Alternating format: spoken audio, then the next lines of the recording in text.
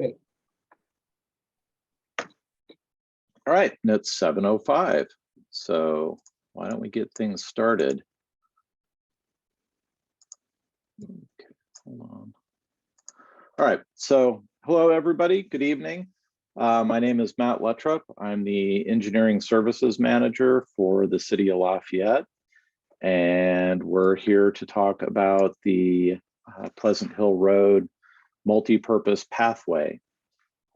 This is the first of multiple meetings to inform and discuss with the public all aspects of the proposed project. I fully understand that this project is unlikely to be universally loved and without trade-offs.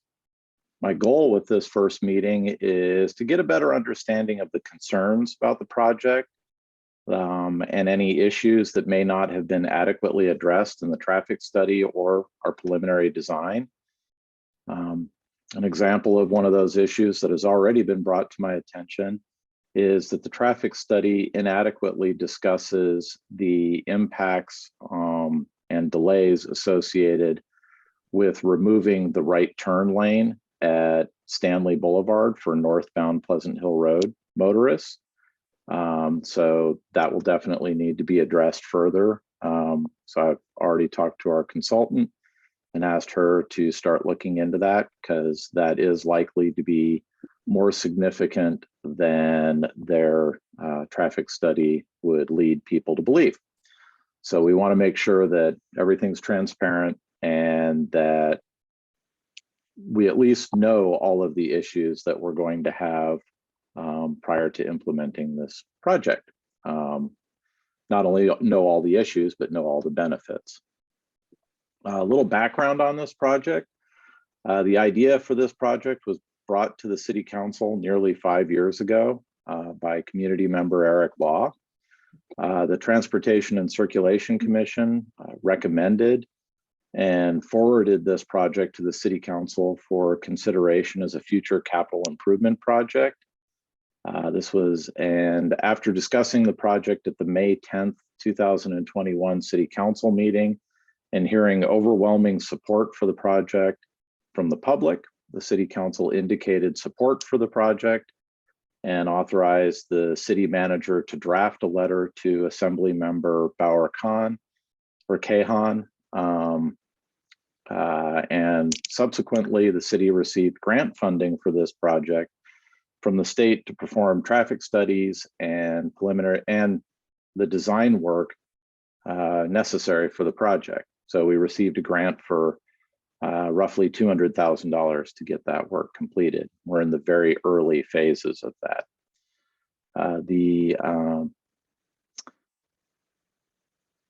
Once we have a design more finalized, then additional fundraising will be needed to provide funding for construction. At this time, the city has not made any promises to fund the project in any way. Eric and the group of people he's working with will be pursuing grant money as well as public donations from folks to come up with the roughly $3 million this project is estimated to cost. The project, what it will build is a multi-purpose pathway on Pleasant Hill Road down the center median. This will be roughly 14 feet, I think it's 14 feet wide, and it will be protected by K-rails. So there's a nice cross section as part of this display. Let me zoom in on that for you. Yeah, so 14 feet wide, protected by concrete K-rails. So the concerns that people have raised about putting people in the center of Pleasant Hill Road and worrying that they're just going to get run over by cars, putting them in the center protected by K-rails will go a long way to keeping people safe. Certainly much safer than the current configuration where individuals have to cross the on and off ramps for Highway 24, which can be quite perilous. In some locations, most notably down towards the Mount Diablo end of the project, the median there is already very, very wide. So there is an opportunity to add some landscaping to soften the look of that end of Pleasant Hill Road. Let's see. The information flyer that I have on the city's website does provide a link to the Safe Route to Acalanes High School 501c3 organization. And so those of you who wish to financially participate in this project, there's an opportunity for you to do it, get a tax-deductible donation out of it. So some of the major design elements and impacts are that the majority of this project is located within the Caltrans right-of-way, and approvals for the final design and construction will be required from Caltrans. So roughly from Mount Diablo Boulevard to Acalanes, which is Acalanes Avenue right here, that is entirely in the Caltrans right-of-way. So they do have some say over how we configure the road in that area. As I mentioned, the pathway footprint will be 14 feet wide with essentially a 10-foot wide pathway with 2-foot shoulders on each side. One option might be to soften the entire length of this pathway by placing trees in that shoulder area in select locations. So in some spots, you just have the 10-foot pathway, but then you also have trees. Maybe alternate the sides that you put those trees in. That would allow us to soften the look of this pathway a little bit. So I mentioned landscaping is planned on the Mount Diablo end of the project. One of the trade-offs is that this project will require the elimination of all the parking that currently exists from Mount Diablo Boulevard to the Stanley Deer Hill intersection on both sides of the street. That extra right-of-way is needed to make the median wide enough. Obviously, the other more controversial elimination is the right turn lane at Stanley Boulevard next to the gas station. So that dedicated right turn lane would go away, and that lane would be a shared through right lane. So the obvious impact that will create is individuals who were able to scoot over to the far right-hand side of the road and use that dedicated lane starting roughly at Acalanes Avenue could bypass a lot of the backup when Pleasant Hill Road is very congested in the high traffic volume evening commute primarily. So that would no longer be possible. They would have to cycle through with the rest of the through traffic. One other aspect of the project is there's two ideas. One of them is to change the signals to be a scramble, to include a scramble phase in the crossing. So with the scramble phase, it doesn't matter what part of the intersection a pedestrian or cyclist is on. Once they push the pedestrian button for the traffic signal, they can walk to the center of the street. They don't have to cross each leg individually. This is quite a bit more efficient for the pedestrian and bicyclists, makes it a more usable configuration.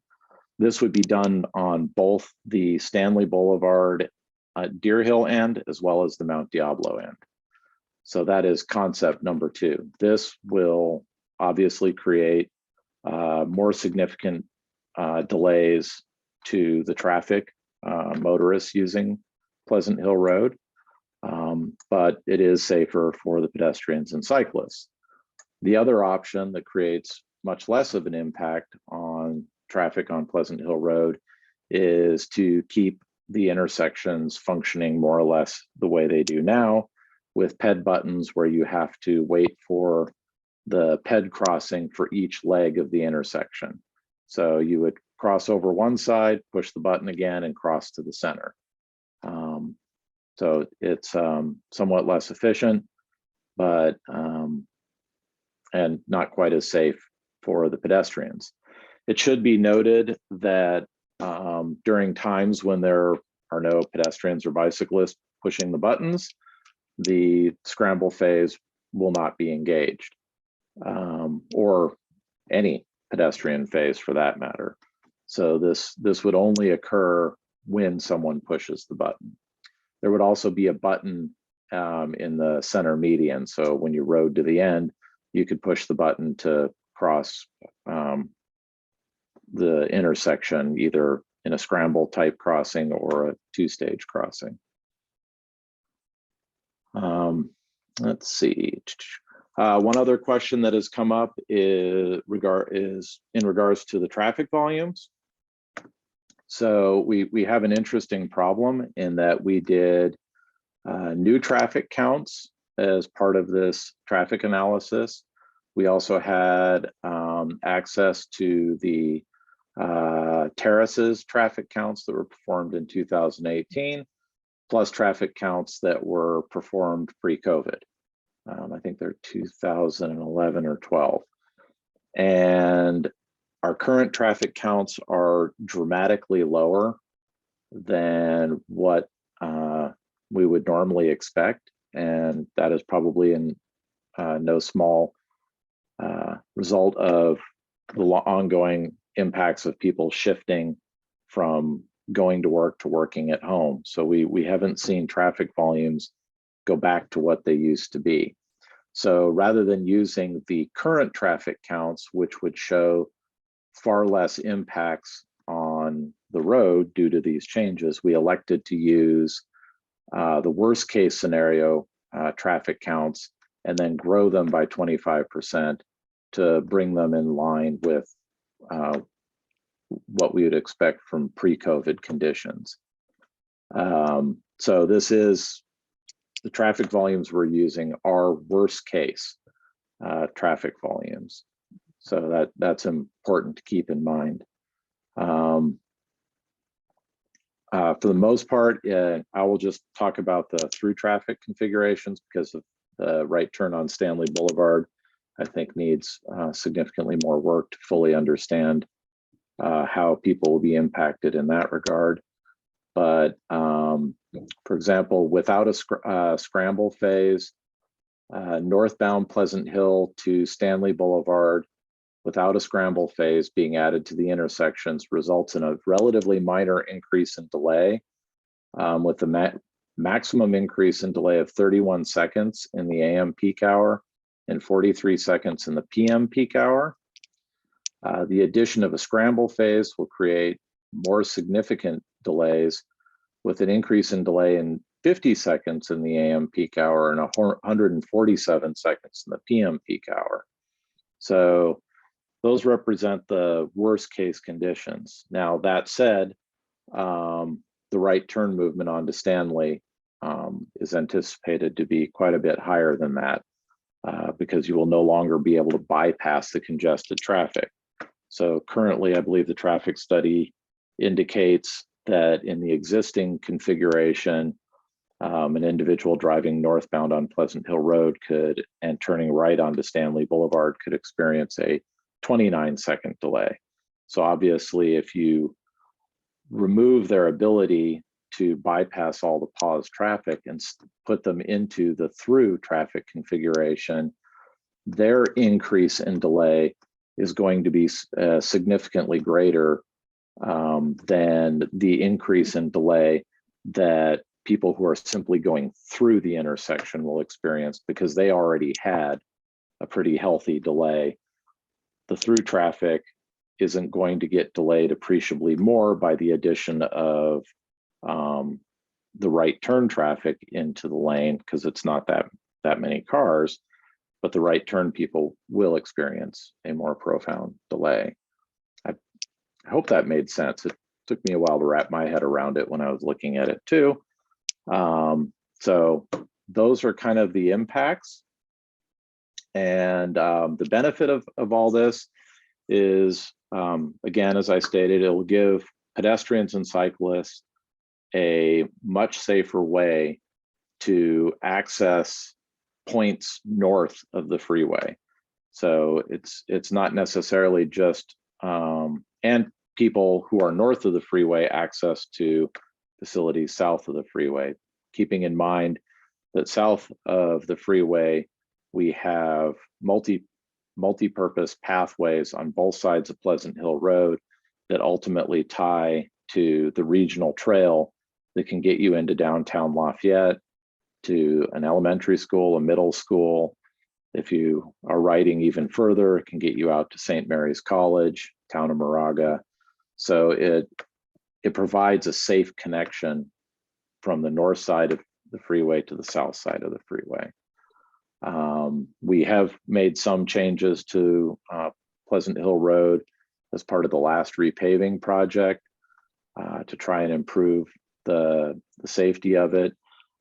But although from a technical standpoint, it is an improvement in safety, from a perception standpoint, I don't know of many people who would wish to ride their bicycles in the new green shared bike lane areas on that road. It puts you awfully close to on and off ramp traffic. So with that in mind, that's kind of my quick and dirty explanation of everything. And at this point, I would like to open it up to people to comment, ask questions, whatever they wish. Unlike a city council meeting, we don't have a 3-minute maximum. Again, my intent is for this to feel like an open house meeting where people share their thoughts and ideas on the project. So Therese will let you in one at a time. Feel free to raise your hand and she will let you in. And thank you, appreciate your attention. The first speaker is Chandler Sultan, and followed by Hunter, and then Bill Booker. Welcome. Sorry, thanks. I had to get off mute there. I appreciate that. So this is my first time kind of learning about the project, and it's exciting. Curious how you guys came to a center configuration versus trying to push the work on the medians on either side like a traditional bike path, as there's existing kind of areas there that I was hoping would be expanded and protected. So I'm just kind of curious how you arrived. I'm sure you did a lot of studies to get to where you are. I appreciate the hard work. Just kind of curious how you got to the middle versus the sides. That's a very good question. The issue with the sides is you still have to cross the on and off ramps. So that's the primary problem with being on the sides. So the idea here is, how do we get people away from those points of conflict? So that's why the center median idea was proposed. Right. And I was just thinking these special bike stoplights or something to that extent could have been maybe incorporated. And then that would keep everyone on the sides versus in the middle of the traffic. But again, I know I'm coming in very late to a project that's had years of work. No, that's quite all right. That's the whole point of this meeting. So could we have, arguably, could you have reconfigured the on and off ramps so that they are, well, mostly would be the off ramps, so that they have traffic signals that would stop people? Arguably, yes, although somebody would have to push the button to stop the traffic. And that doesn't really work so well for the on ramps, or at least not as well as the off ramps. It could work. And it would involve convincing Caltrans that that isn't the worst idea that they've ever heard of. Convincing Caltrans to do something with their ramps is no easy feat. So that also flavors this to a large extent as well. I should also say that the center median doesn't depend on people paying attention to the traffic signals. And I guess I didn't quite get, how do you join the center median? Like, how far up does it go? Oh, yes, it goes to Mount Diablo Boulevard. So it goes from Mount Diablo Boulevard to Deer Hill Stanley. Okay. So if you are at Ocolonus Avenue and you wish to use this, you're sort of stuck. You have to go back up the street to Stanley in order to get on it. But the rest of the right of way is filled mostly with Caltrans stuff. So the Ocolonus Avenue is really the only other entry point within the reach of the project. Okay. Oh, great, thank you. You bet, thank you. And I guess I'll just ask in maybe the Facebook group, or the best way to be more active in future negotiations or conversations if I can be. I'm hoping I can lend some support that way. You can certainly communicate with me. As I said, we will be having another meeting, probably more than just one other meeting. Feel free to reach out to me via email. I can try and create an email list. Also on the city's website, where we have these project plans and the traffic report, I will include any updates that we have on the project on that website as well. In addition to that, I know our communications person will be providing updates as to when the next meeting is going to be, as well as we'll put signs out on the street like we did for this meeting. So lots of ways for you to communicate. Excited to be out here, so thanks. All right, thank you.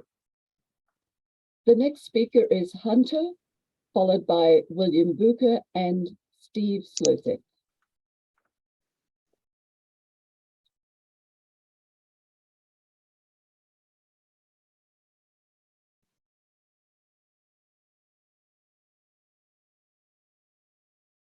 Hey, everybody.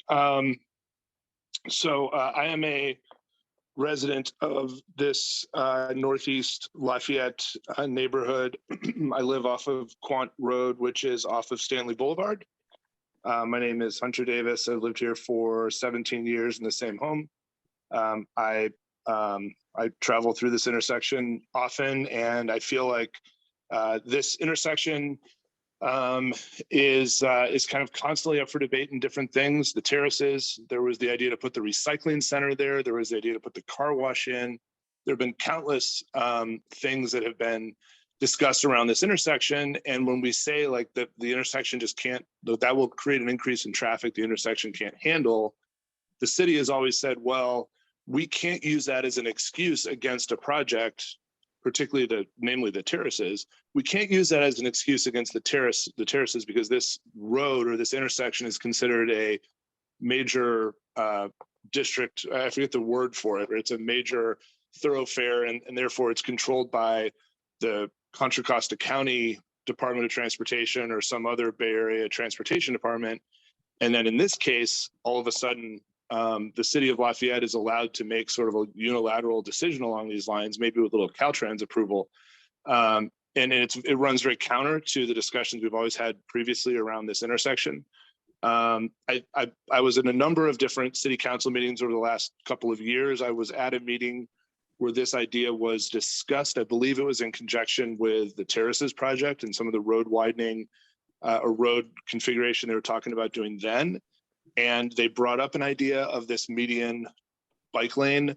And I remember in that meeting, there was not a lot of discussion about the negatives of this. But I also very clearly would have recalled if they talked about taking out the right turn lane on northbound Pleasant Hill Road. That is obviously the controversial point here. All of us who are residents of Northeast Lafayette feel this very painfully on a daily basis. This road, even though it's in our neighborhood, really does not belong to us or the city of Lafayette. This road now, for better or worse, belongs to everybody commuting north on 680 who might choose to get off the freeway and use Pleasant Hill Road North as a cut through to Martinez or somewhere more in the northern area of Contra Costa County. This road belongs to people attending events at Ocolani's. And I think it's wildly underappreciated how when there are events at Occolani's, how many people use that right turn lane. And this road basically belongs to everybody but those of us in our neighborhood. The right turn lane is an absolute, must for those of us who live in this area and need to get around the traffic. There's another option of going down Occolani's Avenue that you referred to. I think you run a real risk if you eliminate the right turn lane, that the residents of the neighborhood and people traveling to events at Occolani's will start to use the Occolani's Avenue neighborhood as a cut through, because nobody knows about it right now, but it is extremely efficient. And you're going to run the risk of pouring cars through that neighborhood where a lot of kids live. And eventually I picture something like we have in Berkeley, where a lot of the through streets in Berkeley are now barricaded off for those residents only, or even barricaded off as a street that you can't go down anymore. And that will just, it will make that neighborhood safer. It will take the cut throughs out of it, but it will absolutely make life more difficult and more frustrating for the residents of this neighborhood in this part of town. That right lane, and I sat there and watched some traffic today as I was out and about. And the other thing that I think is very unappreciated is once that lane moves to go north, it flows very smoothly for the time that the stoplight is green. And the traffic was backed up all the way to the overpass today coming north, and that's with all the lanes in service. And the cars who were coming up the right turn lane and then were going right slowed down to probably 25 miles an hour slower than the cars that were continuing north in that flow of rush hour traffic. Fortunately, there's a right turn lane. By eliminating the right turn lane, you're going to cause that one lane of traffic to slow every time a car wants to go right. So even if only 1 out of every 20 cars is turning right, it's going to significantly slow the progress.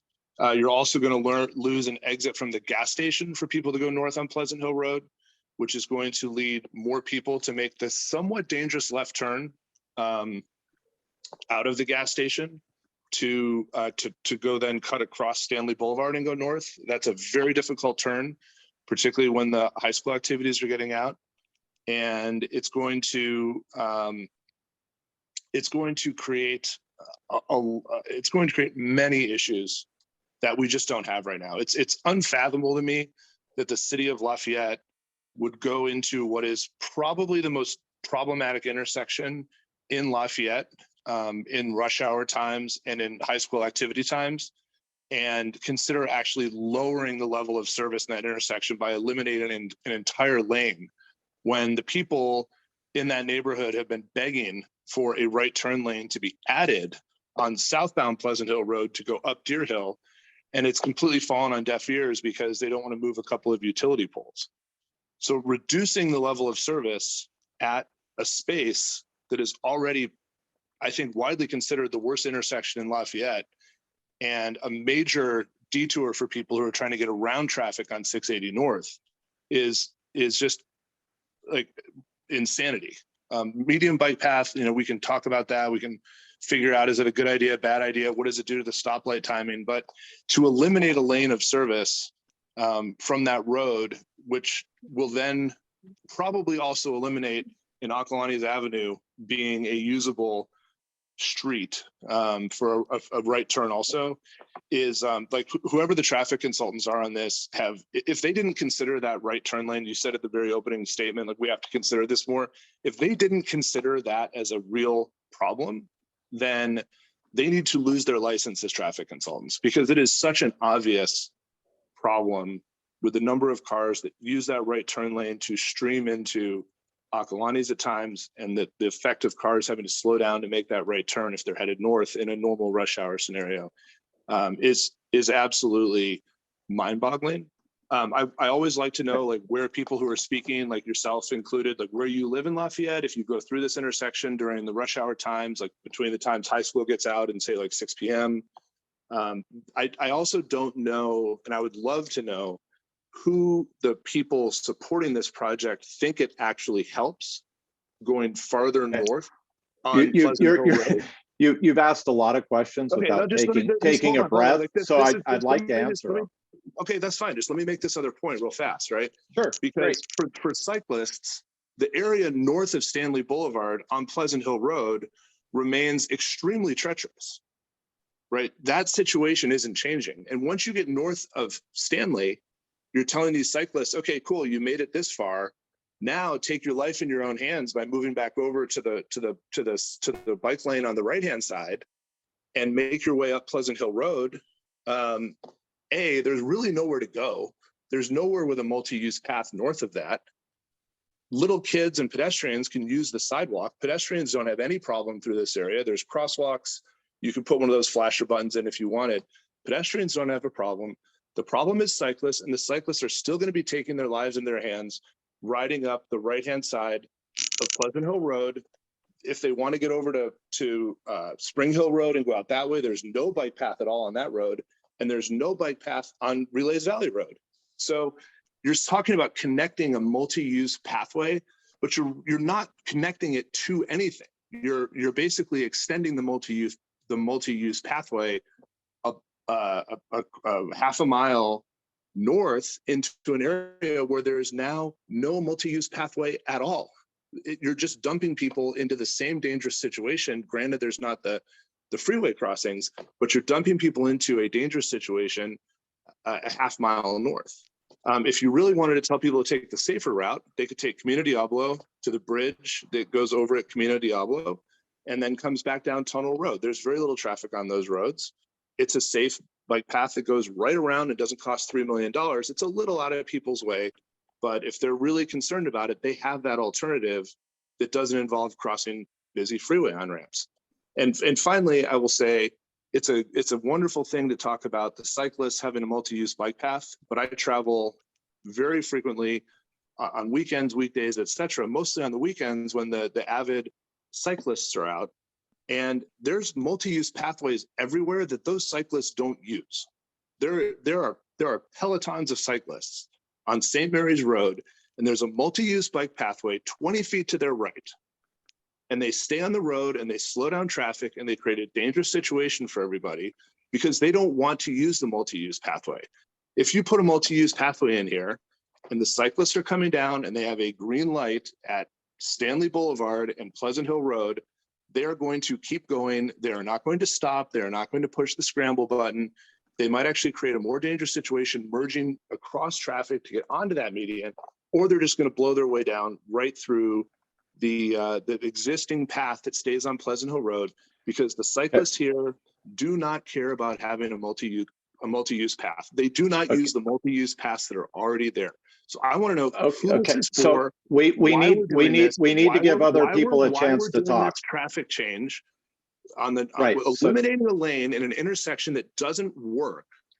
And the residents of that neighborhood have no control over the traffic there because it's all 680 spillover and activities at the high school. And how we solve that. And that is an important question. And if you think people won't use Occolani's Avenue, you're crazy. And that neighborhood is going to become dangerous. I would like to answer your questions because I think there's a whole lot. That's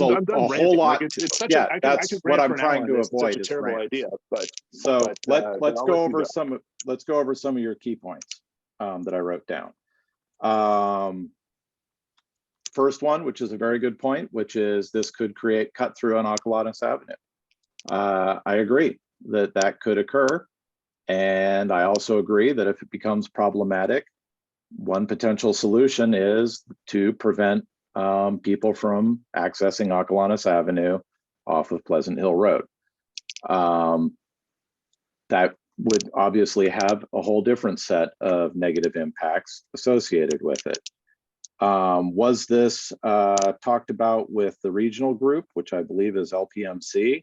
And the answer to that, I believe, is yes.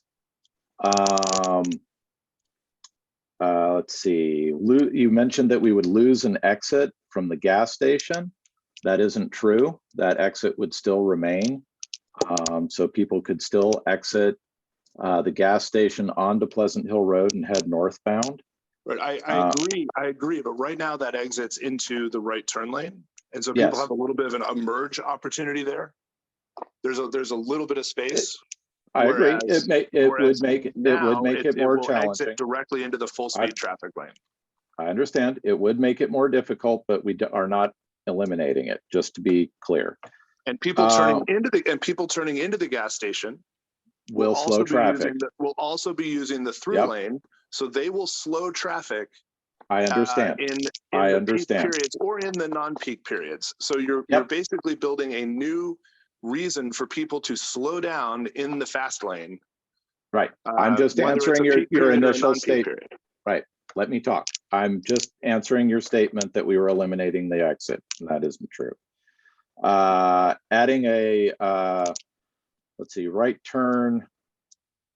Oh, adding the right turn on southbound Pleasant Hill Road onto Deer Hill.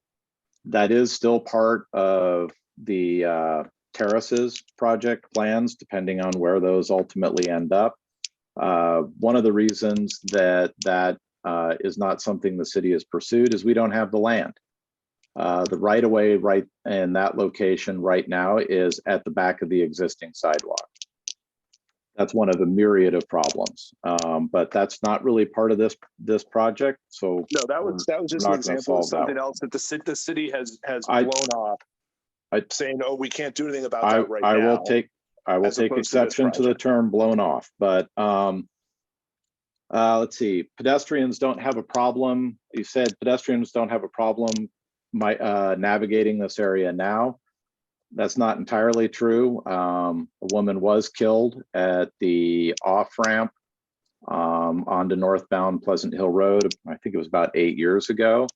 So the current configuration is not entirely without its own risks. I don't purport to say that a center median will eliminate every single possible problem with safety that we could imagine. I'm sure it can create some other issues with the people leaving the center median intersection and moving to the edges of the road. Anytime pedestrians or bicyclists cross traffic, there is a risk. The pelotons of cyclists going through the area, I couldn't agree more. They are unlikely to use this center median. That's not what they do. If we all agree that the cyclists are not going to use it, why are we building? If you could please let me talk, it would be very helpful. So the cyclists that we're talking about are not the spandex clad pelotons. What we're talking about is giving an opportunity for other cyclists, perhaps cyclists who wish to ride to the high school, an opportunity to do so, or people who live in the Ocolonus Avenue neighborhood or neighborhoods off Stanley that wish to have a way of riding their bicycles to the regional trail rather than packing their bicycles up in a car and driving to the trailhead and starting. Do I envision tens of thousands of people riding their bicycles down the center median? No. But this is providing another avenue for people to have a safe route from one end of town to the other. And it is in keeping with the city's recently adopted Vision Zero plan, which discusses trying to find more opportunities for cyclists and pedestrians to have a safe way to get from point A to point B. And it does talk about the need to accept that will create some additional impacts on congestion and motorists throughout town. So it's kind of an ongoing process, and this is the first of the projects that is proposed to do this. When it will be constructed, or if it will be constructed, largely depends on funding. So that's the big issue here. Let me see if there was. You mentioned that you're concerned about making it more difficult to get to the north part of town. Yes, this will make delays go up for getting to the north part of town and getting from the north part of town to the freeway. it will increase the delays. And nobody's denying that. So I think that was your big questions that you had for me. Yeah, my big question was still the constituents for this, and It's if we resident. if we are in agreement that the spandex clad cyclists are not going to use this, and therefore the people that were building this bike path are people who live in my neighborhood, so they can ride their bike to downtown. I think you should do some polling of people in this neighborhood. It's a very hilly neighborhood. Most of it, people would not choose to ride their bike to downtown from here with their small children. Right. It is and a long uphill ride home. It is not a fun thing to do. I'm sure there are multiple people who are waiting to speak. Going to use this path is people with small children who want to go to the regional trails. You are talking to the wrong people. Okay, so I think we're going to move farther north of here. The roads are all unprotected, so nobody's taking their small children on those roads anyway. Okay, I think we're going to move on to. This is a project without a real purchase. It's going to be a waste of $3 million of city's money. It's going to completely jack up the. Okay, I needed to have a chance to speak. I don't want to turn this meeting into one rant after another. So the project is not funded by any city money. Once again, there's $200,000 that has been allocated by the state to perform the design work on this. This project was entirely driven by residents of Lafayette asking the city council to move forward with this project. Those residents are the ones that convinced Assembly Member Barracan to provide the additional money so that they could start the design process. This is not something that some one crazed person came up with. This is a project that is driven by other residents who are concerned in the community. And I think we now have 74 participants on this. I would like to give some of those individuals an opportunity to speak at this time. I am certain some of those individuals are in support of this project, and perhaps that will give you a better flavor for who the individuals are that are wishing to see this project built and why they are wishing to build this project. Okay.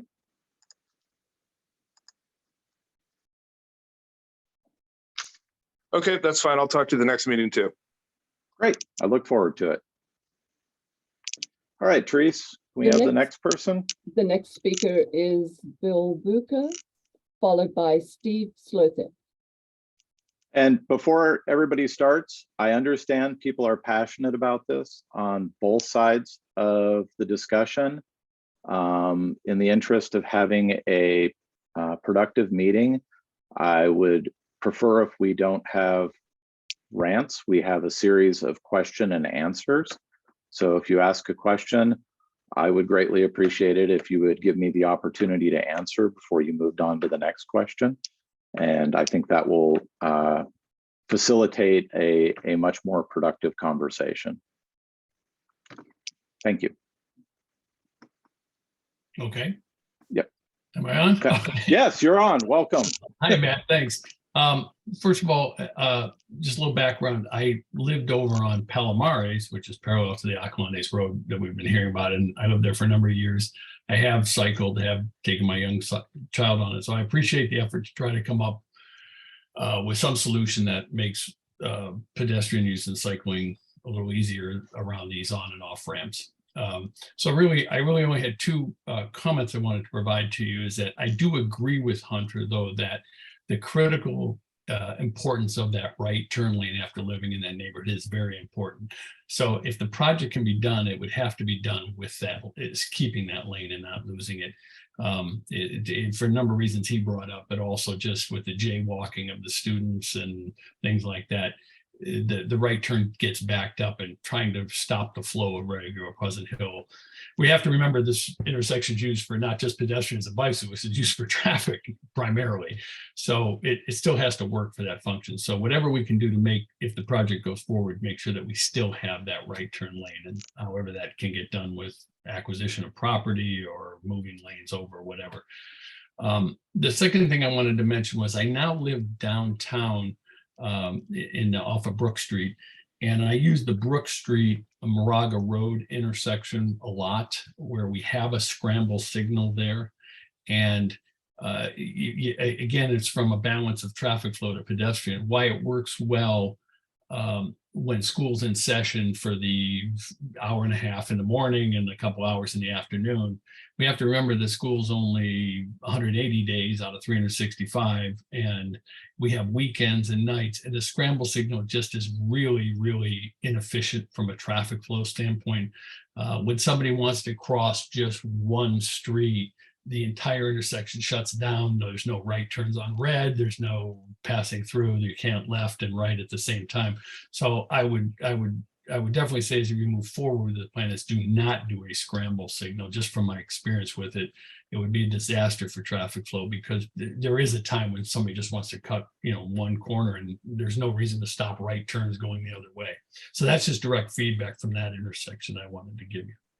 Yeah, and the traffic study does bear that out. The delays associated with adding a scramble to the Mount Diablo and Acalanes or Stanley end make things dramatically worse than if you don't.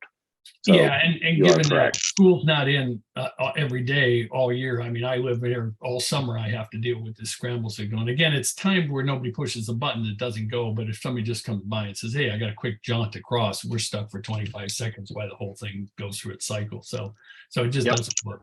Okay, well, I just wanted to give you that. Thank you. Appreciate the input. All right, thanks. Thank you. The next speaker is Steve Slozek, followed by Peter.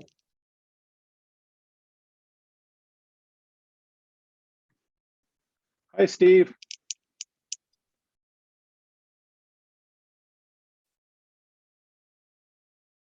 Are you there, Steve? I am. I had Excellent. A couple clicks. Okay, thank you. I appreciate the information. I'll introduce myself. I am a resident of the Acalanes Creek neighborhood there, so directly impacted by this project. And I've been a resident there for 18 years.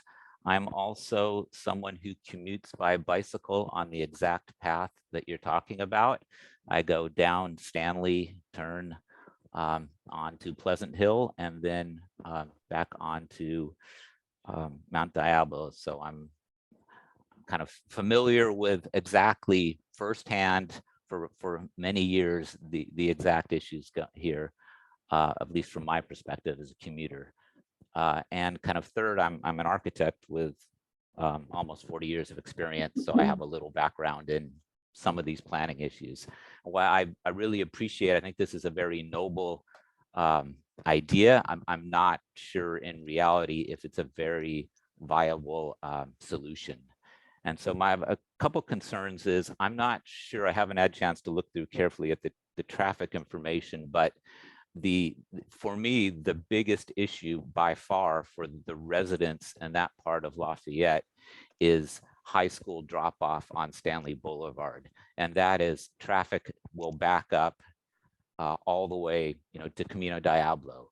And I don't know whether your numbers specifically address the impact, because the timed intersection is much shorter in that direction. And I can remember pre-pandemic waiting, on my bike for almost 3 minutes for each signal change. So I'd like to verify the true impact during morning and afternoon car drop off. And I would say if the biggest issue for safety for bike riders is not Pleasant Hill, it's that on Stanley, it is almost impossible to ride a bike safely while everyone is dropping their kids off. In fact, I heard recently, I think on Nextdoor, there was mention of a girl being hit on the sidewalk. My second question is just, You've addressed the right turn lane. I'm very concerned about traffic going on to Acalanes and through the neighborhood. I live on Nogales. I already see the traffic for the high school drop-off that already routes through there. And anyone, if you lose the right turn lane, everyone who can is going to veer onto Acalanes and through the neighborhood. And the solution of blocking that intersection, it only makes it worse for the residents as far as convenience, because now you forced us to wait to get to Stanley. Fair point. Okay, Adam, I'll keep going until you stop me, and then As long as it's a nice question and answer thing, I'll okay, keep letting you go. I'll try to be as nice. You're probably asking the same questions many others want to ask. The next question I have is just if someone has actually taken traffic, kind of a study of how many students actually ride their bike to Acalanes. Is this a real? I observe a couple, but it seems to me to be a very low demand. Not that safety isn't always the right motivation, but I just don't know. It would be easy to count bikes at Acalanes. I'm assuming someone has done that. That one I can answer for you. Okay. I don't believe we've done a formal count. It's likely to be extremely low. But one of the things that I've discovered in 26 years of doing this job is that not having bicyclists riding to the high school doesn't mean that there isn't a desire to do so. So a good example of that, probably one of the better examples I have, is the pathway we built on Upper Happy Valley Road and on Happy Valley Road. Specifically the Upper Happy Valley Road pathway from El Nido Ranch Road. Yeah, it's Happy Valley, from El Nido Ranch Road to Happy Valley. That one, when we first put that in, I had multiple people telling me, again, that it was a stupid idea, complete waste of money. Nobody walks on that street. Nobody's going to walk on that street. And now it is heavily utilized, partially by kids who now feel comfortable walking on that pathway and the pathway on Happy Valley all the way to the elementary school.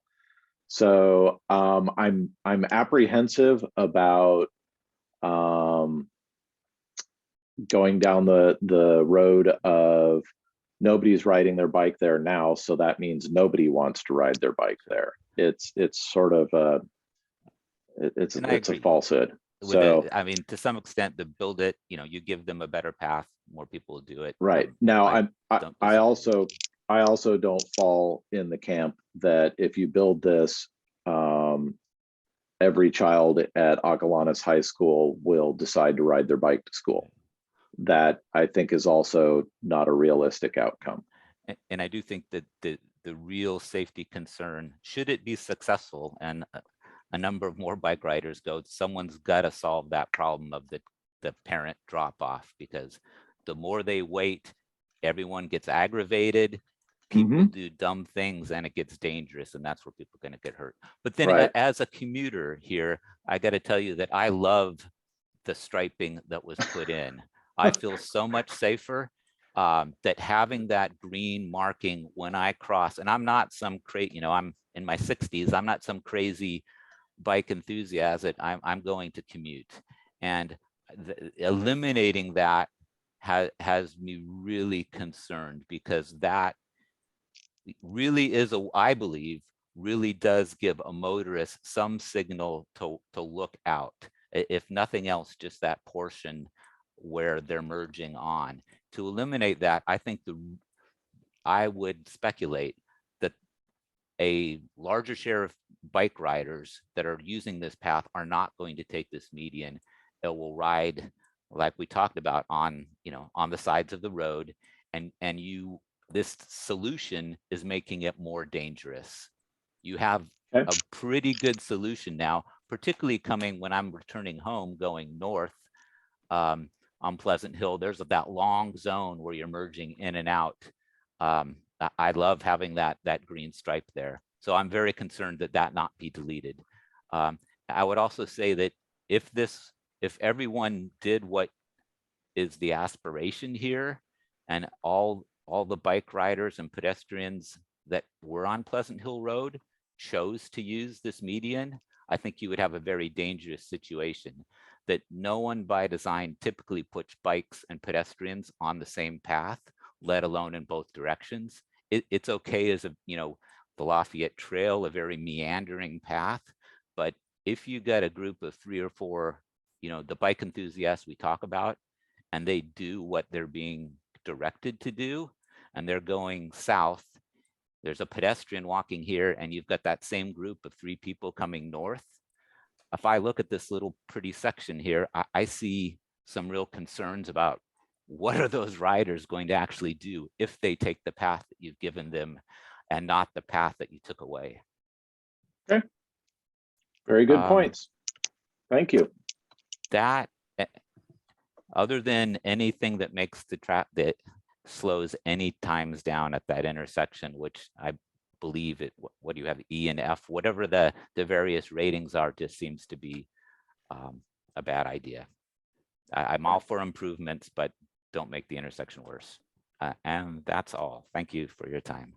Thank you, Steve. Appreciate your comments. The next speaker is Peter, followed by Eric Law, and there are 20 additional speakers. Welcome, Peter.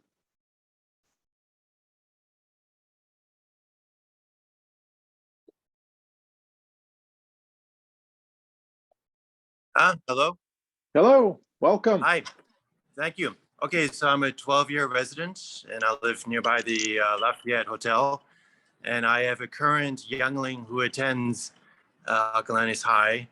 And so basically, just to piggyback on a previous conversation, my child does own a bike, but because of the connection between my place and the school, she ends up being driven because of the issues that of the bike lane from my place to the school. So something that would make the biking safer would encourage her to actually use the bike instead of the car. So basically, I'm in that camp of if you build it, like some people will show up, I guess. Or at least you will. Yeah. Okay, so that was the comment. Okay, I have 2 questions, and I will pause between each. The first is for the current design with the median. There was is it like I forgot what the word is. A K something divider, border barrier between the people and the cars. Correct. It's a concrete K rail. So those are K-rail, usually about 3 to 3.5 feet tall. And I think they even make some slightly taller than that. Okay. Are they anchored to the ground somewhat? Like, do they go down into the soil, like, I don't know, 5 feet, 10 feet? Or is it just like a concrete block that's laying on top of a road? The main point is, how much stopping power do those things have against like a car that is not staying in its lane? Right. So typically the way they're installed is they don't have footings that go into the ground particularly, but they're usually one continuous pour of reinforced concrete. These are the things that you typically see on freeways dividing one side of the road from the other when you don't have a nice median. So kind of the same thing. If a semi truck drove full speed out of Acalanes Avenue straight into the K rail, they could get through it. If an SUV did the same thing, they might get through it, but they're not going to get very far through it. So someone simply driving on Pleasant Hill Road and making a catastrophic error in judgment and hitting the K rail at something other than a 90-degree angle, they tend to get pushed right back out into the lanes of traffic rather than going over the K rail. Okay, that's fine. My second thing is hearing the discussions that we've been having so far in this meeting. And I don't remember if you mentioned this before, but was it considered to have, rather than a median lane, but a dedicated bridge, in effect, for pedestrians and cyclists, all the way that, like for the entire distance that's being discussed? This bridge would be only for pedestrians and cyclists, but it would go over all of the car lanes, the right turn lane. It would go over the exits and the entrance to Highway 24. It might address quite a few of the people's concerns about the Yeah. using the media. Short answer, no, that wasn't considered. Partly because people are somewhat taken aback by the $3 million cost that this is estimated to have. A bridge such as what you're speaking of would make that $3 million seem like pocket change. And to get a bridge over Caltrans facilities would be, to put it Hard. mildly, very challenging. Okay. But Okay, very thank you. good questions. I appreciate the questions. Thank you. Good. Thank you very much. The next speaker is Eric Law, followed by Ethan Bindernagel and 15 other speakers. Terrific. Welcome, Eric. Hey, Matt, how are you? Doing well, thank you. We made it 5 years later. We're finally doing public meetings. This is great. So, thank you very much to you and the city staff and all the volunteers who have been working on this project. It's been a pretty phenomenal effort to see it move forward. Despite as slow as it goes, we're making good progress. So one of the things I just wanted to kind of put a couple comments out there tonight is, when I came up with this idea about 5 years ago, I'm a parent that lives over by Stanley Middle School. And both my kids walk and bike to Lafayette Elementary and Stanley Middle School currently. And when we moved to Lafayette, we thought they'd do it for all 12 years of primary education, 13 years. And when I rode my bike to Akalani's a couple of years ago on my way to Briones, I realized they weren't going to be able to do it to high school. I cannot let my kids on a daily basis ride their bikes to that interchange, going across 4 on-ramps and off-ramps. When you combine that with the issue we have with parents at Stanley Middle School, and recently we lost a crossing guard about a year ago due to an inpatient grandparent, I realized that I was gonna have to drive my kids and contribute to that traffic congestion over there. I spent 5 years picking up my sons from Happy Days across from Akalani's. So I know that right turn, I know that interchange well, and that was well before COVID when traffic used to back up on the 24. And what I found myself doing was taking Old Tunnel Road quite often from Pleasant Hill up around Old Tunnel back over the bridge to get into Happy Days was much faster than the right turn. So I get it. One of my questions, Matt, is, could we keep the right turn if we got rid of the landscaping and the 2-foot median that you guys have there on the design, right? Is there opportunities to kind of, because I know when we did our preliminary design, we didn't show removing that right turn a couple of years ago. That is correct. Essentially that right turn, in that intersection, we have a right turn lane, which is a little over 9 feet. I don't believe it's quite 10 feet. And we have a bike lane, which is 4 or 5 feet. So we have about 14 feet of real estate there to work with. And then we have about 3 feet of existing center median.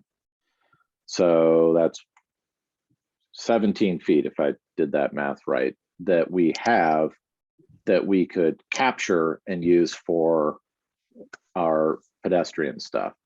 So if we have 17 feet and we need to use a minimum of 4 feet of that for K-rail, that takes us down to 12 feet.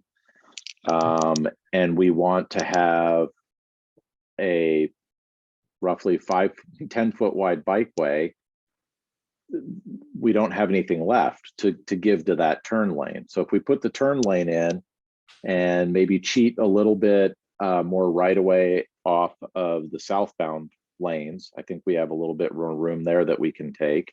Be good if I scroll over here because this is a good illustration. So right now, the way this center pathway is situated, it's kind of lined up with the with the left turn onto Stanley Boulevard for southbound Pleasant Hill Road. So we can't really scoot this pathway facility anymore to the west. Otherwise, it'll line up with through lanes, and that would be very dangerous. So we can't really go any more to the west. So really the only direction we have is to the east. So if we want to keep that right turn, it's very likely that we're going to end up with something like a 6-foot wide bicycle pedestrian facility for the first 100 yards or so of it, because we just don't have the right of way. The only way we could solve the right of way problem is we would have to take it from the gas station, and the property line at the gas station is at the back of sidewalk. So if we wanted to take that, we would need to buy the gas station. That would be expensive. Yeah. So if in the end, we absolutely positively have to keep the right turn lane, it will dramatically change the configuration of the facility and make it much narrower at the Stanley Deer Hill end. Gotcha. Okay. It was just a question I was curious, and what I It's a found in that great right question. is most of the time I was stuck behind a car passing on the right-hand side that was cutting over at the green light to cut people off. So very rarely were you actually adding a cycle to it, but it just depended on when you hit it. Let's see. The other thing too, some people have brought up safety issues. We've seen this throughout. I want to remind people that the Lafayette Moraga Trail has high-speed folks in spandex racing down there, staying off of St. Mary's. We have kids learning how to ride bikes, and there's been no fatalities on it. I've heard that there are a few accidents here and there, but nothing of any major injury and stuff on that trail. Bicyclists and pedestrians, I believe the only real fatality was that cyclist in San Francisco a number of years ago that came screaming down a hill and hit a pedestrian in a crosswalk, and that's across the state of California. The majority of fatalities are caused by cars here in Lafayette. Cars kill more pedestrians in this city and bicyclists than any other means of killing a person. So that's what we're working to protect here. And keep in mind too, for those of you that live in the neighborhoods, you guys can have a choice, right? You can have aggregated parents forced to drive our kids and drop them off in your neighborhood and try and find ways to avoid the traffic. Or our kids can ride their bikes. Just keep in mind, Acalanes is the primary high school for Lafayette. And just as those of us live next to Stanley, where every student in Lafayette who goes to public schools has to commute and get dropped off, they're not taking the bus.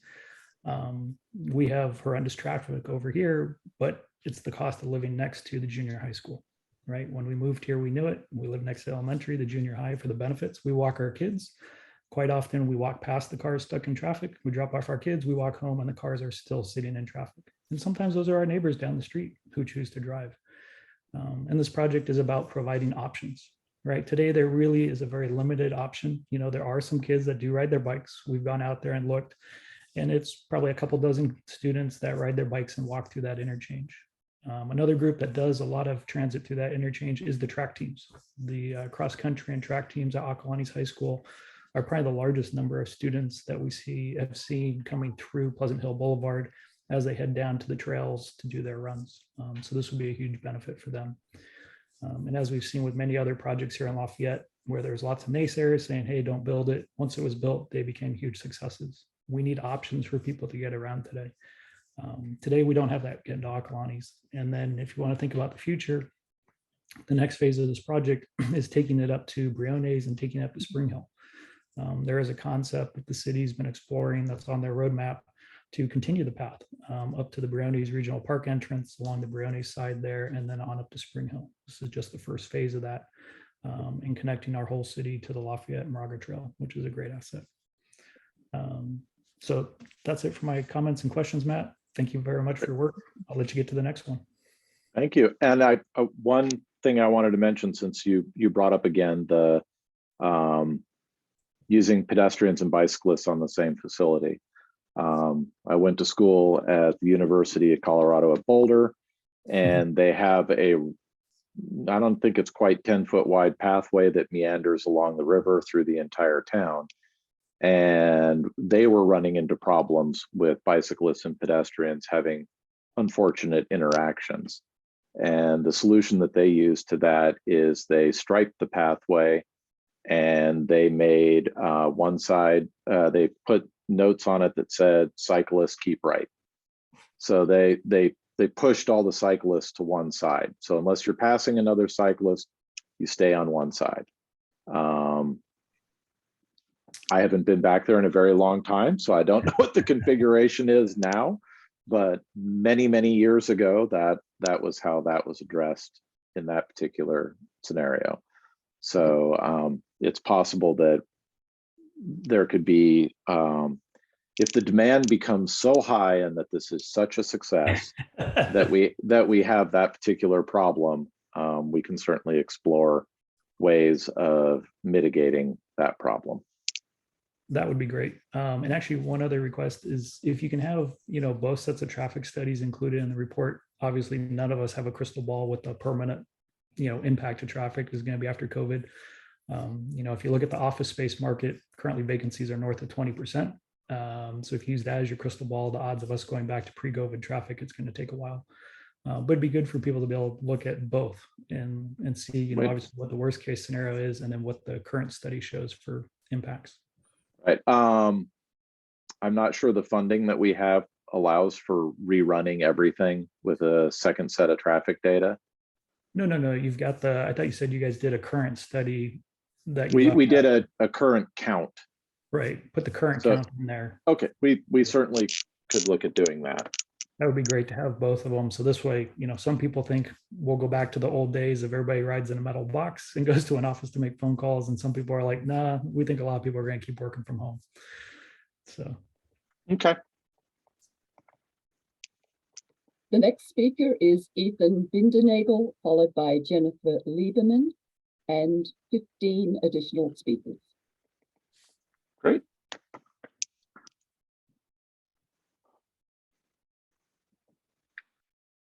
Hi, Matt. Can you hear me all right? I can. Welcome. Fantastic. Thank you. So 3-year resident here in Lafayette. They're my bona fides. Not as long as some of the others. We all feel compelled to say how long we've been here. Anyway, I live on Stanley Boulevard, right down the street from Hunter, as it turns out. Actually don't know Hunter, but anyway, that's not the point. I just want to call in to express my support for the project broadly. First, I've heard of it, started looking into it.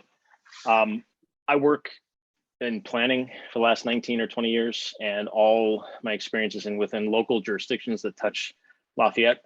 I can appreciate the incremental approach that you have to take as a city to implementing visions. And this seems like a big first step, phase 1 of many. I think it makes a lot of sense. I can tell you, living in this neighborhood, I would use this trail or this pathway if it were provided. And so I'm a proponent. I realize you don't have the funding. Maybe there's some MTC grants out there. Maybe you can get some CIP dollars in the CIP budget from the city, whatever the case. It can be funded somehow, because I think for the regional connections you're proposing, ultimately, I think it's well worth it. And this is a build for the future. This is not for the immediate. So I appreciate the traffic. I come off 24. I hit the same traffic that Hunter and others do. I understand the need for, my wife's concerned about the right-hand turn. I get it. I'm not going to be Pollyannish about it and say, oh no, it's going to be fine because everyone's going to bike in the future. Probably won't, but at least there'll be options to bike. And you might have, it's all about providing multimodal options, right? This would be bike, ped, car, etc. I think there's some validity to the cutting through Acalanes Avenue. I know I heard you say you're going to study that. Great. I would just also offer, though, that I know when I cut through Acalanes Avenue on occasion, I'm mindful of where I'm going through. Like, I live here. So these are my neighbors. I'm not looking to gun down anyone's kid by going 50 through your neighborhood. So I'm your neighbor. Like I'm not, I'm just on my way home. So I think that sometimes is lost when we talk about cut through, because it's thought of the other that's cutting through. There's only one reason to go down Stanley Boulevard. It's to get to your house. Like, Stanley Boulevard doesn't take you anywhere.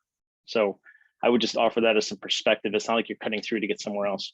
Pleasant Hill is like a route. I think it's a route of regional significance, if I'm not mistaken. I think that's a designation. So that's got a big play, and you're drawing a lot of traffic from Pleasant Hill and Martinez and points north. And then the opposite, people heading back upstream when they go home at night. in terms of the specific design, I'm wondering if there's a way, and I'm not a traffic engineer, but I work with a lot of them. I'm wondering if there's a way to start to neck down as you approach the intersection. I don't think anyone on foot or on a bike is going to come barreling into that intersection if there's a red light. So as you maybe, if there's a way to neck that down, so maybe you create more space as you approach the intersection to allow for, you can squeeze things a little bit, perhaps, to figure out lane configurations. Are you referring to squeezing the lanes on Pleasant Hill Road? No, as you head northward on the path itself, squeeze the path. Don't make it a full 14 as you get within, I don't know what the distance would be. I'm just offering it as an idea. I'm not saying you have to, I'm just saying maybe something to explore so that as you get closer to the intersection of Stanley Boulevard and Pleasant Hill Road, if there's a wider berth, these don't have to be mutually exclusive. You don't have to get everything you want everywhere. But if you were to choke down the 14-foot pathway, and as you come farther north and get closer to that main intersection and ultimately the terminus of this proposal, if it necked down a bit, maybe there's an option there to pick up a couple of feet that allow you to put more flexibility. Maybe you do chew into the sidewalk. Maybe you do get a pedestrian access easement over the gas station corner. There are a lot of ways to do this that you can pick up a couple of feet here and there, and that all adds up. And that's what I would, encourage you to explore. If you haven't already, you probably have. And then I also want to react to something. Someone mentioned Berkeley and the neighborhoods and their barricading so you can't cut through on public streets. Please don't do that. These are public roads for the public to use, for the public to traverse through public places on public streets that we all pay for with public dollars. Like, don't start setting up barricades. Please don't advocate that position ever, anywhere here. I can't stand that about Berkeley. But anyway, that's a separate rant. One other quick thing on design, if you're going to do any sort of, you're probably already well aware of this, but to include drought tolerant, drought resistant plantings wherever, if we can incorporate those, if we're going to do plantings at all. Also, I applaud the loss of the parking. I've never understood it underneath the overpass. Maybe I don't, maybe I'm not around at the right times, but I've seen like 3 cars parked there, maybe, I don't know. And maybe it's different during the high school as you get closer to the intersection, but I will answer that one. Since you said you've been here 3 years. Yeah. Rookie. Pre-COVID, when the traffic was really bad and things were a little different, you would frequently see that parking used much more heavily. Okay. It was used by the hotel workers. Okay. For parking, and it was also used by some of the mechanics that are in the auto shops next to the hotel. They would also utilize it. Since that time, we've installed a parking lot at next to Ace Hardware that gave us a handful of spots. So the number of people occupying those parking spaces now with all of these changes is very few. Well, that would explain why I haven't seen any in 3 years. That makes sense. So, kudos to the staff or whoever came up with that idea. And then also just the idea of connecting to Acalanes. Yes, students drive there, parents drive and drop their students off. But again, if you provide opportunities for alternatives, there was a caller or someone who was just on a moment ago who said, I live down at that, on the other side of the freeway, and really don't feel I have a choice to allow my daughter, I think it was his daughter, to ride necessarily. You drive because it doesn't feel safe. And I'll admit, I wouldn't want to bike northbound on Pleasant Hill Road. I would like to bike to work. I work nearby, but I'm trying to figure out the safest way to go because I want to get hit.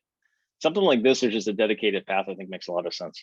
I don't want to go on and on. That's all. I appreciate the time. Thank you for the efforts and look forward, hopefully this coming a reality at some point. Great. Thank you for your comments. I appreciate it. The next speaker is Jennifer Lieberman, followed by Linda Murphy and 16 additional speakers. Welcome. Hi, thank you. My name is Jennifer Lieberman, and I grew up in Lafayette. I'm a graduate of Acalanes and chose to move back to raise my family 9 years ago. And we live in Burton Valley, and we're super excited that our son, who's now 13, could ride his bike to Burton Valley and now Stanley. And we're making a decision of whether he's going to go to Campo or Acalanes. And I'm pushing for Akalani's if we can get this safe route constructed. It's too scary to have him bike across freeway entrances. But I do have a couple of questions. And I should also add, we have a daughter too, who's going to start riding her bike to Burton. And ultimately, I hope that this would get built by the time she's in high school. So I have a couple of comments and a couple of questions. The first one is it's kind of similar to Stanley. If we create this route, I, as a parent, would feel comfortable having my kids ride to Akalani's on it. The part that makes me nervous was brought up, which is what is the last couple hundred yards where you're exiting Pleasant Hill Road and you're getting onto the campus at Akalani's? Because quite honestly, it is the frustrated parents and the fatality that we had at Stanley, literally right in front of the school, that makes me a little nervous. So I haven't seen any recent designs about, what the exit looks like, but would love to hear a little bit more about that. Okay. Right now, the exit that we have is, depending on if it's a scramble interchange, it's this one. If it's not a scramble, it's this. So they would have to cross like you would any other crosswalk. Once you get to the corner where the high school is, individuals would have to go down the sidewalk and through the parking lot to get to the bike racks and points there beyond. I do know that we are working on putting in I think we're putting in some raised crosswalks, some those flashing pedestrian beacon crossings on various locations on Stanley. That I believe Mike Moran is trying to get that done before school starts in the fall.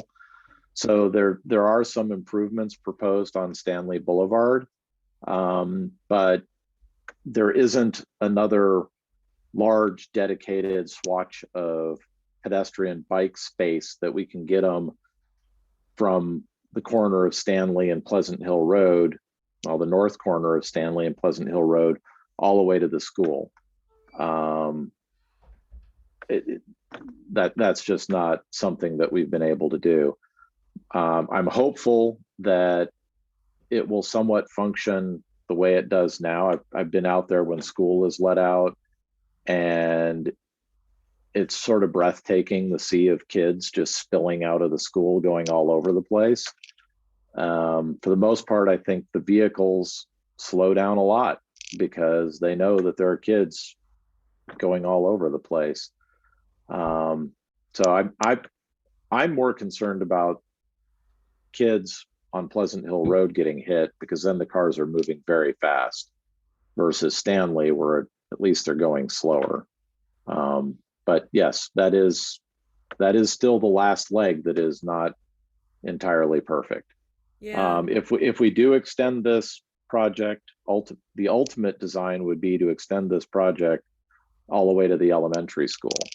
And the terminus at the elementary school is much cleaner because the facility would actually terminate right next to their fence. So that part would work better. But for the high school, it just doesn't work as well. Okay. Yeah, I mean, I'm looking at Google Maps and I can't recall how wide that sidewalk is. But there is a fence there that separates the sidewalk from the Akalani's parking lot. And I'm wondering if the school district would be amenable to maybe, creating an entrance there. I think that opens up a whole other can of worms of putting kids into a parking lot. So I don't have the answer, but I'm just saying, as I think you guys advance in the design process, hearing a little bit more about how you would treat that would be very interesting to me as a parent. Yeah, I do know that fence is there because there's a retaining wall. So there's a drop off there. Got it. Okay. If the school wishes to pursue creating, conceivably what I could see is we build this pathway, then there would be impetus for the school to create a different entry configuration at that corner to get kids onto the school's property through the parking lot, because now there's a clear point where they can be, where the kids can be going. I think this is one of those situations where you need to get the center median pathway built first to demonstrate that this is going to be used, and then we can partner with the school to see if we can convince them to modify their parking lot and entrance configuration to make it more pedestrian and bicyclist friendly. Yeah. Okay. The other question that I had, just sort of putting on my equity hat for all of Lafayette, is the plans to take this all the way to Spring Hill. When you said there's a next phase that might go to the elementary school, were you referring to Spring Hill? Yes. Okay. It seems like that would really be a logical step to connect our neighborhoods and trails. And then the final question that I have is, I have been on Pleasant Hill Road trying to turn onto Stanley to get to LMYA swim at Akalani's or activities, and at that 5 o'clock hour, it's tough. I had a tough time following exactly how many seconds you are projecting that it would create a delay. That is the problem. The traffic study is not as clear as it should be in that respect. It's fairly clear what will happen to you. Delays. I think the delay for people going from Mount Diablo through the Stanley Deer Hill intersection, if we use the scramble crossing, I want to say it was 144 seconds of additional delay over what you currently experience going down that road. And the implication of the traffic study was that's what your delay would be for the right turn movement. That would be your additional delay making that right turn. But that is not the case. It would be significantly higher than that, because right now, when you make that right turn, you bypass a lot of the through traffic to make that right turn, because there aren't as many right turn movements. So it would be far worse of an additional delay for you than simply the through traffic delay. So I don't recall what number I came up with, but I want to say it was more than 300 seconds, which that's a long time. But I want the traffic consultant to go study that some more and come back with more conclusive statements that I can share with the public in the next meeting. It also seems like time of day really matters. So a lot. At noon, that's going to be very different. And I too take Tunnel Road over to Camino Diablo when I have to go to Akalani's at 5 o'clock, because it's not worth being in that. But having a clear time of day, I have a lot of empathy for people who live there. And so I guess, any kind of creative solution like the previous speaker spoke to try to retain that right-hand turn lane would be great if in the next round that could be looked at. Overall, super supportive. As a parent, this is terrific, and just want to thank you for all the work that you've done on this. Thank you for your comments. The next speaker is Linda Murphy, followed by Toby Lieberman and 17 additional speakers.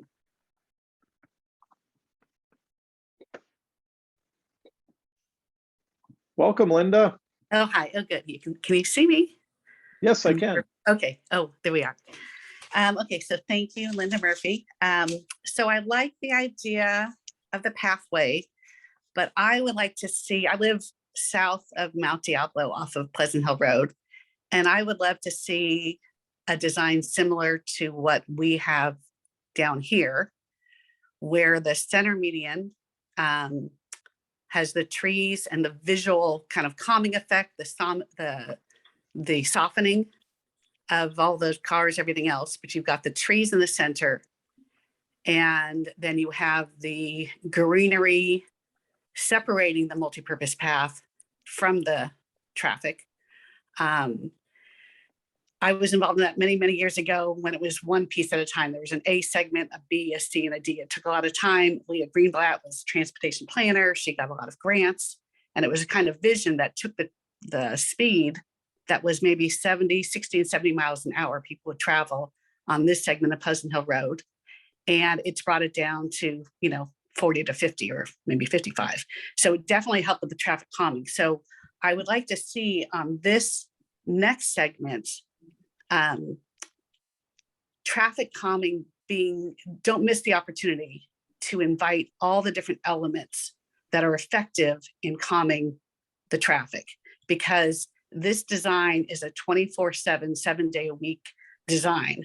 So when you have a very broad, wide, set of asphalt with the 3-foot, concrete pillars, it's still going to look very wide open and invite higher speeds. If you can do something, and I like the idea, I think it was Steve Slosik had said, come up with some ideas and kind of get creative. And we don't need to necessarily have the whole thing, let's say, be 14 feet wide. You can kind of work within it to kind of achieve multiple goals. So what I would like to see, if you can come up with something that mirrors south of Mount Diablo, for those reasons. And I will say, my son walked this route along Pleasant Hill Road up to Acalanes for 2 years when he's going to high school. And I, for a couple year period, would frequently walk a couple times a week. And I guess my question is, I looked up when you mentioned that somebody had been killed at the off-ramp, because my thought was the proposed design is almost more dangerous than the current. And I looked up when you mentioned that somebody was hit at the on-ramp of Pleasant Hill Road and Highway 24. And actually, I pulled it up, and it was actually somebody who was on Highway 24, the actual highway, near the off-ramp of Pleasant Hill Road, and they had to close the highway, 3 lanes of the highway. That was a second accident. That was the second. So what, I'm not familiar with the first one was a woman was killed crossing the crosswalk for, it was an off-ramp. So it was westbound Highway 24 off-ramp to northbound Pleasant Hill Road. Okay, because I have walked that, I've crossed it repeatedly, and I think the design of that off-ramp is the visibility. If the metering of the cars, that I never had a problem with, let's say, my son as a teenager walking and crossing. I've never had troubles with it because it's very easy. To me, it seems very safe and easy to wait for those cars to come. So when people talk about the off-ramp and the danger, I think, I don't know, that hasn't been our experience. And I will say, one thing I do want to mention about that is, so my son used to ride his bike from down the Pleasant Hill, the multi-purpose path we have here, down to Stanley. And he was actually, it was nothing traumatic, but he was actually hit by a car right on Pleasant Hill Road at Release Station. He was on the multi-purpose path, and he made eye contact with the driver, and she was too impatient to let him clear the sidewalk, and she hit him on his bike and knocked him off. The police told my son, and this is what they tell every kid, they're expected to get off their bike and walk across any intersections. And I would just say, as like a public safety campaign, that's probably the safest thing to teach every child and every high schooler who's biking, is take that extra step and just get off your bike, walk across whatever the intersection is, and then get back on, especially if you're going to be having the kids have a signal where they're going to cross over to center median. That same kind of thought process should be there. And the last thing I'll say, at least the experience down here on this part of, with our multi-purpose pathway, is the avid cyclists prefer to use the road. And I frequently walk on our multi-purpose path, and it's usually the little kids who are on bikes, and it's walkers and runners. And then all the people in the spandex are on the road. So I think in looking at numbers, the habits of the bicyclists should be considered. And the last thing is, I really like the idea of Peter, I think it was, who suggested the bridge. And I wonder if there's like a simple bridge that can be done over a couple of the on-ramps. I don't know. I know you said $3 million, it cost more than that, but I thought that was a good idea.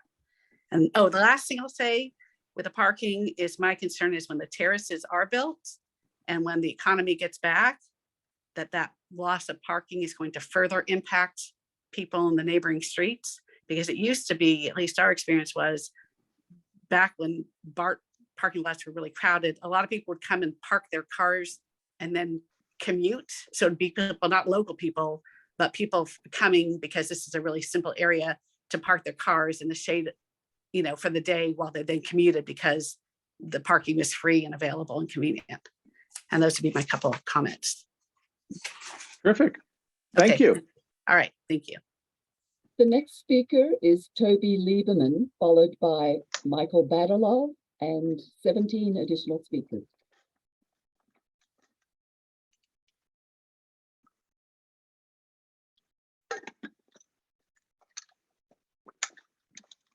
Hello.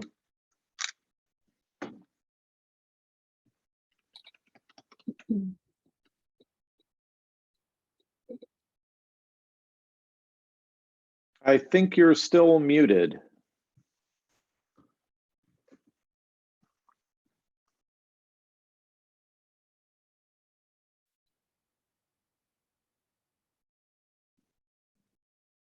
Still can't hear you.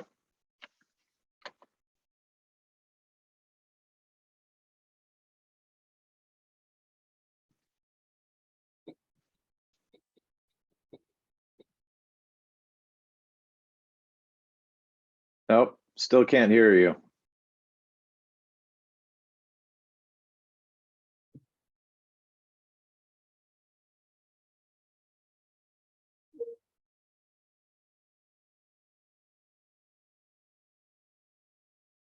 Nope, still can't hear you. Maybe we could move on to the next person while Toby works on figuring out how to fix the glitch he's having.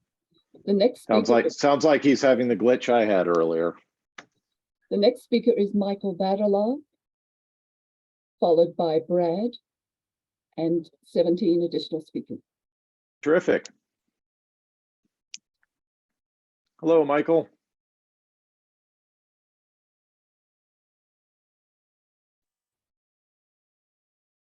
Hi, I'm actually Jessica Baderlock. Yeah, I was going to say, you don't look anything like a Michael.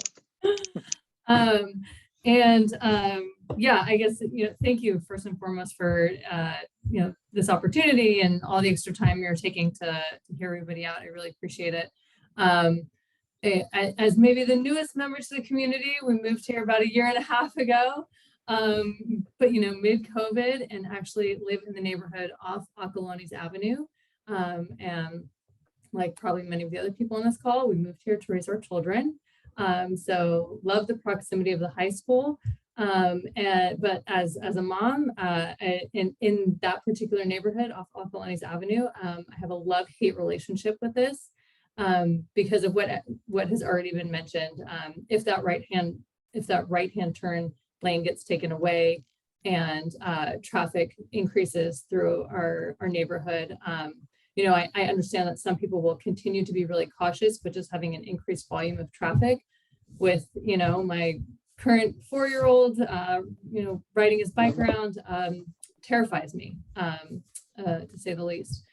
So that was one thing I just wanted to echo. I know it's already been said. And I guess a few other thoughts that came to mind and I guess that the other thing that I will say is, though, I am also really excited about the possibility, because I love the idea of being able to get on our bikes and go to downtown Lafayette. I love the idea of the next segment of this where, and again, these are sort of selfish motivations being where I'm located, but being able to get on our bikes and or scooters or whatever and ride up to Spring Hill as well is why people move to places like Lafayette, among other reasons. And so then as people were talking and, you're talking about creative solutions, I'll throw out some with the disclaimer that I do not work with anybody who plans traffic. I am not any kind of urban planner. I know very little about, planting and gardening and things like that. But that being said, these were some things that came to mind. So one thought was the idea of, how do we have both the two-stage crossing and the scramble crossing, such that maybe it's like during, when there's high traffic times for schools, if we think schools are going to be the primary, if that's going to be the biggest, like most concentrated population, maybe during school, when school's starting and when school's ending, maybe it's the scramble lights that are active, and then other times of day, it's the other lights, such that you're not holding up traffic nearly as much. So that was one thought. It's like, how do we get smart and creative about those different crosswalk options? And another idea that came to mind, and the planners out there might think this is harebrained, but as people were talking about, this notion of having both directions of like pedestrian cyclists going in both ways in that sort of 14 feet. And then there was the other cyclist who jumped on and said he felt perfectly safe, riding on the road right now that there's the green bike path, dedicated bike path. What if like that center median pathway was narrowed and that went one direction, and then maybe you've got like, you increase the protection on the road for another path that goes the opposite direction.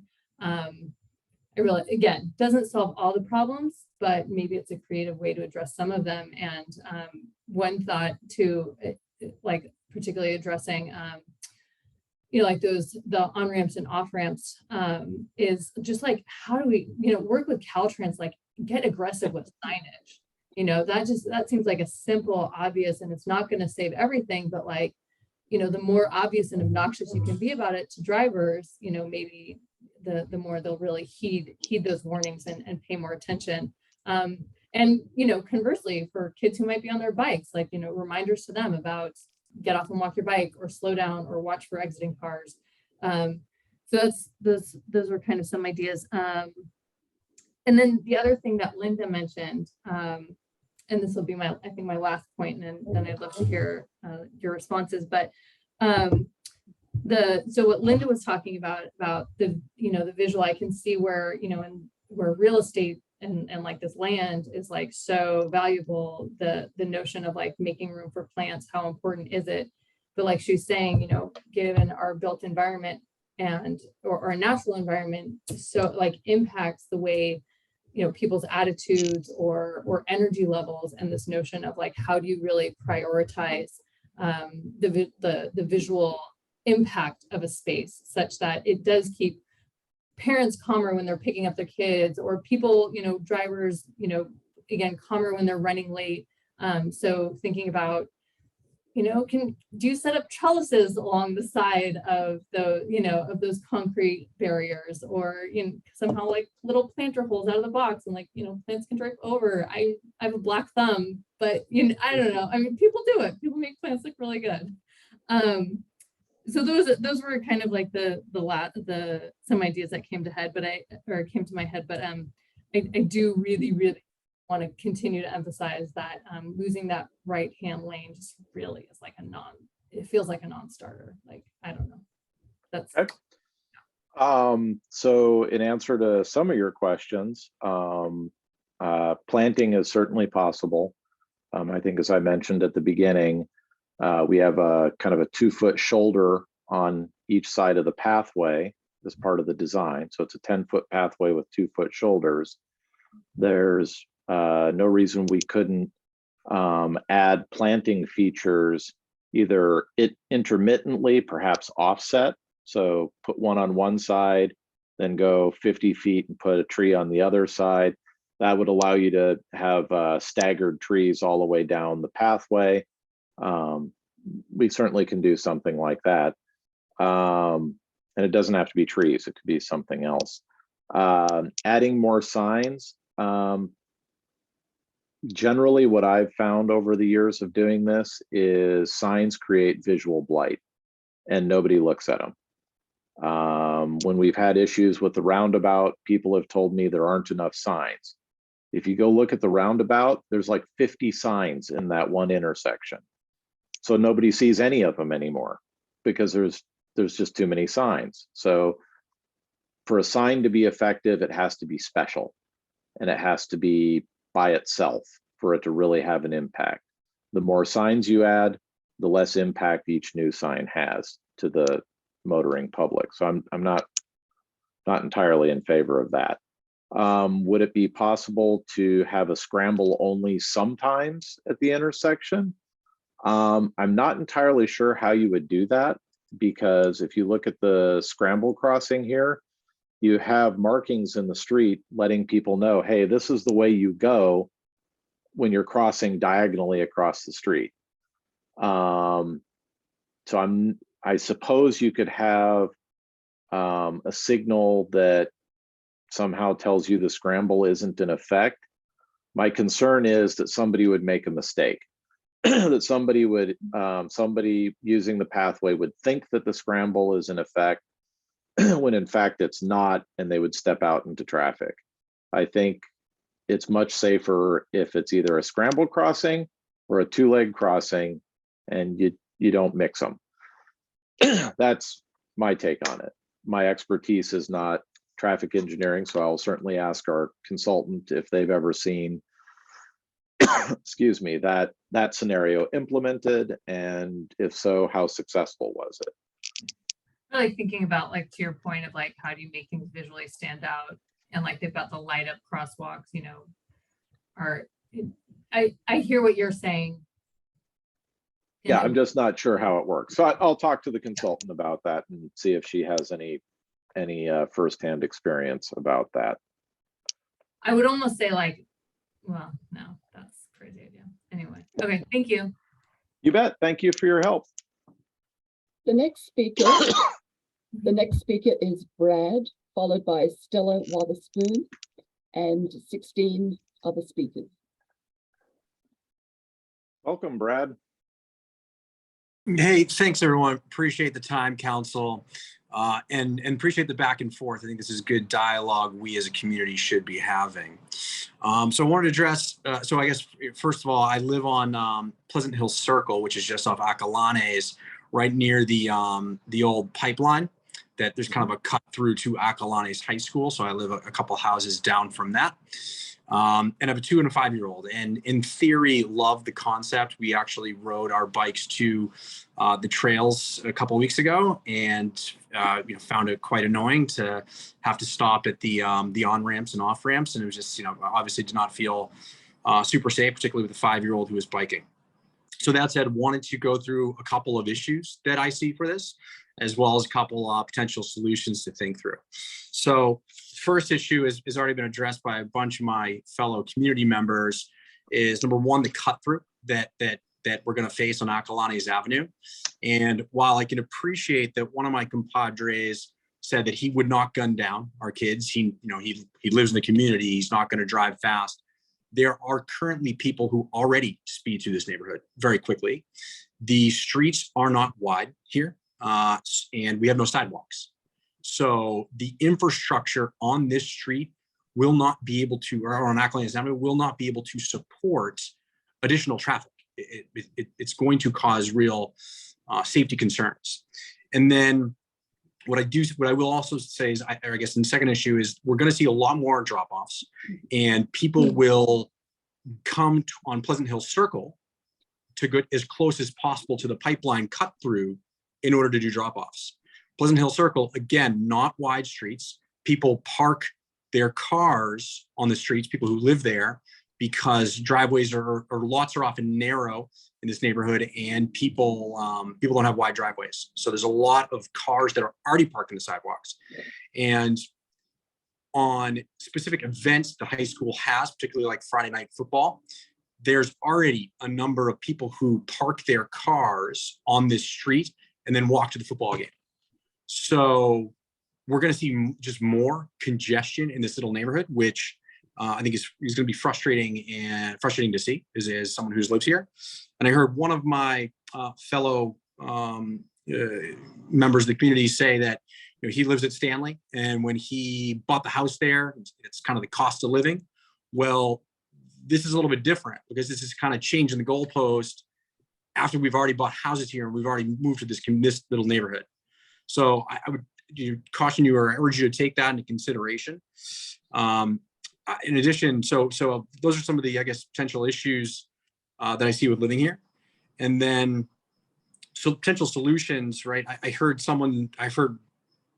ways to potentially prevent people from cutting through.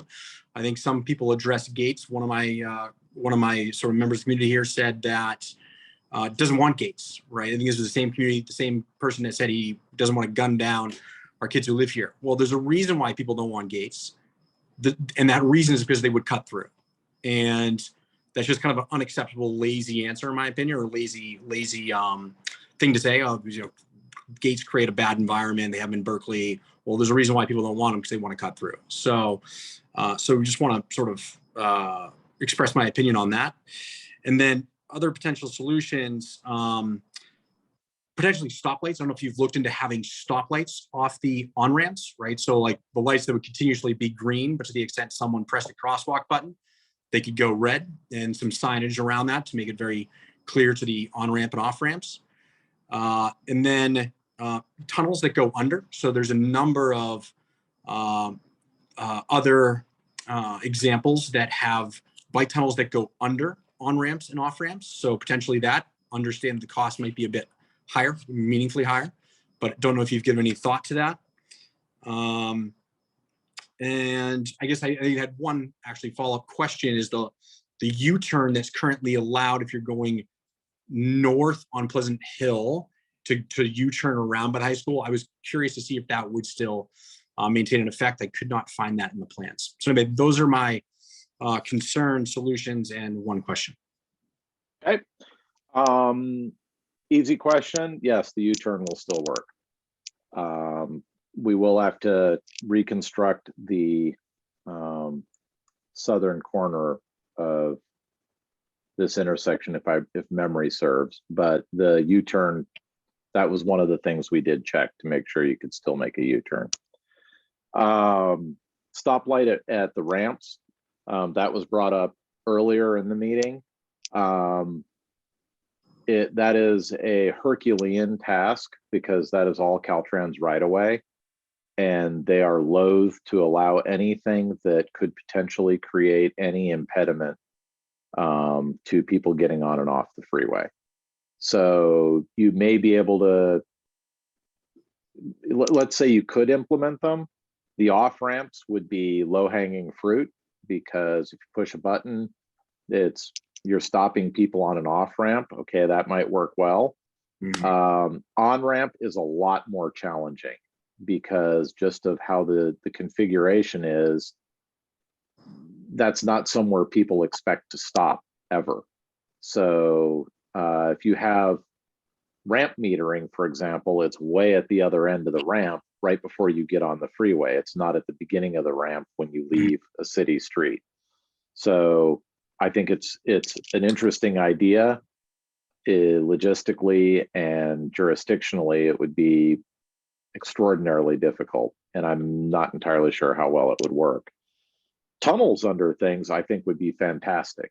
That would be a great solution. There's lots of room underground.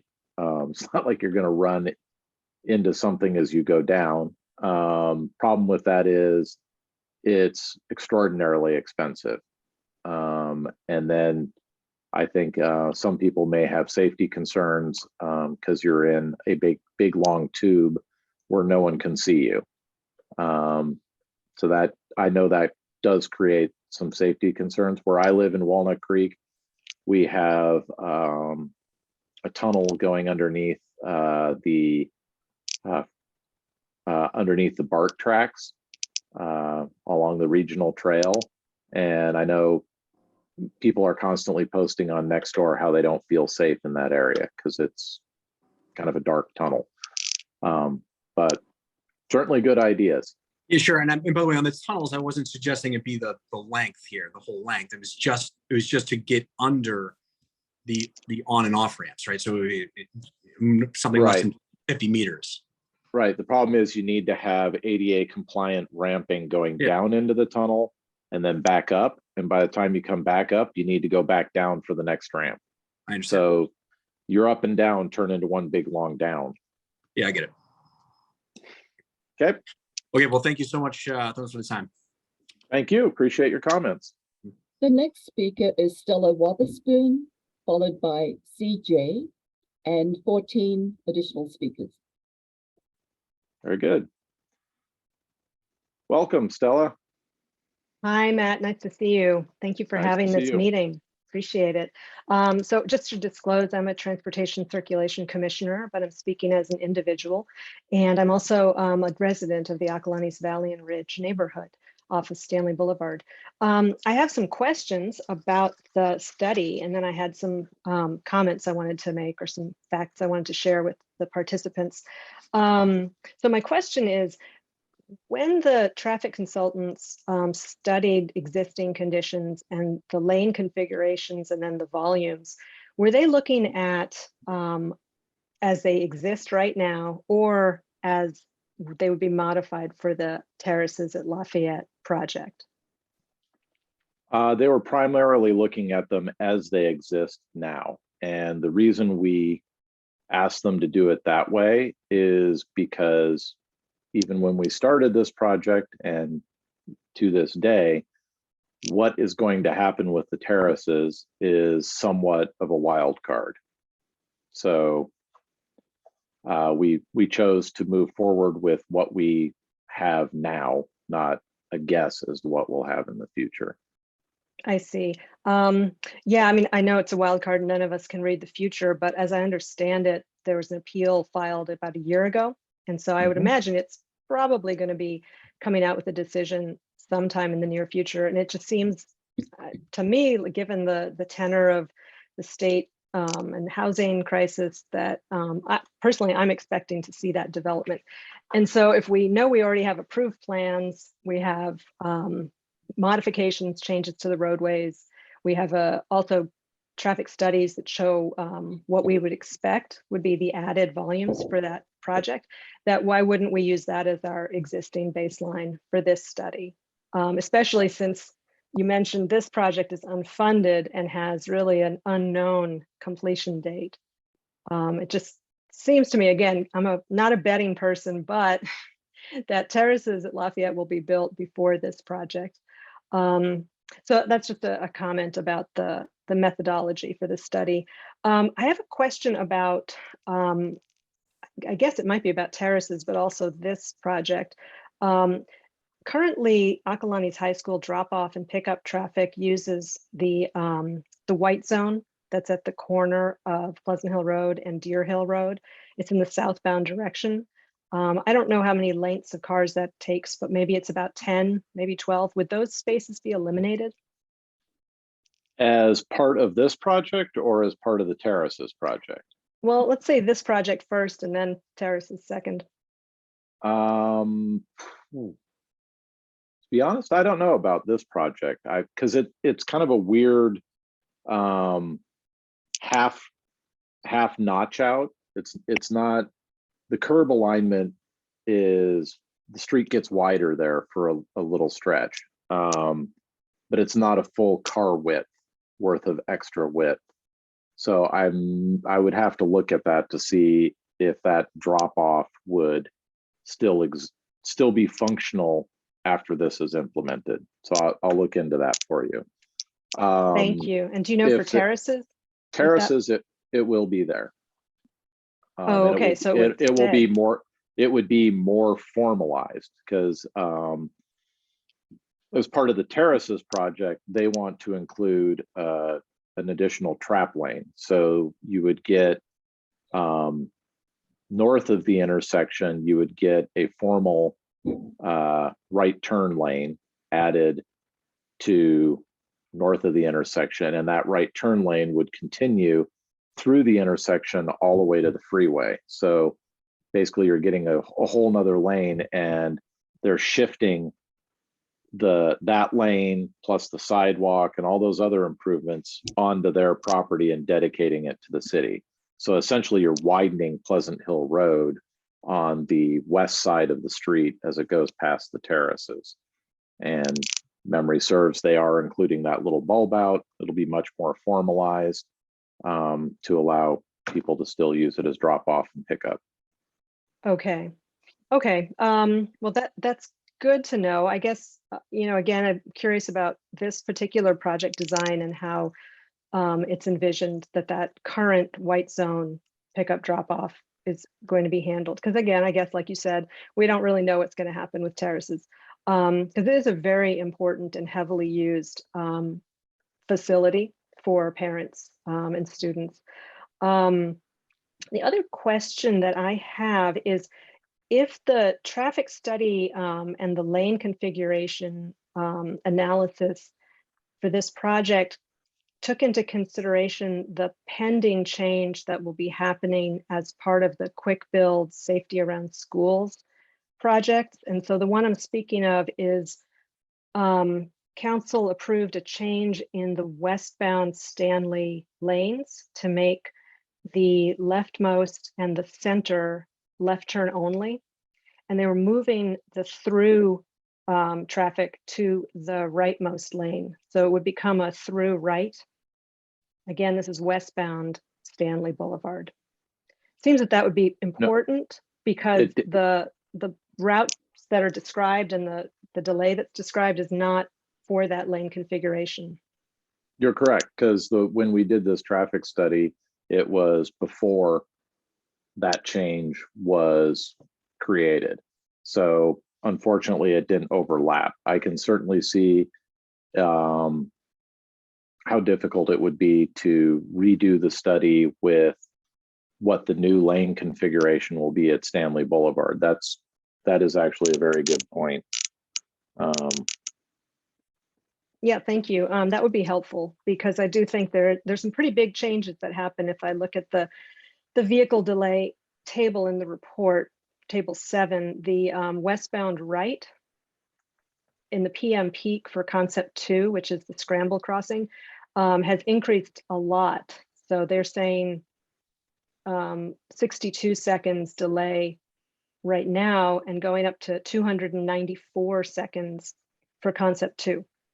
143 seconds for concept 1. So there is a difference, but very significant. And that right turn lane that's being described or modeled as such right now is a dedicated right only. It doesn't have the through traffic in it as well.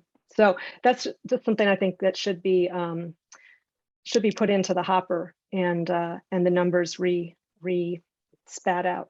I also have a question about the design of the lanes on Pleasant Hill Road on the east side. There's currently a sidewalk, a continuous sidewalk that goes from Stanley Boulevard down to Mount Diablo. And I wasn't sure about how far the travel lanes are from that sidewalk in the new design. Right now, they're buffered by a bike lane, which I think you said was about 4 feet. Right. Well, it's even wider than that in some areas, because right now that sidewalk is buffered by a bike lane in some areas.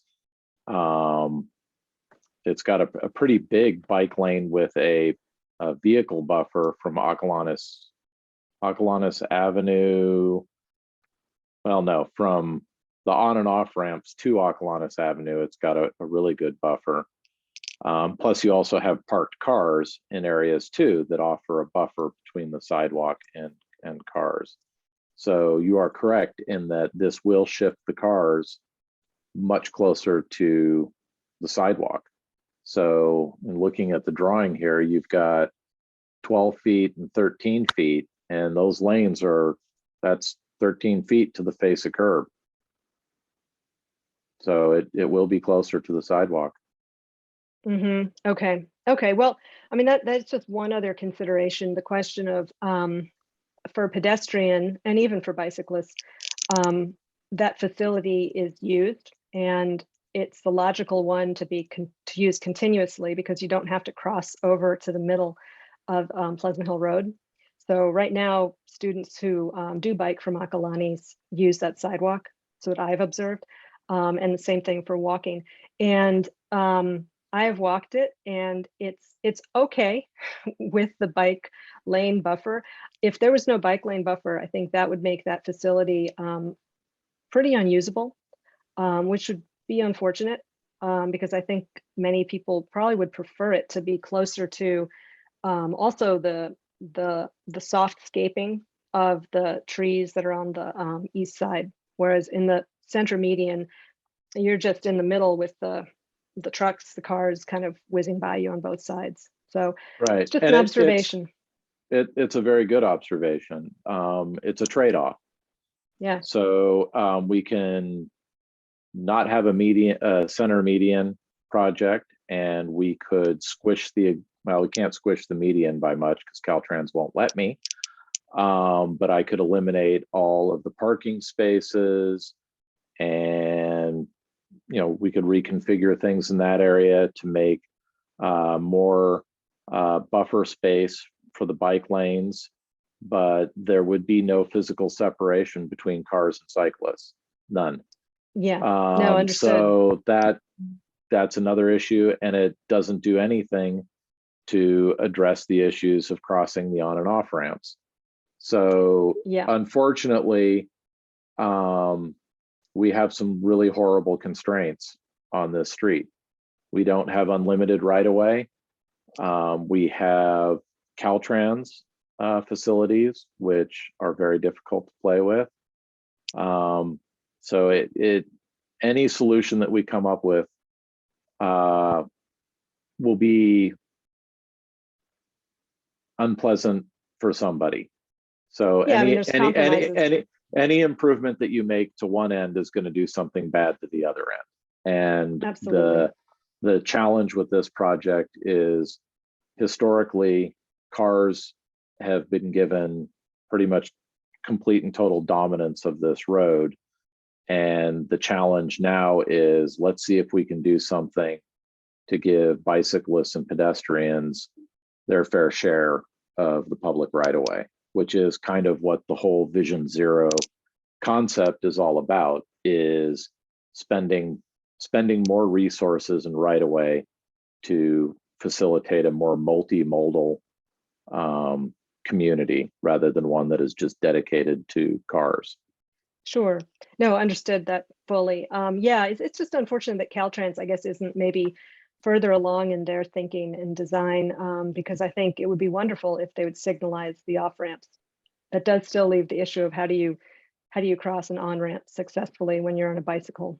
So I agree, it's not easy, but thanks for the information about the sidewalk and the impact. I do think it's interesting what some of the other speakers spoke about, of kind of just narrowing down the terminus of the path at Stanley and Deer Hill. I think someone may have already mentioned this, but I'll just say it again. The very most likely condition when a bicyclist or pedestrian is approaching that intersection is that the light will be red. And so they will have to stop. I don't think there's really very, very many times when someone's going to be able to coast through behind another group and catch that green. And so it seems like that would make it possible to have a narrower area, kind of a holding area, a launch pad, so to speak, for people going northbound or southbound. And that might make compromised design work. That would be palatable for all parties, all members of the community. And that's what I've put in my notes too, is let's look at how skinny will the pathway really be if I keep a small section of that right turn pocket in place. Can I keep 100 feet of it, 200 feet of it, and narrow the pathway facility down in that area? Would that be a reasonable middle ground? So I need to look at that. I don't know exactly how that would work. Okay, yeah, I mean, I think it's definitely worth looking at and pursuing. I had a couple other thoughts I just wanted to share. I just wanted to, I guess, just make the statement that I think it was Mr. Hunter at the beginning that made me think of this, just to say that Transportation Circulation Commission heard about this project about a year ago, City Council subsequent to that, and the plans that were designed, or that were designs that we reviewed, were conceptual drawings, I think, that were made by city staff. And they didn't show any lane configuration changes. And so what we have now is kind of hot off the presses, I think, right? We're all sort of seeing this now for the first time.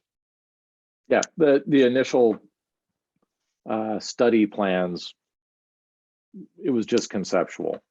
So this is a little bit digging deeper into it and discovering that there are problems and how do we address them. Yeah, And okay, I don't think the conceptual plans envisioned a pathway quite this wide either. Okay. Okay. Well, yeah, I just wanted to make that clear for the public that this is the starting point for looking at these designs. Most definitely. Yeah, and I think, you know, the other points, I guess, just to raise in case some of the audience didn't have a chance to look at the report, the whole report, which includes the design as well as the traffic study, is just the delay numbers, that northbound right that we've been discussing onto Stanley Boulevard, that eliminating it would effectively take that current wait or delay, which is about half a minute, up to 2 minutes and a half if you are using the concept 1, which is the cross both sides. And it increases it about tenfold to 4 minutes and 35 seconds with the scramble crossing. So those are the evening commute hour delays. And those are the worst case scenario, but someone will encounter that every cycle of the lights through that period. And then the last thing is just, I think, along similar lines of the impact to the Stanley Boulevard access and egress, the current also evening peak commute delays for the scramble crossing are that pretty much 4 out of the 5 movements into that Stanley Boulevard neighborhood would be experiencing delays from about 3 minutes to 5 minutes. And so that would include the southbound left, so people coming from, say, Lunardi's, going home with their groceries. The northbound right we're talking about, which is that dedicated right turn lane, is about 4.5 minutes. Westbound left is really a important one because that's leaving the neighborhood, and most of the people will go toward Mount Diablo, 24, Deer Hill. And so the westbound left lanes, even though there's 2 of them, there's still about a 3.25 minute delay estimated for that. And then the westbound right, which we talked about having this pending change in configuration, that one's modeled at almost 5 minutes of delay, which just seemed kind of an outlier to me. So maybe when the consultants take another look at the numbers and get back to you, there'll be some more information about that.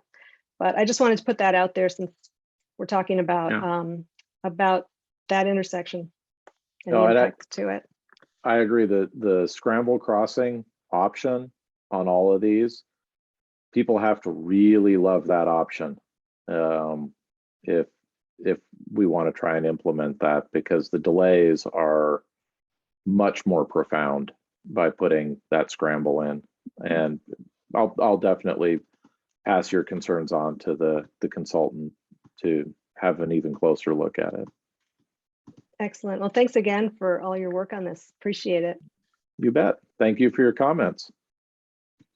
The next speaker is CJ, followed by Cheryl, and 12 other speakers. Hello, can you hear me? I can hear you. Hey, Matt, thank you. I'll just be real quick. Almost all the points I wanted to bring up have been hit by other people talking. So thank you everybody for the input. And thank you, Stella, too, especially. One thing that I wanted to bring up was, as a resident of Acalanes Ridge, I'm 30 years old. I've grown up here, lived here my whole life, and I take that right turn every day. So losing that lane would impact me every day, possible multiple times a day, because if I go home on my lunch hour, et cetera, et cetera.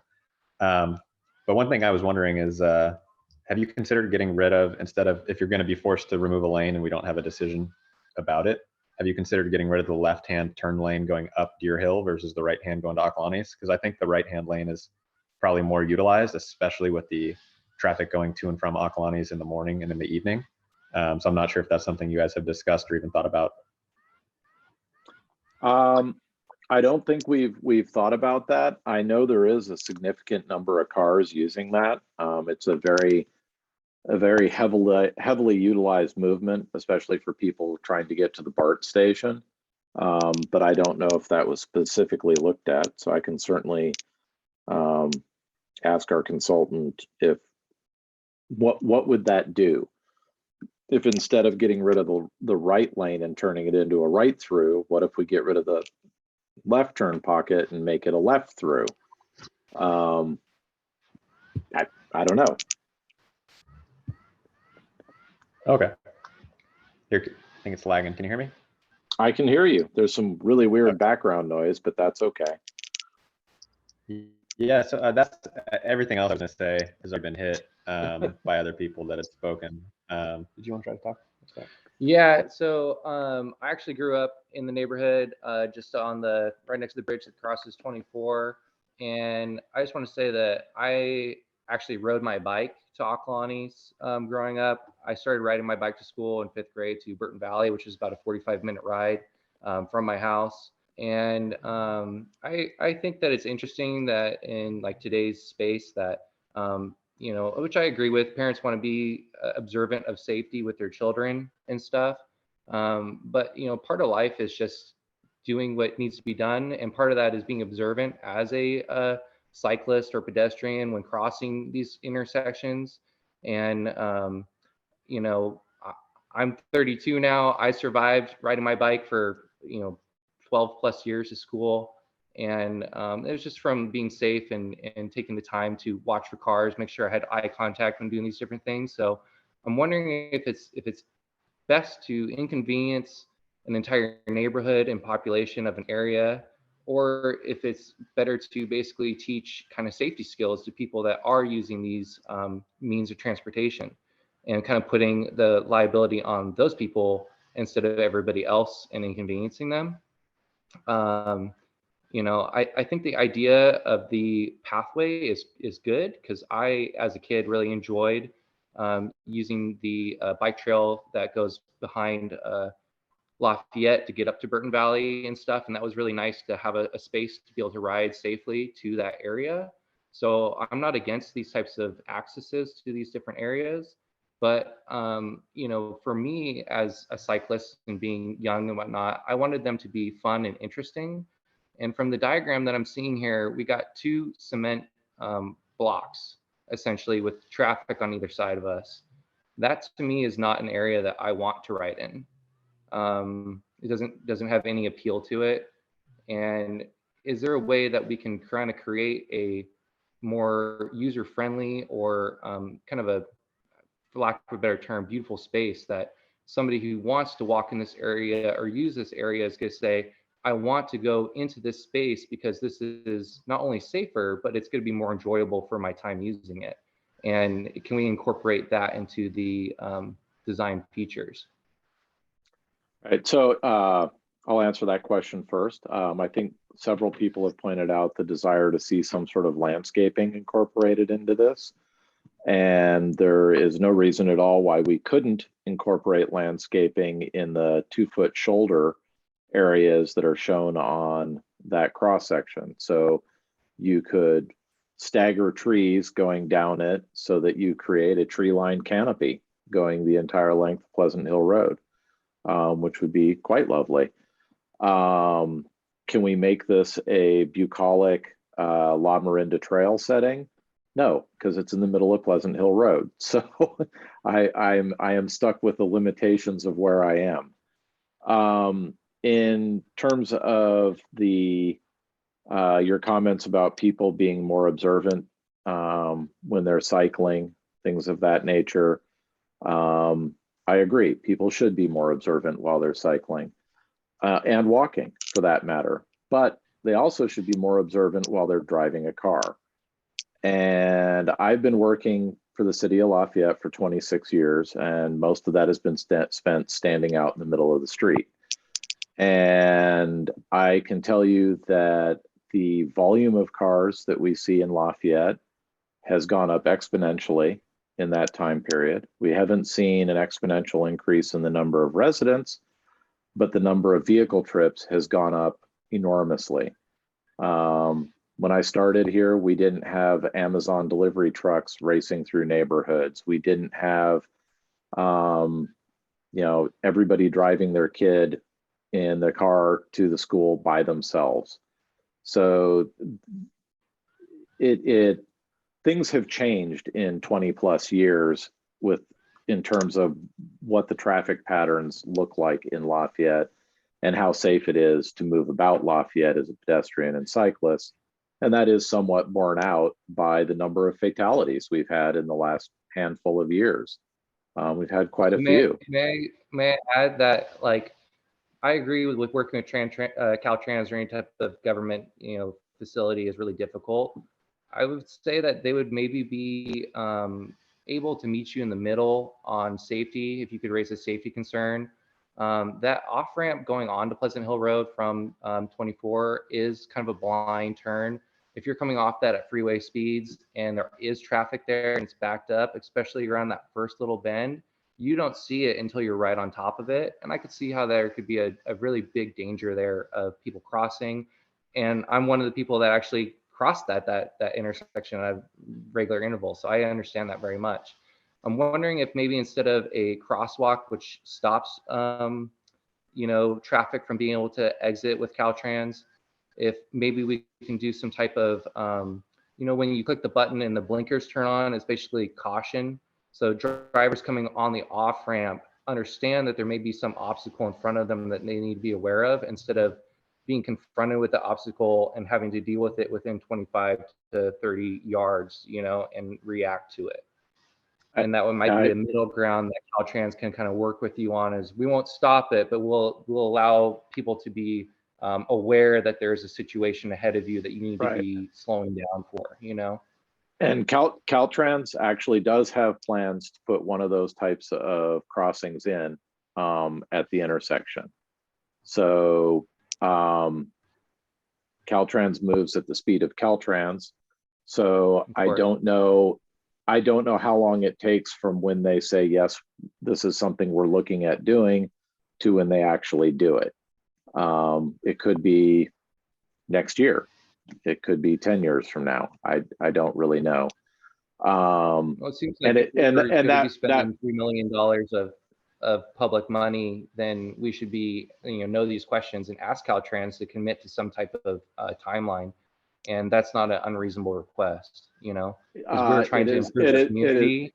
Right. It is not. It is not an unreasonable request. It is one that will not be answered.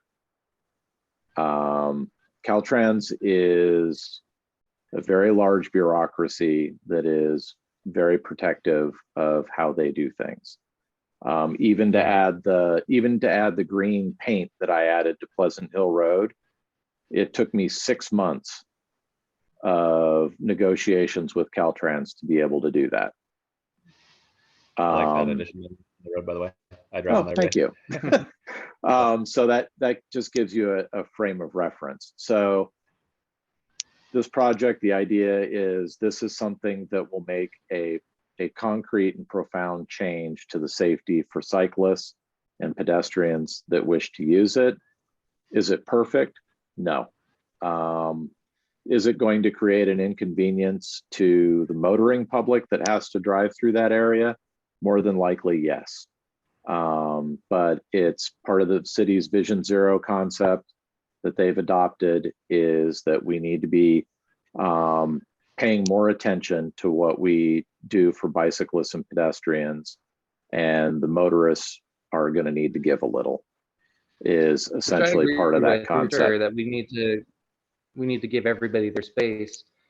My one last thing that I would add is that this seems to be a trail to the middle of nowhere.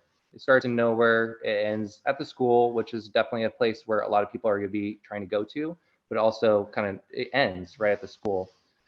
We have another school that's just further up the roads, Spring Hill, and it kind of seems like we have trails on the sides of the road. Now we're going to the middle of the road, then we go back to the sides of the road.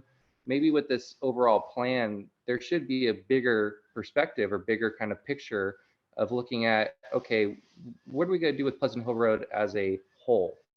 And are we going to manipulate the road as a whole to have a trail down the entire middle of it so we can connect all these schools all the way down to where the trail that enters downtown Lafayette is? What is that larger plan? Because every time, if we're doing this for safety, every time that somebody has to cross the road is a point of contention with traffic and cars and a safety concern. So should we, as a larger plan, should we have the trail continue all on one side of the road the entire way? Should we have this thing go down the middle the entire way? What is the larger plan? Because it seems like it's kind of chopped up into section to section to section, and there isn't a good flow to the whole idea of the project. So just as an idea for planning future kind of stuff. Right, and I understand that concern. Generally speaking, you really want your pathways on the side of the road. Ideally, that's where they should go. I agree. In terms of flow.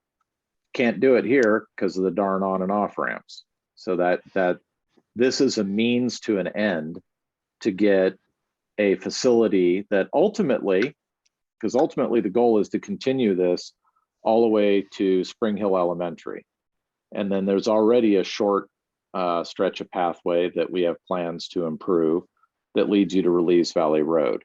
So ultimately you would have a facility that would take you from all of Release Valley neighborhood all the way to the La Marinda Trail system, where it meets the Pleasant Hill Road trail systems at Olympic.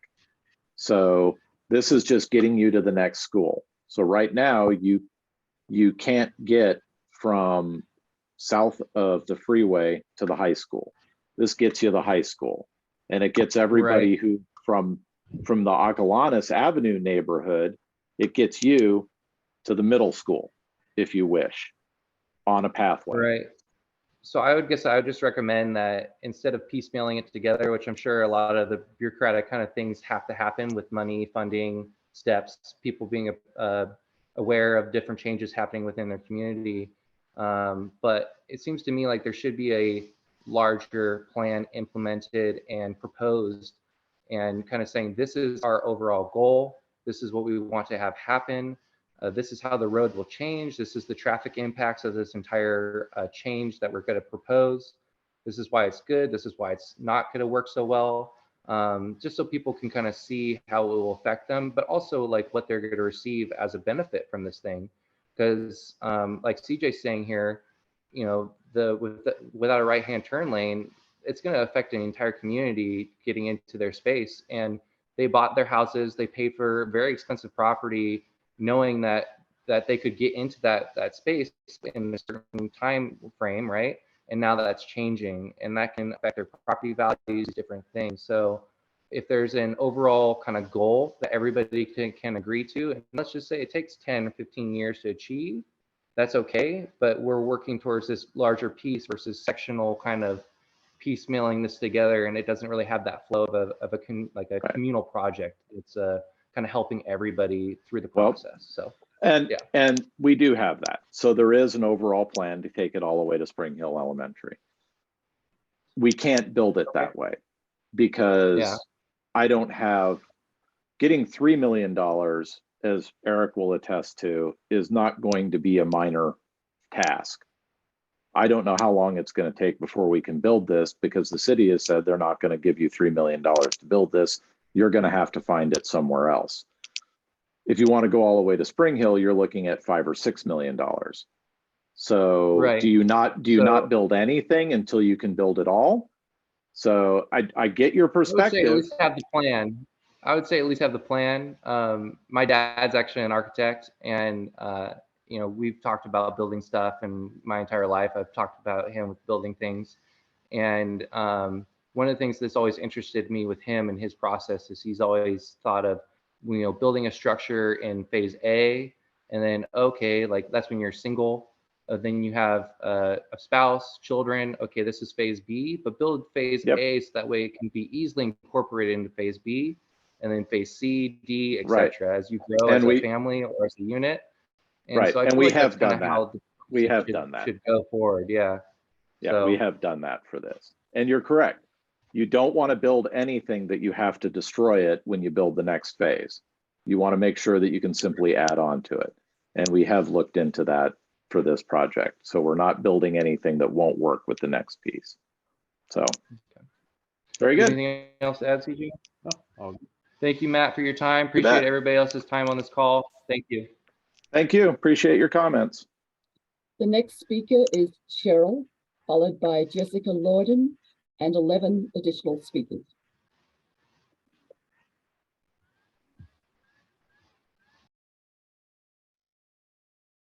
Is that unmute button? Sorry. Hi, Hello? Cheryl. Hi. Hi. I just was glad that Stella went before me because I think she asked a lot of brilliant questions. And I wanted to, I think that the terraces, I want to support her on the fact that the study should include the possibility of the terraces going in. And it's been so long since you did your opening comments that I actually don't remember what you said about your study. Did it 25% of today, or was it 25% increase of 2018? Can you remind me what you said that before I ask my questions? I want to say it was a 25% increase of, I want to say it was a 2016 or 13 study, because all the other subsequent traffic counts were less. So we didn't want to use a number that gave us a lower result than what we had previously had, because we felt that just made it seem inherently flawed. Okay, because I did you mention with Stella that you were using today's numbers and No. oh, okay. Yeah. You just didn't use the terraces in your study. No. So what Stella suggested is that we at least include the current traffic counts that we received as information, so that people can see how they compare to the counts that we used. Okay, but to include the terraces as a possibility. Well, if we include the terraces, that would require completely redoing the study. But it's important information. But it's, in my humblest of opinion. Right. It would be, and we elected not to do that because the terraces is still a very unknown item. I agree. So, I imagine that with the conclusion of the settlement, the trial or the process should be coming soon. So if you're using 25% increase, prior to COVID, traffic backed up onto the freeway. And when I use that off ramp all the time because I get off at Pleasant Hill exit. And so I often found that I'd have to go around cars in order, because I don't get off to go north on Pleasant Hill. I go through and go under the freeway. mm-hmm. So you always ended up having to get past those cars that backed up onto the freeway. And so if you're going to have an increase of traffic because of this process, because cars can't make a right onto by Akalani's, then I worry about the cars backing up onto the freeway more and creating a possible accident on the freeway, because people are they're not expecting a parked car waiting to get off the freeway. And as for me, I'm not waiting to get off the freeway to go north. I'm trying to get off to go underneath the freeway. So I've already hit that. I haven't hit anybody, but I've hit that problem in the past prior to COVID. I agree that the school drop off should be looked into. And it's important to keep that. I'm kind of new to this whole process. I don't know if you could tell me who did the study. Was it the city of Lafayette or someone else? I'm sorry, I haven't spent all the time studying, but I'll ask that. It was the city's traffic consultant, Kittleson. Okay. And then way long ago, there was a gentleman who spoke about not liking the scramble because of what it's like at Brook Street. And I concur with that. So I'm not really in favor of the scramble.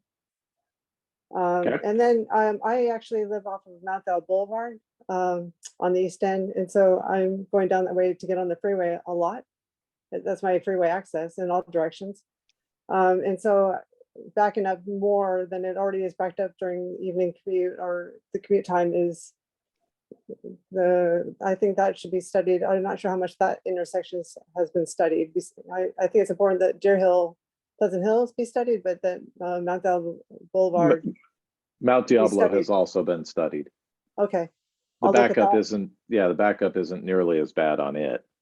Oh, I agree, but It if you still have exists. yeah, It still does. exists. It sure does, and if you have a scramble, it would add a lot. Yes. And then you mentioned the Ace parking lot. Well, the Ace parking lot really can't be used for workers because it's metered.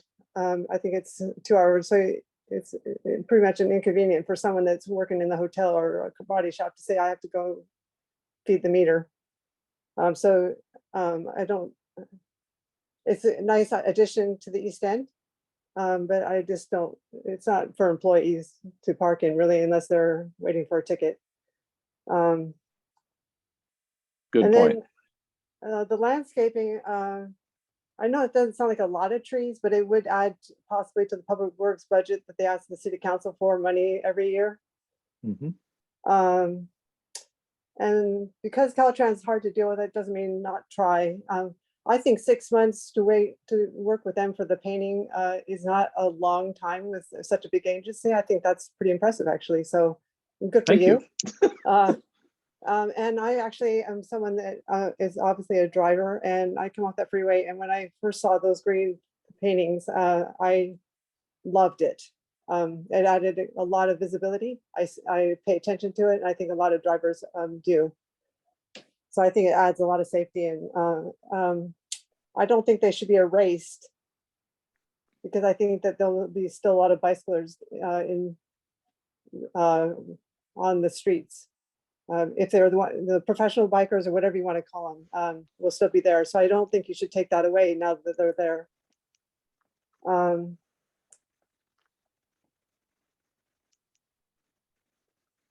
Because of Stella's comments, I'm just wondering if this would go back through the city process of going back to transfer. Yeah, this is, since my intro comments were, seems like another lifetime ago. This is just the first of many meetings. So the whole point of this meeting is for me to get a feel for what all the people want. Because when this went before TransCirc and it went before the city council, it was in a very rough schematic state, and it had universal support. Nobody was against it.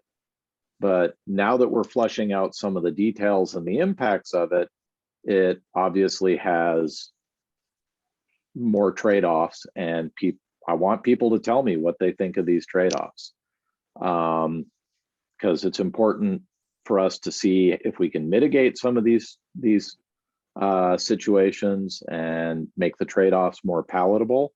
And if we can't, then we need to run that through more public meetings, through TransCirc, and ultimately to the city council for them to make a decision as to what we ultimately are going to build.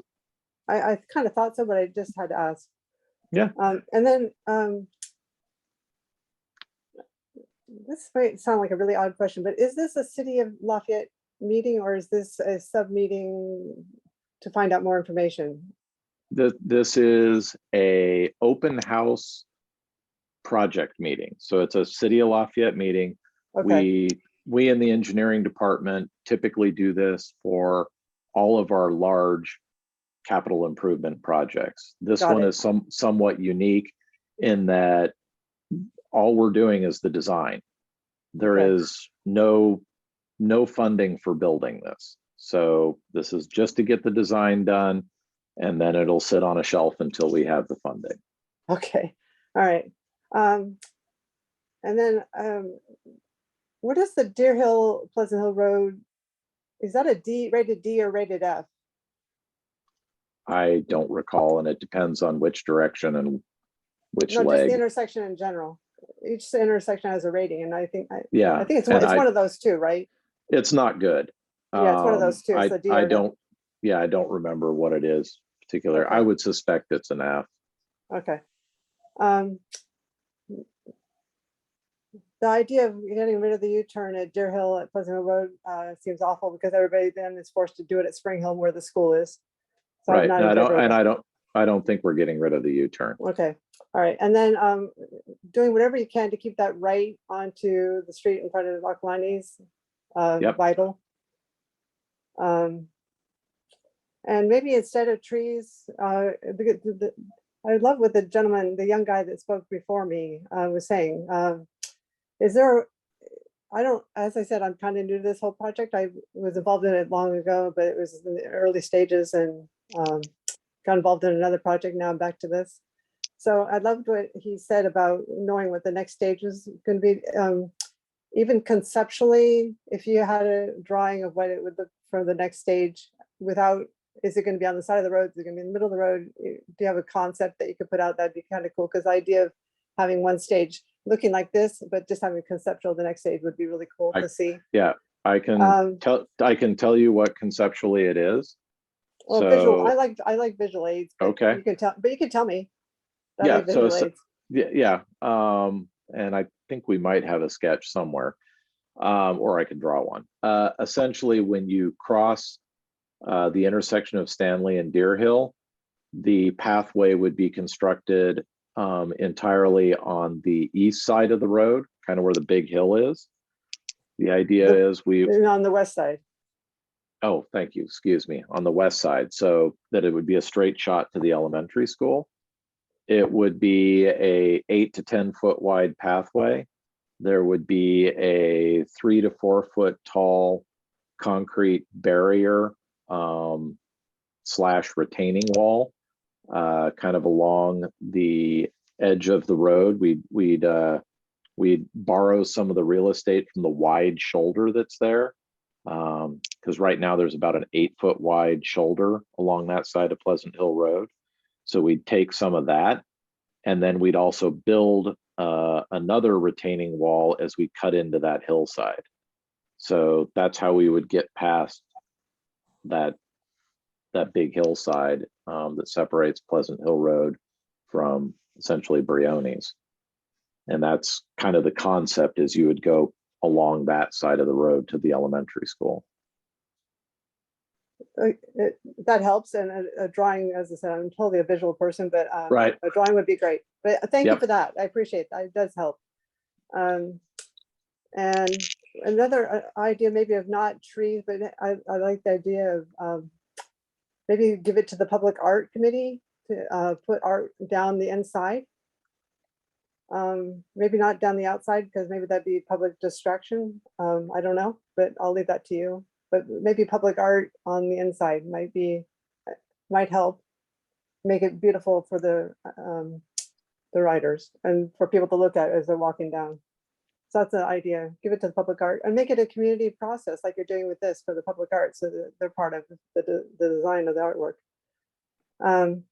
I haven't decided whether I like this or not, but I'm looking forward to more meetings. I'm just one of the indecisive ones that wants more information as I build, but those are my comments so far. Thank you so much.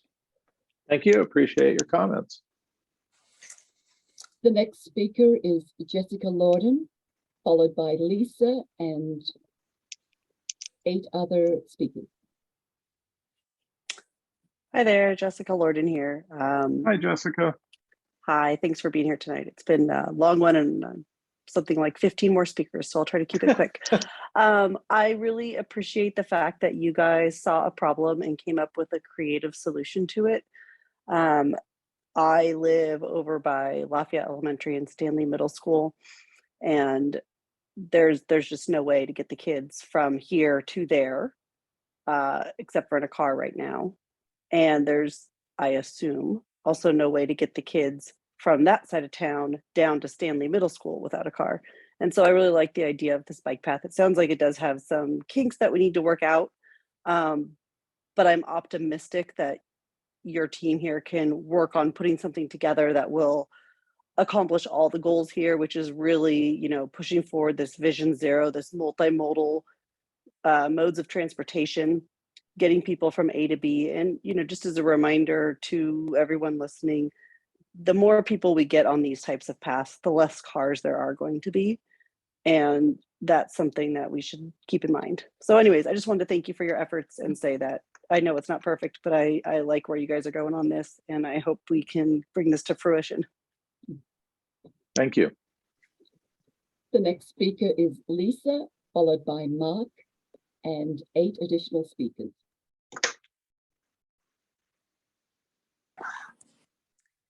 Hi, thank you for having me, and thank you for having this public meeting. My name is Lisa. I have 3 kids that attend Spring Hill Elementary, 3 kids under 10, and I live off of Akalani's Avenue on Pleasant Hill Circle.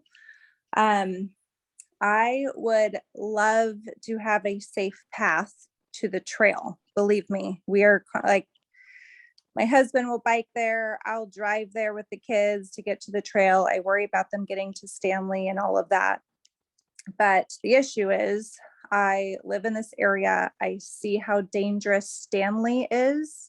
I see how dangerous this grade F intersection is already. The amount of red lights that are run because of traffic is already so scary. I will not allow my kids to even bike to Spring Hill anymore. And we live off of Akalani's Avenue. The reason for that is all the paths around this area to even get to this bike path are very dangerous. I've talked to the city for 5 years plus and Akalani's High School about just widening that extremely narrow sidewalk on Stanley, and they're hesitant to spend the money on that. Stanley is so dangerous. So if you mentioned earlier, and there's a couple concerns from previous speakers about how these kids would be entering this bike path and then exiting, that is very scary to me. All the time, because I drop my kids off at Spring Hill, I make a left back onto making a left at Akalani's, and I'm constantly stopping because all the kids are funneling through the gas station and crossing in the middle of Stanley at the Keep Clear. So I do not believe that we should build something like this and then hope that the school would build something at that crosswalk through the parking lot. That needs to be addressed with a project like this, because then we're just creating another obstacle. And I don't know if the parents of children from Burton and Lafayette Elementary, they might not come this way very often if they don't have kids at Akalani's already, and they might not understand how extremely dangerous this area is. I would love to find out from you what Lafayette has done with Caltrans. I would like a document on what have been the meetings that may have already occurred regarding the stoplights or beacon lights being installed at the on and off ramps. I feel way more comfortable having my kids ride on the side of the road, just because I know how dangerous Pleasant Hill Road is. I know how distracted drivers are, texting, looking down, and then running into the center median. So that really scares me. So even though, I have a child that's going to be attending Stanley in 2 years, I would not feel comfortable with him riding in the middle of Pleasant Hill Road, because I see how crazy the drivers are already on this road, because they're coming from a long day at work and commuting to Pleasant Hill as well, and Concord and that whole area. Also, we need to understand the backup, that eliminating this right turn is just the worst idea in my mind. There's so much that goes on at Akalani's, from county meets to huge events to the pick up and drop off at Akalani's, Springbrook Pool. I mean, we host a swim team, we host pentathlon, which is 5 swim teams coming in on that right turn. Like, this isn't this is a huge impact, not only to all of us residents. Brad mentioned earlier, Akalani's Avenue is extremely narrow. We have no sidewalks in this area, and people here park on the roads already in this narrow street, and it's extremely dangerous. So we would have to understand one question. Another question I have is, has Lafayette studied the impact of Akalani's Avenue? I'd like to learn more about that if that right lane is eliminated. Also, I heard on a city meeting recently when they were talking about the safety around schools that Akalani's is going to be changing their start time. So no longer will it be staggered. It used to have staggered days, so late starts because of the traffic and the schools with Spring Hill Elementary. And now I believe they'll be starting at 8:30 every day. So that's already going to be creating a huge backup on Pleasant Hill Road, especially with that right turn lane, because now people are getting to Spring Hill Elementary and Akalani's pretty much all at the same time. Also on all the rainy days, now no one's biking, and the really cold mornings, which we often have in the fall all the way through April, how many kids are going to be actually using that bike path? Again, I would love to see a safe trail. I just don't think in the middle of our grade F intersection and road is the best idea. I would love to see us be able to do on and off under the freeway, working with Caltrans on a stoplight. It was mentioned in a previous city meeting that because there's already a crosswalk there, the cars have to stop anyway if someone is crossing. So why can't we work with Caltrans on putting a stoplight and beacon lights to make that safer for everyone and keep everyone on the side of the road? I think those were my main concerns and questions. Oh, one more thing I had was electric bikes. We were in Southern California recently, and it's actually become a really big issue for a lot of cities because of the amount of electric scooters and bikes. So I get really concerned with a parent with small children. You know, now we have a narrow bike path, and that hill from that Burton Valley area up to Akalani's, that bike path it's all pretty much uphill. And my kids have a really hard time with that, and they're 8 and 9 and 10. So I worry about people on electric scooters and bikes. Would we allow that on that trail with bicyclists and runners and walkers and all of that? So those are some of my concerns. And again, eliminating that right turn, I think would be an absolute non-starter for multiple reasons, not just the neighborhood, the amount of backup that's going to cause, and a lot of other things. So that's it for me. Thank you thank you for your time. You bet. I think I got some of the questions that you were asking. Have we studied the impacts to Acalanes Avenue neighborhood in particular? No, we haven't. The assumption was that if people did abuse that neighborhood, that we would consider modifying that entrance to make it so that people could not enter Acalanes Avenue off Pleasant Hill Road. So we did not study it to see what would happen if people cut through. So that's that one. Beacons at the on and off ramps, as I mentioned earlier, Caltrans has submitted information to us saying that they are planning on doing that. So my assumption is that they will in fact do it. Usually when they submit plans to us, they ultimately do whatever it is that they submit plans for. I just don't know what the time frame for that will be. It could be next year, it could be 5 years from now. Electric bikes on the pathway. I think you have a very good point there that electric bicyclists tend to go a lot faster. And is that an appropriate use on a multimodal pathway that is constrained on both sides by concrete barriers? So I know on the Iron Horse Trail that I use a lot in Walnut Creek, there are speed limits on the trail. Not that I've ever seen them enforced, but there are speed limits. So I think that is something that we should probably think about, is how do we want to address the use of electric bikes on this trail? You know, do we want to have a speed limit? How would this work to keep the pedestrians and non-electrified bicyclist people safe? And your right turn comments, they're right in line with all the other right turn lane comments. So I'm going to look to see what we can do to at least save a portion of it.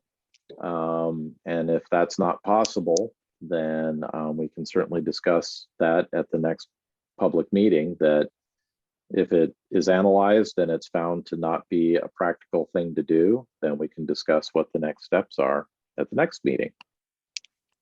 Thank you. And just because, you know, I'm on this all the time, people are actually very courteous and move all the way to the left when they're coming off their freeway as much as they can. So people trying to go right to get to Acalanes Avenue, so our neighborhood where I turn right, and also right on Stanley, they're able to, you know, they use that bike lane really on the right hand side to go right. So it really does alleviate a ton of backup in traffic. So between that, the Acalanes start time, I would like to understand if you guys have confirmed with Acalanes that they will no longer be on a staggered schedule, because that also needs to be studied. That's going to be a huge impact, as well as the terraces if that gets built.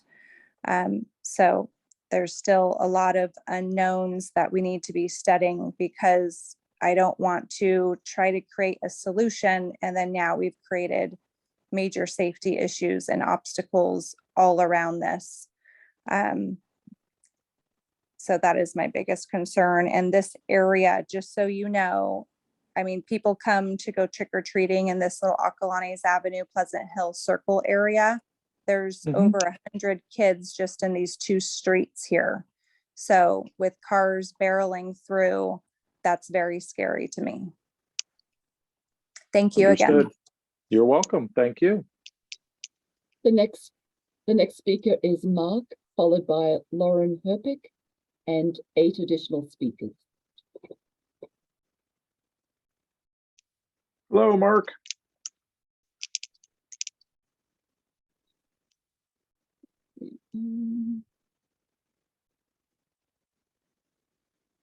I'm trying to promote Mark into the meeting. There you go. There we are.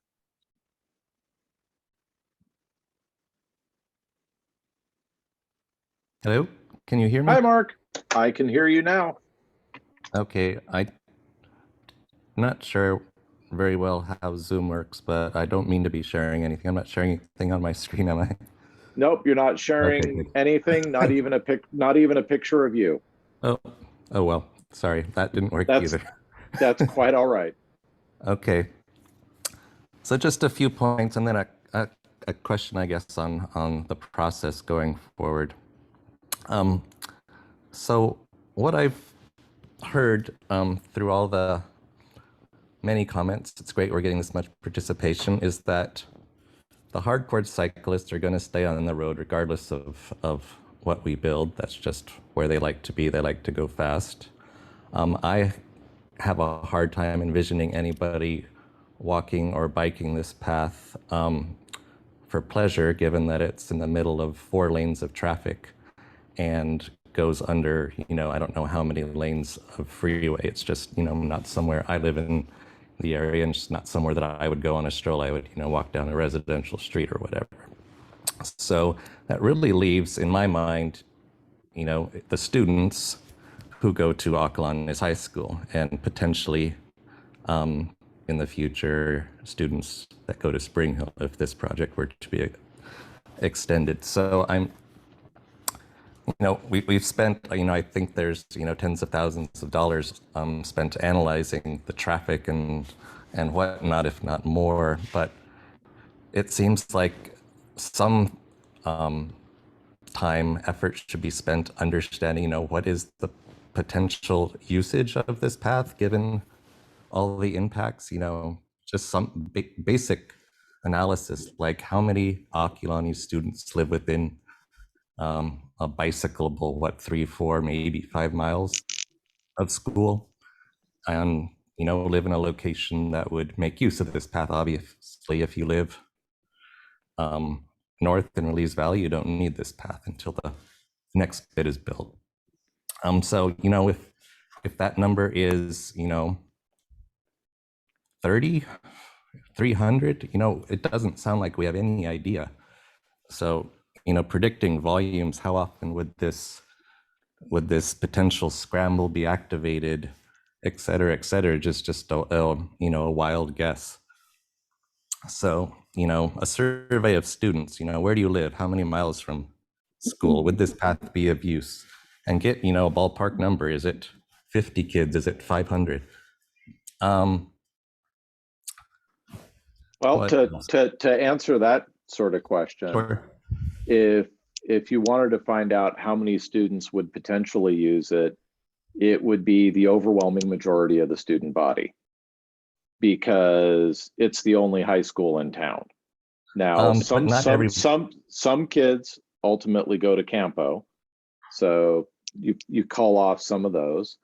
Some of the kids in Burton Valley, this might be a little bit further than they want to ride. So it's not as straightforward a metric as you would hope. You can calculate the number of households within, say, 4 miles, and the number that would use this route. Clearly, if I live at but if I live at Spring Hill Elementary, I'm not going to use at least the first phase of this project. Agreed. So if I live further up Release Valley Road, we could certainly do a quick and dirty of how many students we think could potentially use it within a given radius. Exactly. I just think that is it's not going to be a very concrete number is the only point. And right now, is it 500? Is it 5,000? I don't. Well, right now, the impetus behind this project is more in the if you build it, they will come genre of projects, not there are 150 kids riding their bike to school and we need to make it safer for them. I understand. So that's the hard part. Yeah, but we need a ballpark estimate of how many people we are potentially making things better for. The upper end, if it's 90% of students live within 4 miles and would use this path, that's great. But if it's 20%, then it's a trade-off. You have costs, you have benefits. You need to know both sides. Yeah, I will see if we can figure out that data. I'm not entirely sure if the school will give us enrollment data. So that I'll ask. Doesn't hurt to ask. I mean, you could even just do assume that students are evenly distributed across the area that Acalanes pulls from. Sure. Across households. That would at least give, some rough idea. I guess my next question was, it seems like lots of cyclists that have been on this call say they love the green paint, so kudos for that, getting that done. It also sounded, I just wanted to clarify that would go away with this proposed project. Is that correct? The bike lanes would go away. Conceivably, you could keep the shared bike lane markings. So the ones that are in the middle of the lanes of traffic, you could conceivably keep those in place, but it would not be a dedicated bike lane. Got it. So you could potentially have green paint, but it would be shared with cars. Correct. Got it. Okay. And so I guess my last question is you've mentioned Caltrans and how hard it is to work with them and how hard it is to get them to approve things. today we've talked about the impact to Acalanes Ridge or people in the neighborhood. But I mean, clearly as a route of regional significance, this delay on this F-rated intersection would impact people far beyond, Pleasant Hill Martinez commute and potentially impact the freeway given, backlogs on the off-ramp if things get terrible enough. Does Caltrans have no input into this? Is this not a project they would have to sign off Oh no, on? How does that they work? will most definitely have input, and that is part of my planned conversations with our consultant, since the whole right turn issue, I think, needs additional vetting.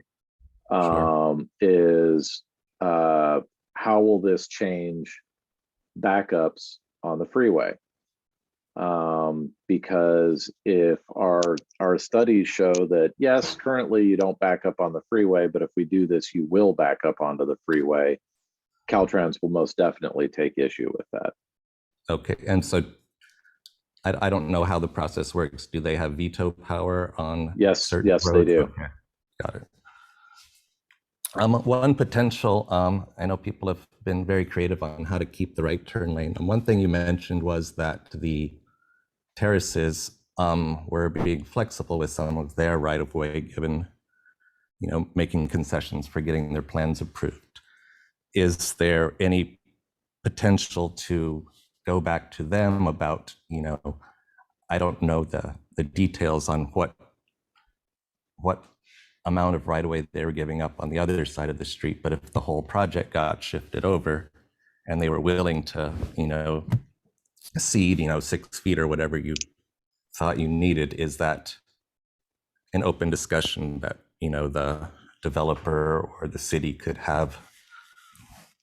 Right. The issue with that is we can only shift the pathway in the middle of the road over by a certain amount before it lines up with the through southbound lane. So you don't have people driving into the median. Because we don't want people to see this median as another 10-foot wide lane and accidentally drive straight into it. Yeah. No, so I can't offset the intersection much more than it already is. Got it.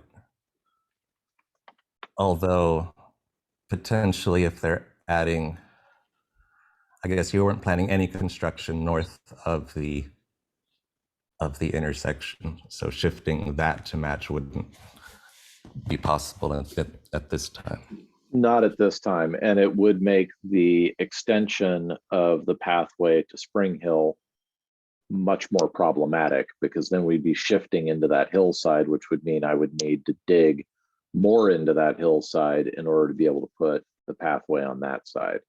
Got it. Okay. Thank you. I think that was all I had. So thanks again. Very good. Thank you for staying on the call so long. Sure. The next speaker is Lauren Herpick, followed by Cheng Beng Wang and 9 other speakers. Hi, Lauren. Hey, Matt, how are you? Good. How are you? Good. Thank you so much for doing this. And Therese, thank you so much for being on the call. I just want to first say thank you to you and city staff for staying up very late and working on this project. I also, so just for everybody to know, my name is Lauren Herbick, and I am on the Safe Route to Acalanes organization team with Eric. And I want to start out by just saying thank you to everybody who's taking the time tonight to be part of this meeting. I've been a resident in Lafayette I've been a homeowner resident for 8 years, and I was also served on the Parks, Trails, and Rec Commission. And so I've been through a number of public meetings, through a number of projects, ideas that have gone through and ideas that haven't. And I just want to show my appreciation to everybody and just say thank you for sharing your thoughts, being open to discussion, being open to sharing your ideas at the start of a project so that we can help identify issues people see, create solutions, create answers to problems, so that we're not doing this at the 11th hour. That's one of the worst things that can happen. So I just want to say thank you for everybody to come in early and sharing your thoughts. That being said, I wanted to first thank Stella Waterspoon. I know she spoke as a private citizen, but she is on our Transcert Commission, and she has a great deal of knowledge and experience with this. And so for making so many suggestions on how we can make this analysis stronger to hopefully answer a lot of the questions and issues that people have been sharing tonight. So, and that goes to everybody, again, who has shared some points. I wanted just to share, just to reiterate a couple of things that I've heard since Matt shared at the beginning a lot of what's in the report. And so I wanted to just say to everybody, please go and read the report and the handout that Matt shared and that's on the city's website, because I know there are still people who think that city dollars are being spent. At this point, no city dollars have been dedicated to this project. We did receive a state grant from our assembly member, but this will all at this point be privately funded. So I really hope that comes through to everybody tonight. Another thing that I heard earlier today or this evening was this idea of, why are we doing this piecemeal? Why can't this be part of a bigger vision? Well, first we have a Vision Zero plan and the city has adopted the policy. But if we think about it, Lafayette and much of this country, we're dealing with city and roadway planning from the 1950s. We were not thinking of multimodal transportation. We were not thinking of using bicycles or even e-bikes. We were not so environmentally focused in the 1950s as we are today. So we are trying to work with what we got. And so I think this project, as well as others, are great ways to start that we can transform our city into a city of today and a city into the future. I did want to share for somebody who did ask, or we talked about the staggered times at Acalanes. Yes, that is true. There won't be staggered times next year. But what that will also do is help our school bus schedules run a little bit more and hopefully get more kids using the school bus. So I really want to kind of just challenge everybody to look at this project as one solution in a larger complex problems involve multi-pronged solutions. And this project is one of those ways that hopefully me as a downtown resident, so just to give background, my son is going to be a first grader. I'm hoping that he will be able to bike to Acalanes. He'll be able to walk and bike to Lafayette Elementary School, to Stanley Middle School, but as of right now, it stops there. And so I'm hoping that me and my neighbors in downtown and also northern Burton Valley, we can be able to bike to Acalanes so that we're not bringing traffic to your neighborhood. And so that is my big thing. I don't want to be sitting in traffic on Pleasant Hill Road. I don't want to be cutting through the Acalanes neighborhood. So that's why I support this project. So I guess this is my long-winded way of saying, this is my public service announcement to everybody. If you do want to get more information about this project, please go to our website. It's Safe Route 2, so SafeRouteTO.org, SafeRoute2.org. We also have a Facebook group, so just search on Facebook, Safe Route to Acalanes. And then, since I'm gathering from this town hall about how much of a rock star Matt is, if you want to reach out to Matt and shoot him an email, I know Jonathan Katayanagi has done this with the Parks Commission and projects we did with Parks, but send him an email, get on an info list. Again, you can always join ours by sending me an email at info@saferoute2.org. And we can keep everybody abreast of the steps that's happening with this project, especially since a lot of people are just coming on at the beginning. Again, Eric has been working on this project for 5 years. I've been on the project now probably with him for at least 2 to 3. We don't want anybody to feel like they are left out of information. And again, we don't want anybody to come in at the 11th hour and say, I didn't know. So for you, for anybody in your neighborhood, anybody that you hear saying, what's going on with this project, there are ways to get more info. So again, my long-winded way of saying this is an awesome project. This is an awesome process.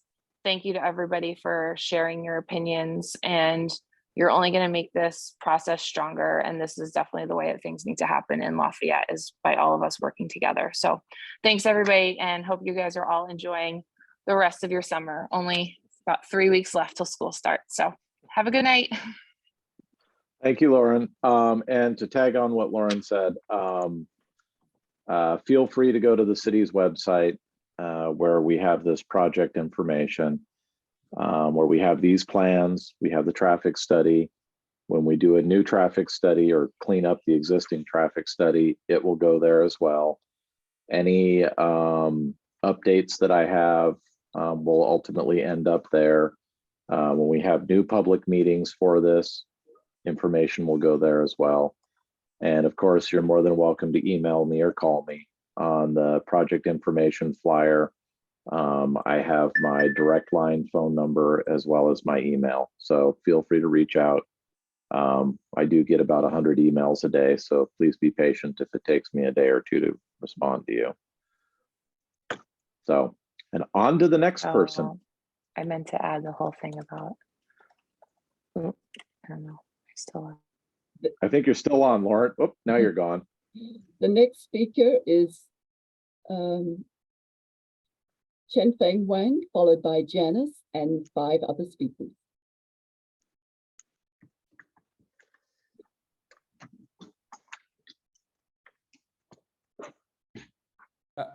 Hi, Matt. Can you hear me? Yes. Good evening. Hi.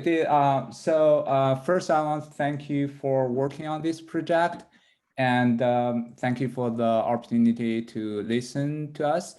So my name is Chen-Feng Wang. I'm new to the city of Lafayette, but I have been living in this area for a while. So I used to drive through the Atlantis traffic from Pleasant Hill to BART.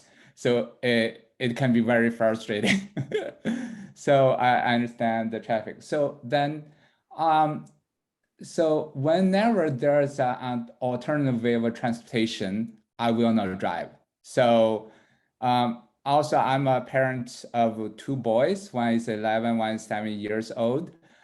So we live close, if you know, there's Hank and Frank bike shop on Mount Diablo Boulevard. So they bike to school, and I run with them to Lafayette Elementary. So that I hope this project can provide a way for them to bike to Atlantis. And also I have some experience at work managing grants for bicycle facilities, but now today I just speak as a community member. So some of the points I think already touched on by other members, but I just want to speak from my perspectives. So I think a survey may be helpful about even an online survey. So who will be using the bikeways, who would like to use if it is built, and where do they live, and how do they travel without the bikeway? Because we want kind of the information about with or without the project will provide some justification and benefits about building this project. For example, we all love clean air, right? Air quality and climate change. So with the bikeway, I'm sure more people will be biking than now. So that saves the air and also save the climate. So we have to keep that in mind. I just want to point out. So it's a small project compared to others, but it will contribute to the protection of the air quality and the climate. And also, I think someone mentioned the e-bike. I also speak for myself that I think actually, if we can address the issues with speed and other things, actually e-bike will help us. Actually, there will be more people biking to school or biking to downtown or to other destinations with e-bike, with the assist of the electric motor than otherwise. So I just speak from another perspective. And I think also we talk about the traffic, the losing of the right turn lane. It's a kind of question whether this is based on the traffic will increase, the vehicle traffic will increase or stay the same. But I'm not sure whether it's being considered. If more people are biking, actually the traffic could be lighter. Actually, the travel time could be shorter and it could be easier drive than now. I don't know, but I just threw that out. Well, to answer that question, the traffic study, we assumed that it, for the purposes of figuring out delays and whatnot, that the number of users of the facility would not create an impact on the number of cars. That is most definitely a worst case assumption and probably excessively conservative. But that was the assumption that we used for the traffic study. Okay. Yeah, like no, personally, if I have this safe route to Acalanes, I will use it. And because biking to Acalanes will be faster actually than driving, than sitting in the traffic. So that's kind of my personal opinion. And I think that's about it. I also like I think there are different ideas about whether it's a bike path or bikeway or protected bikeway. The protected bikeway definitely will encourage more people to bike because it will be safer than bike lane and bike path. So I think this is what I have. Thank you, Matt, again for your work, and have a good night. Thank you. Appreciate your comments. Thank you. The next speaker is Janice, followed by Megan Mittman and 4 other speakers.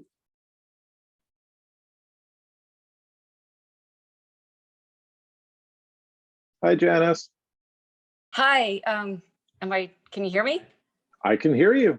Oh, excellent. I made my 19-year-old son hit the right button so I wouldn't mess up. And I apologize, I missed the beginning of the program. I was driving home from work. Thank you for all your hard work. We were actually super excited when we saw everyone working on this plan. We are all cyclists. Well, my husband more than most, he is a crazy person who commutes to work in Walnut Creek any chance he gets. But I need to be a realist. I'm greatly affected by the traffic coming home from work in Walnut Creek every day. The backup on Highway 24 is real. It's starting to come back. It fell off during the pandemic, but it was really real, and it's going to get out of hand if we lose that right-hand turn lane. But the first thing I wanted to talk about is, someone mentioned we all feel like we have to talk about how long we've lived here. I've been here almost 20 years.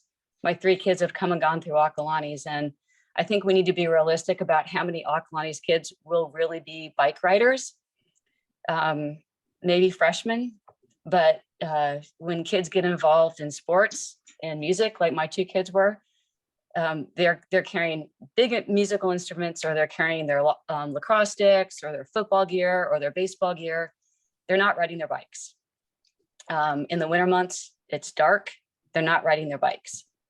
The kids not riding their bikes are going to either drive, or they're going to need their parents to bring them. We really, really, really need that right-hand turn lane. So we need that right-hand turn lane for the commuters, and we need it for the families and the kids who are driving to Acalanes. I mean, I can't stress enough how terrible it is to come home when school is in session right now And the thought of having that right-hand turn lane gone, like actually makes me sick to my stomach. Right now I can sit on Highway 20. It backs up all the way to the Interstate 680 right now. It's going to get bad. And if we think Caltrans isn't going to like that, then my big question is, and there have been some very creative people who've talked tonight, we should be able to use them or maybe work with them more to maybe work on hardening the lanes on either side of Pleasant Hill Road right now.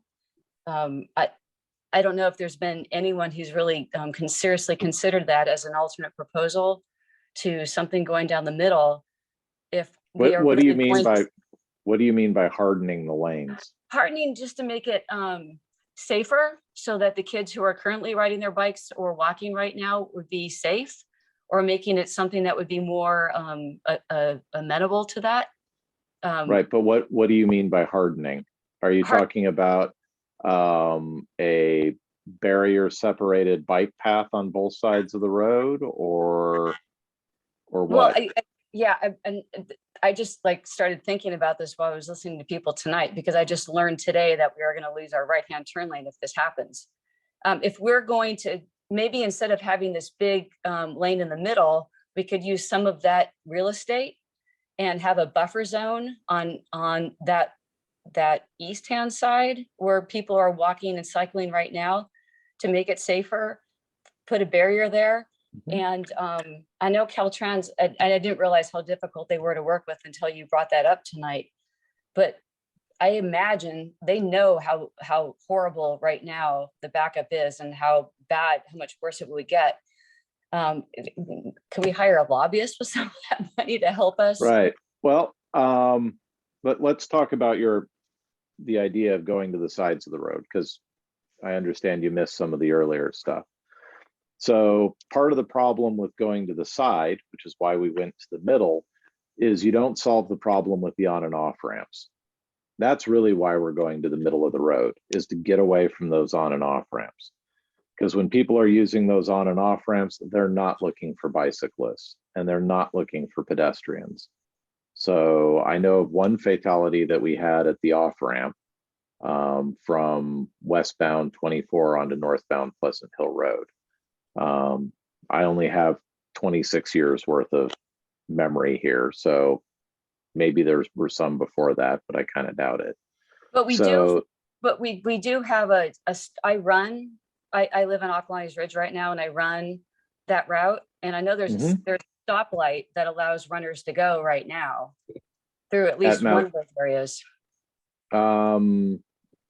Only if you're on the southbound side of Pleasant Hill Road at Mount Diablo. Okay. And when you're crossing the free right at that location, you don't have a signal. That's an unsignalized crossing there. You only have the signal when you're crossing Mount Diablo. And that's one of the nice ones. All the other ones are very dangerous crossings, especially if you're on a bicycle. If you're a pedestrian, arguably they're not that hard to navigate. Look for the cars, don't step out in front of one. Right. But as a cyclist, it's a lot more difficult. The green paint, I'm happy to hear lots of cyclists telling me tonight that they like how that turned out. Yeah, and our family uses that as well. We're really grateful. Yeah, I lost a lot of sleep about the design of that because it still made me nervous. I don't like putting cyclists in the middle of a live lane with the speeds that people have coming on and off those ramps, but I'm happy to hear that it has improved people's lot in life. But that's why we're trying to get away from the ramps. The whole point of this project is to reduce the number of points of conflict that cyclists and pedestrians have navigating from Mount Diablo Boulevard to Stanley Boulevard. Are there examples in other municipalities where there are traffic lights or flashing lights at on and off ramps to freeways? Well, Caltrans has submitted plans for putting flashing beacons at, I don't know if it's all the on and off ramps, but a good number of them at this intersection. When they would be constructed, I don't know. Hopefully soon. It could be next year, could be 5 years from now. But that doesn't really do anything for the cyclists, because you're also depending on people actually stopping at those blinking lights, and there's nothing magical about those blinking lights. They're not a physical barrier. What about crossing guards? We could hire crossing guards too. For we them. can't get crossing guards to work in front of the schools with the volume of crossing guards we want. So having 8 more crossing guards, well, 1, 2, 3, 4, 6 more crossing guards to handle the on and off ramps is probably not a realistic option. Is that because how much money we're paying? I mean, I'm just curious. Just getting people to be a crossing guard. I mean, I believe the majority of the crossing guards are volunteers. Well, I know, but if we're paying $3 million for, we're not paying anything. We're not paying anything for this project yet. Okay. So that's the other thing, is the city has not committed any money at all to the traffic studies, to the design, to the construction of this project. Right. It's all privately funded, or we've received a grant. So right now, what we're spending on this is a grant money that Eric Law and the group he's working with managed to raise for the project. Okay. So it's entirely possible that we could finally get this project done. Everybody is at least equally unhappy about it. I don't have any delusions that by the time we're done, everybody is going to be in love with the project. I think there's going to require some give and take on both sides, but we come up with a design and then it's going to sit on a shelf until we have $3 million. Okay. Yeah, I just think, given the fact that losing that right-hand turn lane is an enormous thing. Yep. Yeah. Many people have shared that. So I'm looking at, are there ways that we can maybe not lose all of it? Or what if we keep all of it? How skinny does this pathway get? And does that render the project useless? I think you need to have it all the way from where Highway 24 exits onto Pleasant Hill Road up to Stanley Boulevard. You need that whole lane. I do that every day. You need it to merge. You need to get people out of the north flowing traffic. And if you just have a little pool at the high school, it's not going to be very effective. And just, yeah. So, I mean, if it's possible to have a project where you can keep the right-hand turn lane, that would be phenomenal. It would be great. But if we can't do that, then, potentially explore other things along the side. And I don't know if as much time has gone into that as has gone into exploring the project along the middle, but you will certainly have our neighborhood engaged now that we know we would potentially in a right-hand turn lane. Yeah, and I don't know if the people who are spearheading this, who are driving the funding, will continue to be interested if it doesn't go down the middle. I don't know. Yeah. Because remember, this does not have any city funding. So yeah, so it's a big compromise. Well, really appreciate your time tonight. I know it's a late one. You bet. All right. Thank you for participating. Okay, thank you. Good night. The next speaker is Megan Mittman, followed by Adele Connor and 2 additional speakers. Oh, we're getting down to the end, maybe. Hi, Megan. Good evening. Can you see me okay?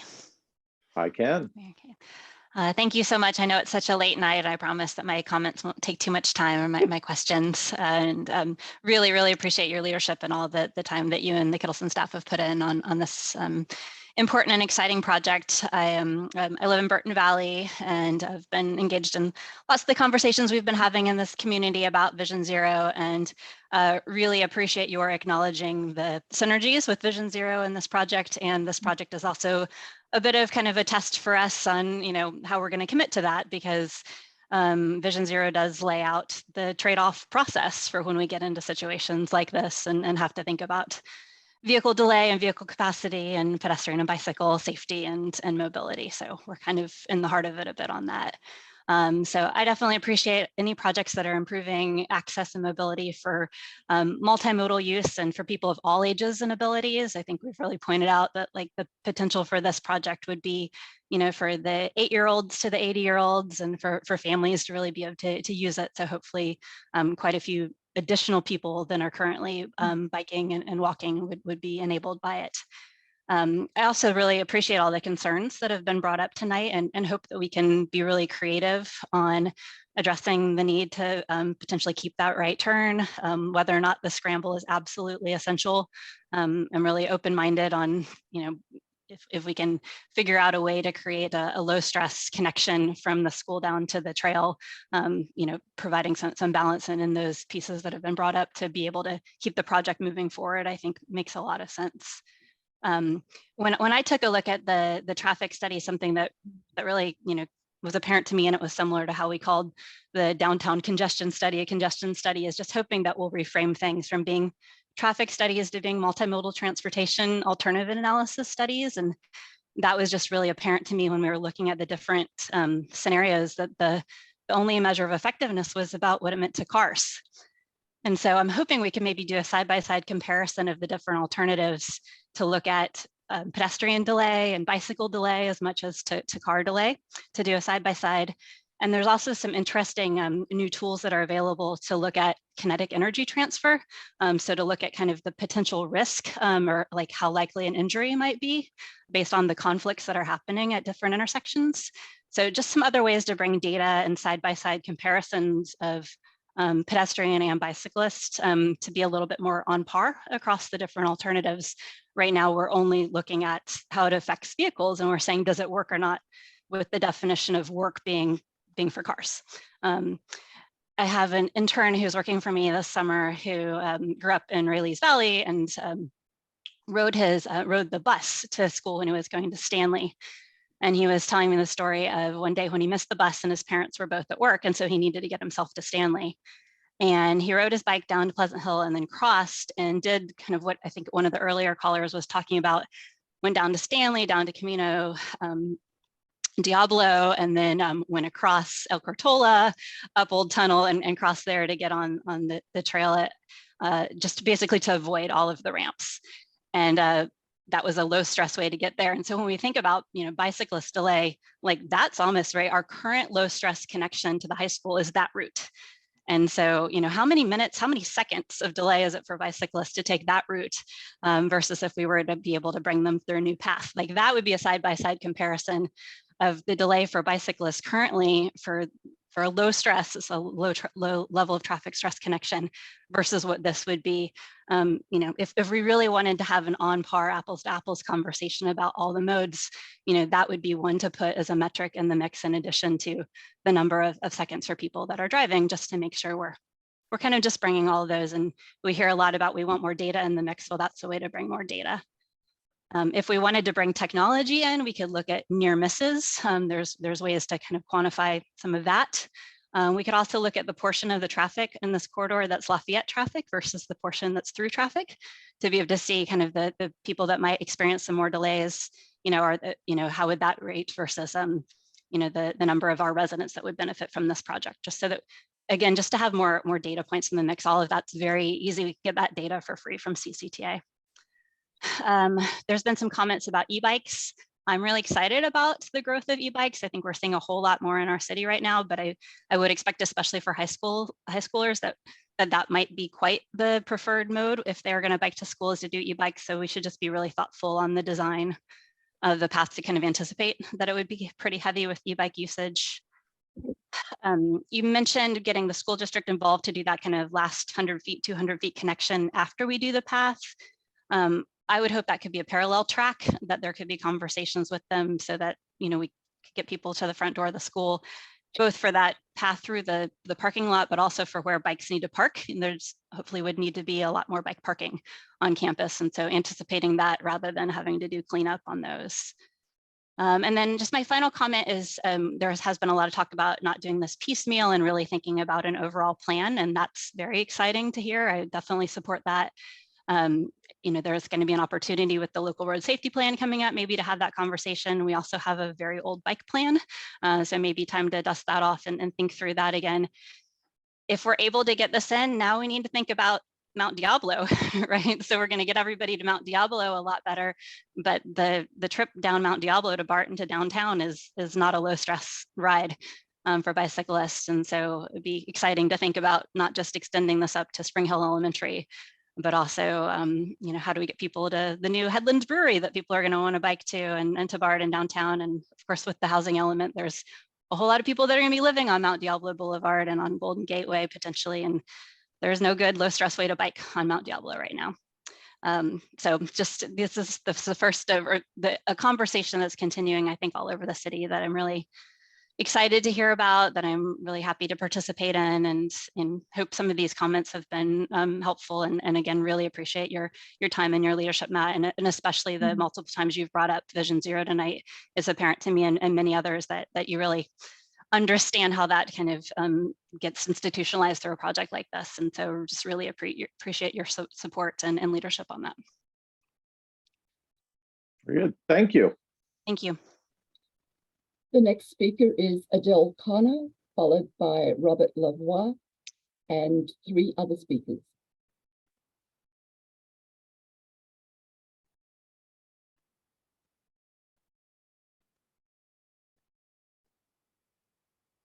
Hello. Unmute. Hi, you can hear me now. Hi, Adele. Yes. Hi, hi, thank you. I want to make some comments, and also I have a few questions. I've lived in Lafayette my whole life, and I've been involved with traffic safety and pedestrian safety, and or traffic reduction, I should say. And I think it's all a combination. You have to look at the big picture and do it all. But I appreciate the outside the box thinking. But I think one man's dream for his child won't solve the problem of safety or traffic reduction in that area. It'll most likely add more congestion, which equals more hazards for the bikes and pedestrians. Mostly because of frustrated drivers. Not to mention gawkers. And if you have beautiful foliage and it looks all nice, I think there's going to be even more slowdown with people looking. And if you could see and I don't know how high the wall would be, if you could see the bike riders and the walkers, there will be more gawkers, people driving by and causing hazards just because they're slowing down to look. That's one thing. The other is, I wonder on the north side of Ocalanes High School, how many bike riders there really are. There are 2 bike lanes, albeit they are painted. And I think that's why most people don't use bike lanes in Lafayette, because paint is not a very good barrier. When you cover the white paint with green paint, it's still not a good barrier. And I'm happy that the cyclists think it's safer for them, but I myself think it's just more of a distraction for drivers. They already have so many distractions as it is. So, and now you're taking the green paint and possibly putting a median over there. So kind of chasing money with money, one thing on top of the other. The cut through on Ocalanes Avenue will most likely end up with what a lot of Lafayette neighborhoods look like now, which are speed bumps, because the frustrated drivers want to cut off a minute or 2, and then they get fast through these neighborhoods. They cut through and speed bumps are put up. And then the neighbors don't like that, and I don't blame them. So that's not going to be a happy sight for those who live in that neighborhood. I want to know how many students use the 2 bike lanes now north of Ocalawanis High School? Do you know that? Nope.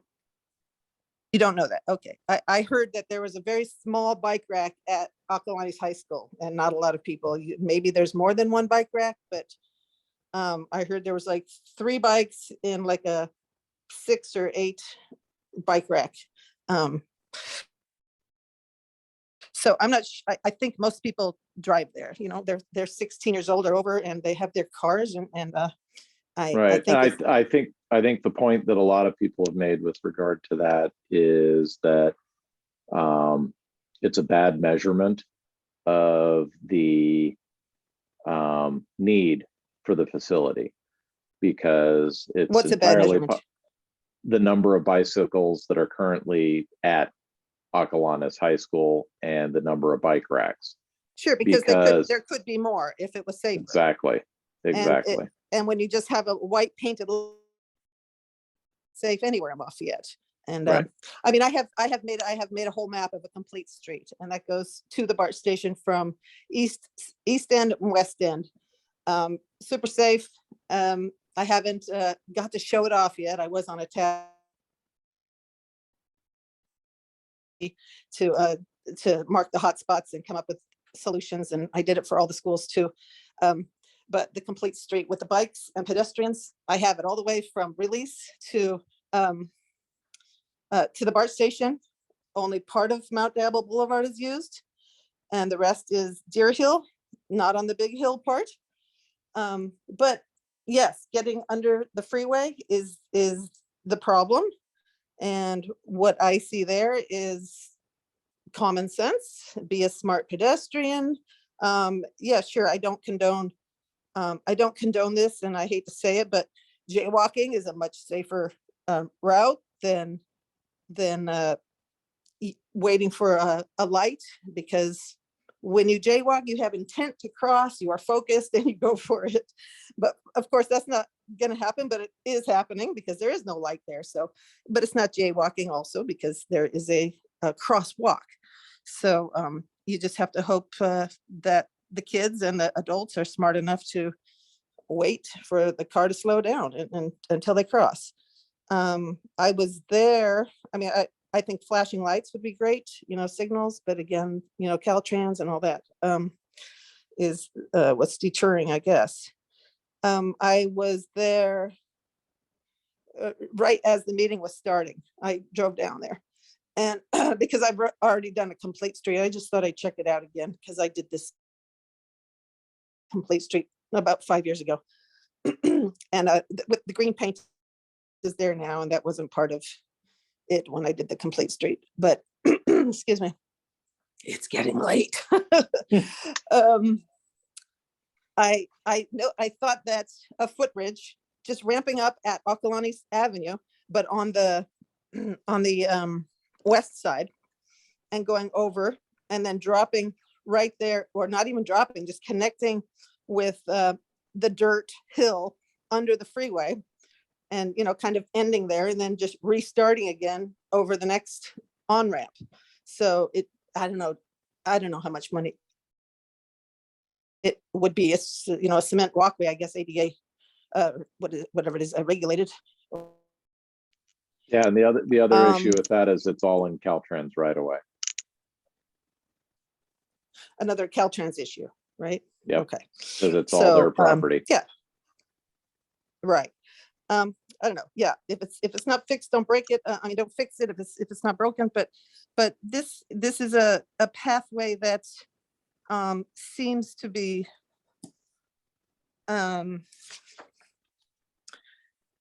it seems to be a median that if it's implemented, it will not serve all the cities that pour into Pleasant Hill Road. It will only serve a few Ocalawanis High School students. It will only accommodate the few whose parents are willing to let them take this path. And has a survey been done? I think a survey needs to be done. On my complete street, I have a huge amount of questions on a survey to find out who would use it. Are there only 20 students that would use it, who live in the flats, who don't have a car? Or are they living up in the hills and there's no way they're gonna ride a bike because they don't want to ride back up the hill? Anyways, I would think that definitely a survey should be done before a big project like that. And also, where is it going from there? My complete street shows that from Akalani High School to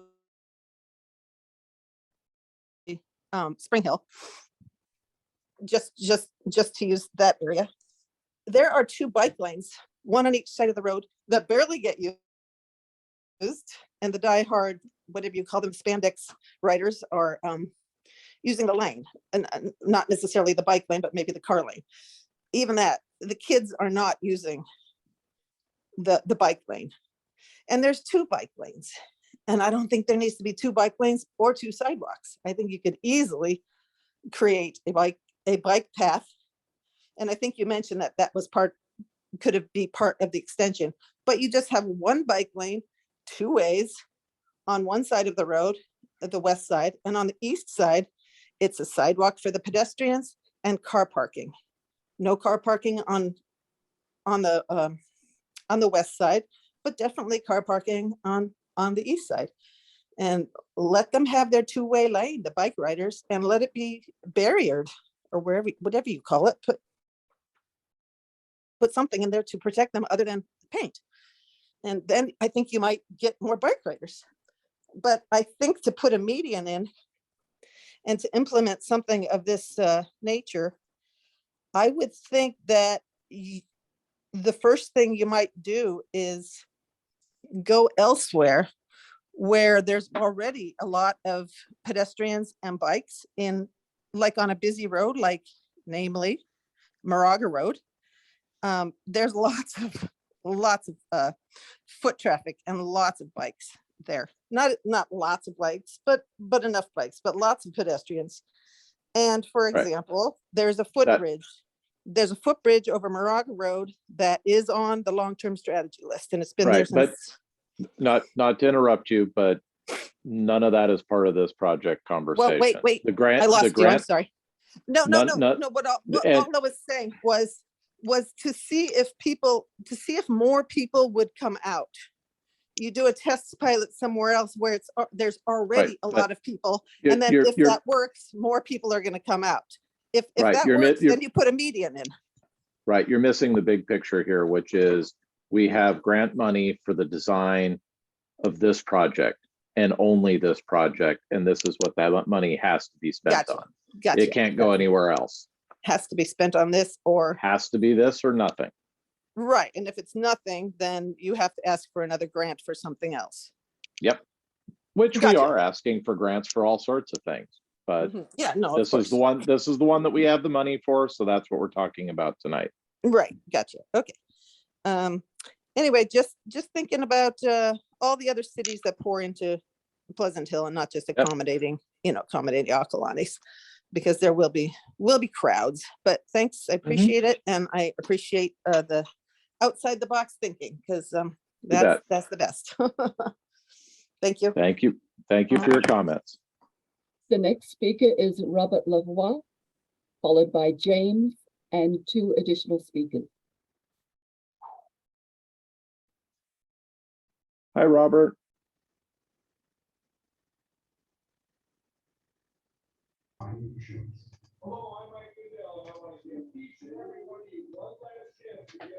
Hello, Matt. Hi, any chance you could mute your TV in the background? Let me see. Can you turn that TV off? Quick. I'll shut the door.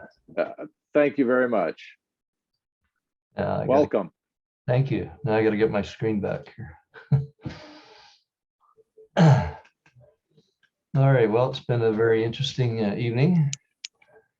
And first of all, I'd like to say I appreciate the open format. I know it's dragging on a little long, but having more than 3 minutes and a little bit of interaction, I think is very helpful. I'm a 32-year resident. I live over on Moraga Road near St. Mary's. So I'm on a one of the second busiest or the busiest corner in the city. My mom lived over on Stanley for about 5 years and then a year over Pleasant Hill Road. So I'm very familiar with that stretch of traffic there. And I ride my bike and drive over there regularly. So I know every one of those little intersections intimately. And I would say if current traffic now is better than the worst case study, we're in deep trouble because it's bad now. And any additional delays because of whatever growth and terraces is just going to add to the problem. I think that we really need an independent study of the number of cyclists and pedestrians that are going to be using this portion of the road.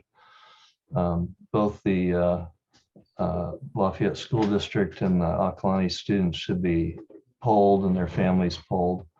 I think Janice's comment was very relevant, that most of the kids aren't going to ride their bikes as they get more active in sports and music. There's just too much junk to haul around. And so I think in reality, there are going to be very few students. I mean, right now there's about 16 bike lockers that I know of at the school.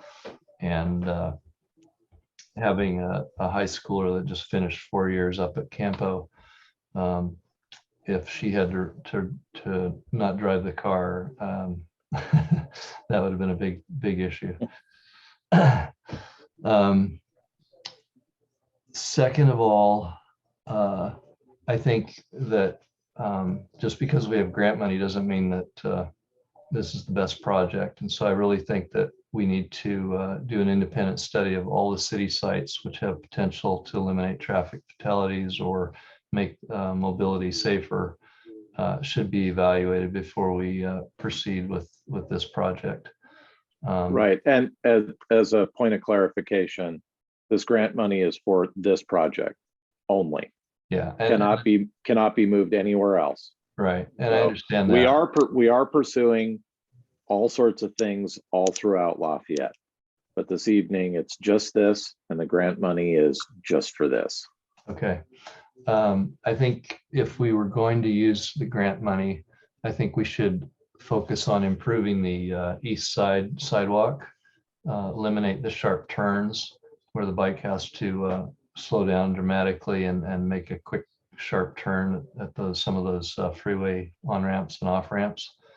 Having a lighted sidewalk, flashing lights, maybe 50 feet up the freeway on-ramp so that the car coming around the corner is alerted that there's a potential stop ahead or pedestrian crosswalk, because most of those have got pretty good visibility, but you are coming around that loop at a pretty good rate of speed and may not be aware that there's a crosswalk at the bottom.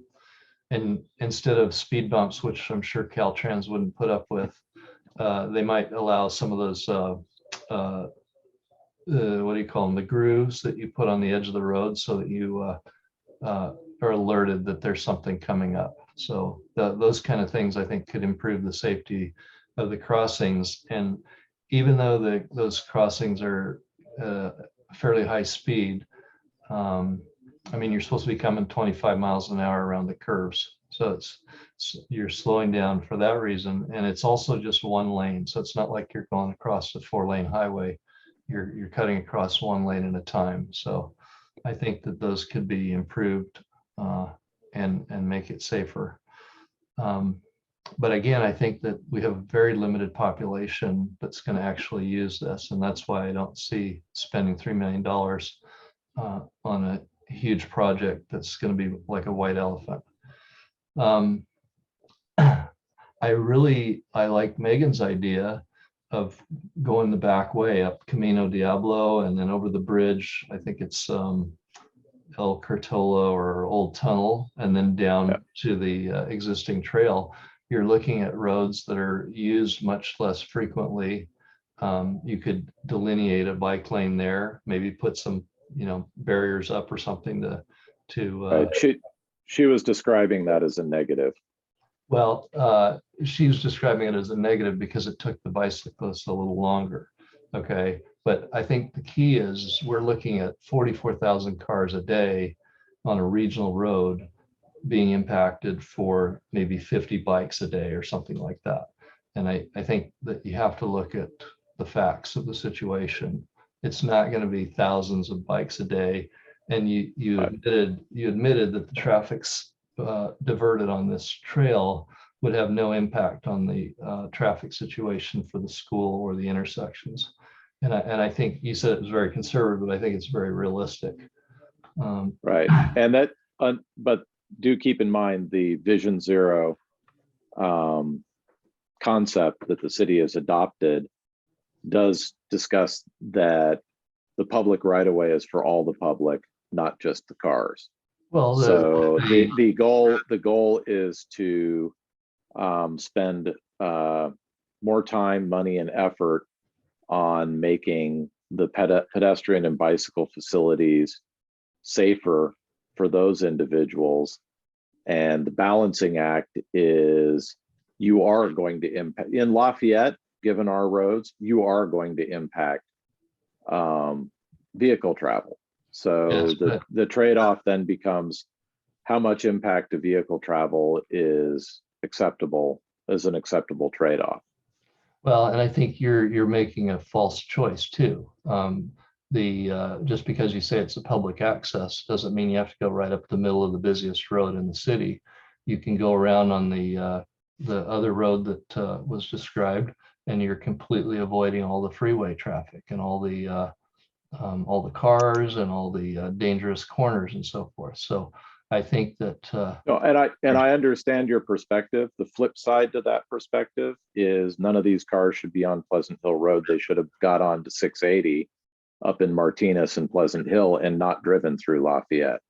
Well, so it's a double-edged sword on all of these. We can say that they don't belong here, but we don't have the right to kick them off. And there's totally agree. And there's a lot of, I mean, there's Waze will tell you to go on there some days, and there's a lot of reasons why people go on these roads. But the bottom line is it's not just our little road that goes to our little neighborhood. It's a regional traffic route. And to say for 50 bikes that it's part of our Vision Zero and we have to interrupt this traffic and add 10 minutes to everybody's commute, that's not the only choice. I guess that's my point. Very good. I would like to say that if you do this project, which I don't think should be done, avoiding that scramble option is definitely the choice. that would appear to be the universal decision this evening. And I totally agree with you on the roundabout signs. I've been going through that roundabout more frequently because my daughter's friend lives on the other side of the circle.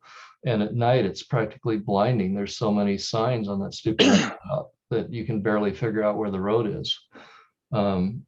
And so my final point is that I think some of the claims that the deaths have increased substantially isn't justified. And I'd just like to review the ones that I'm familiar with.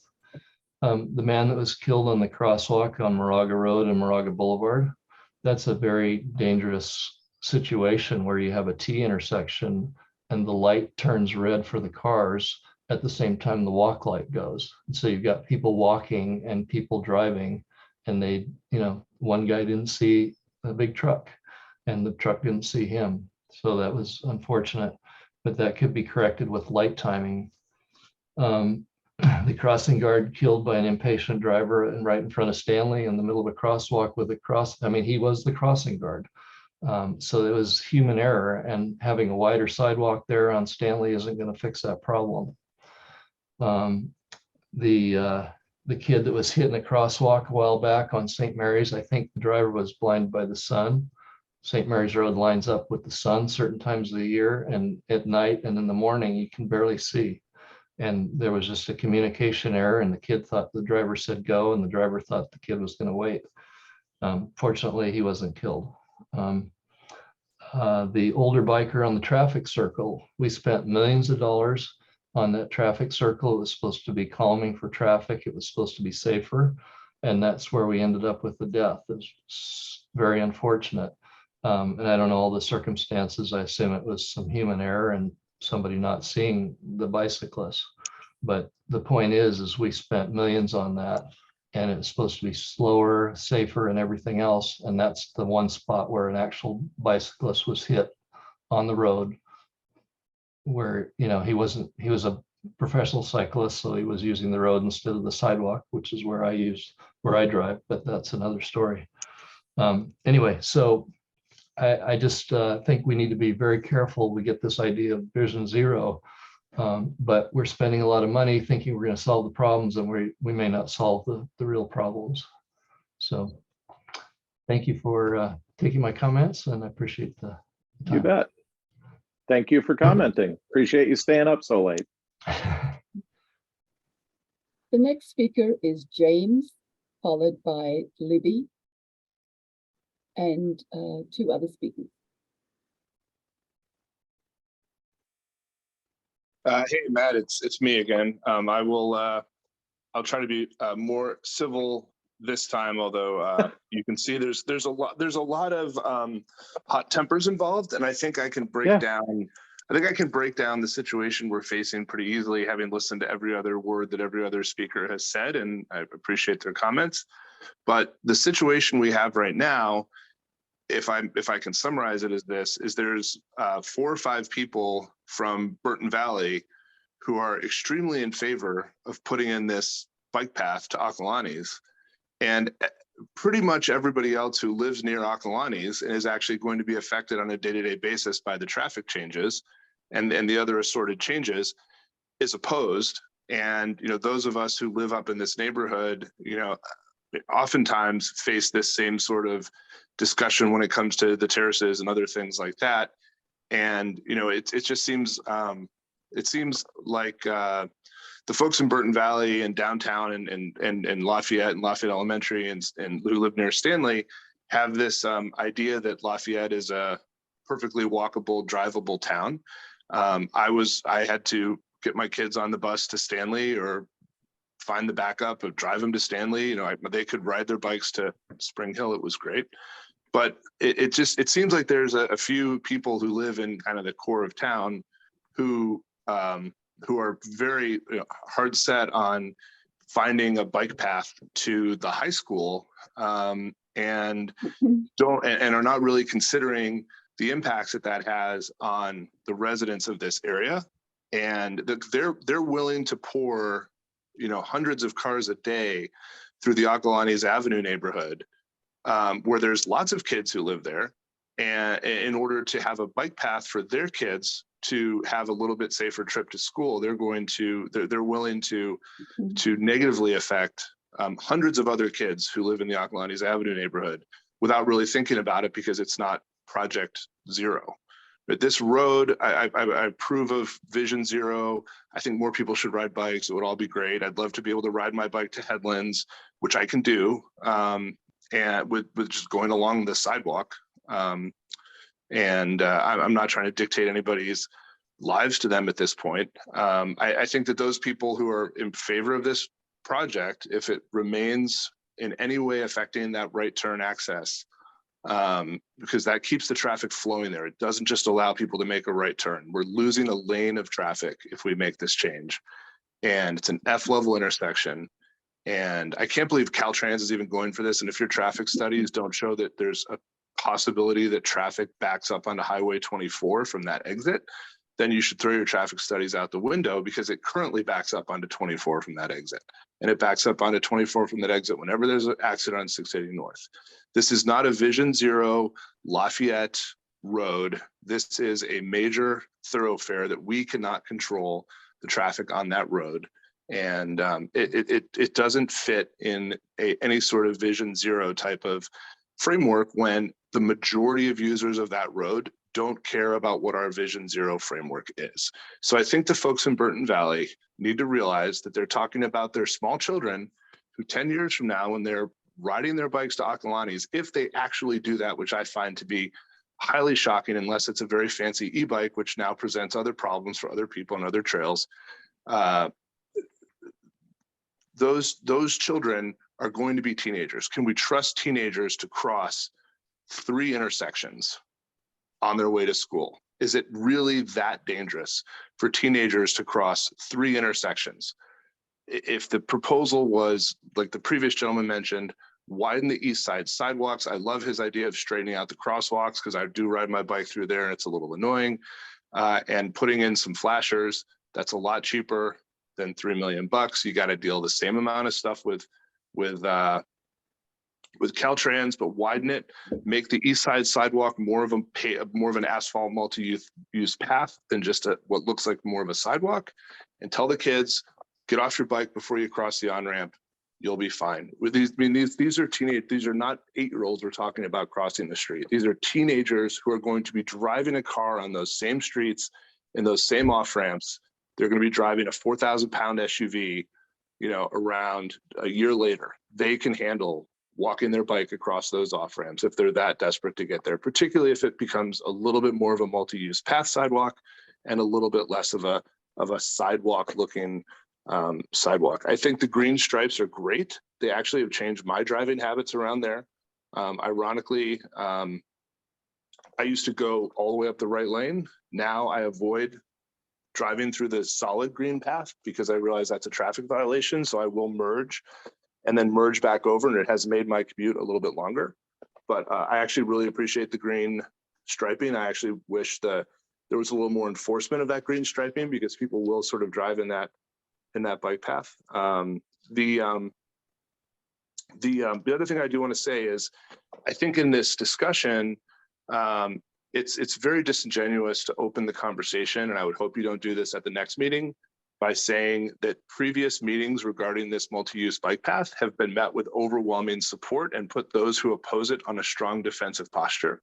I think the previous meetings, as you've admitted, did not discuss the fact that there was going to be a lane lost in an F-level intersection that many, many thousands of people use every day.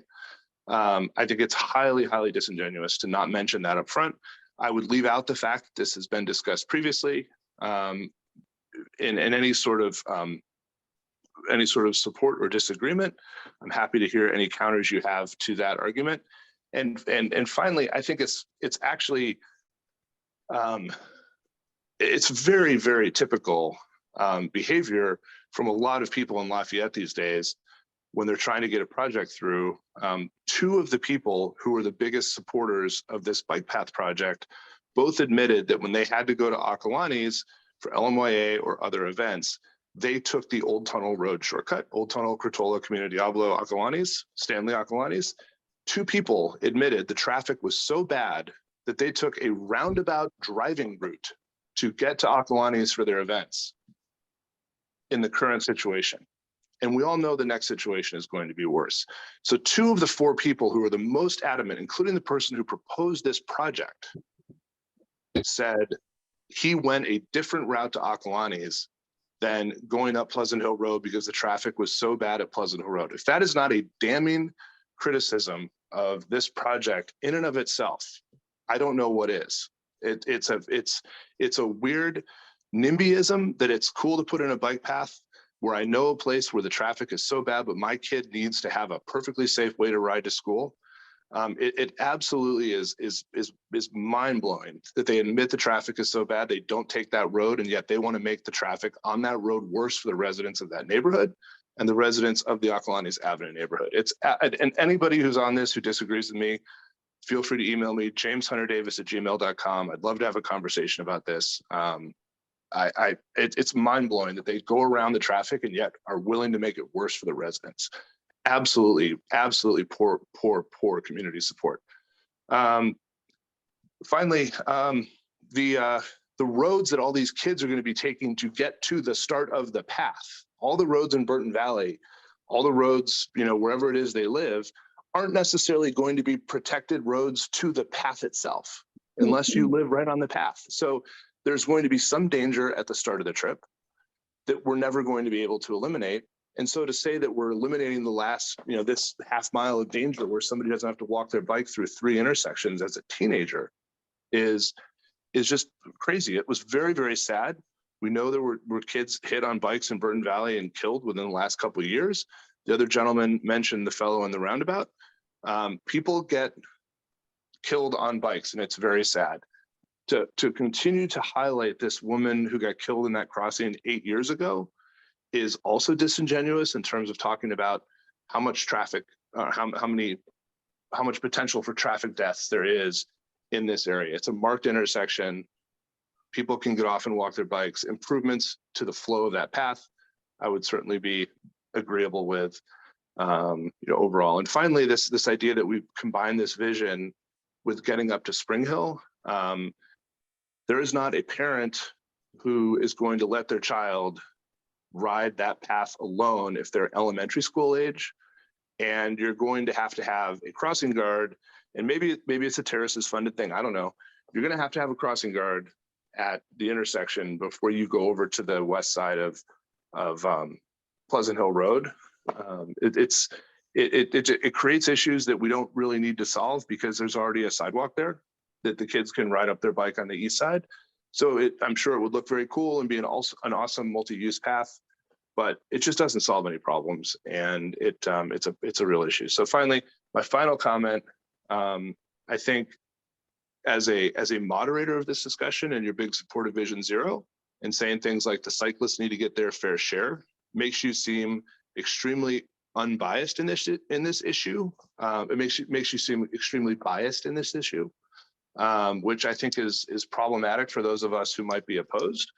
And I know you're putting in a lot of work, you're working on the grants, you're doing all these things for the city, but you really seem to come across with a strong bias in favor of this project as the person holding the meetings. And I think that there are those of us who live in the neighborhood and who are having opposition to this who might not really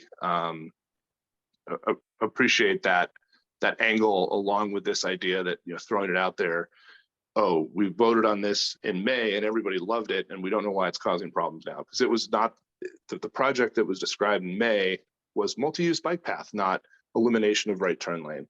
And I think the signs that you put up on the corner for future meetings should actually not say multi-use bike path. Those signs should say elimination of right turn lane and addition of multi-use bike path. So the people who drive through the intersection every day, the stakeholders know what's involved. Private citizens, had to reach out with postcards and emails and things like that to let us know in the neighborhood that right turn lane was getting eliminated, and to get a little bit bigger audience. I think the city should be much more forthright on those signs as to the real substantive change, and that's the elimination of the right turn lane. Okay, very good. Thank you. The next speaker is Libby, followed by Clarissa and one other speaker.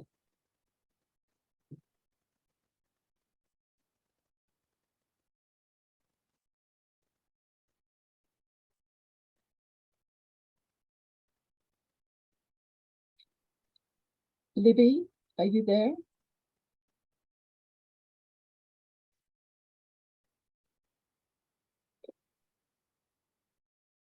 I'm having difficulty promoting her into the meeting, so I will progress to the next speaker, Clarissa Starr.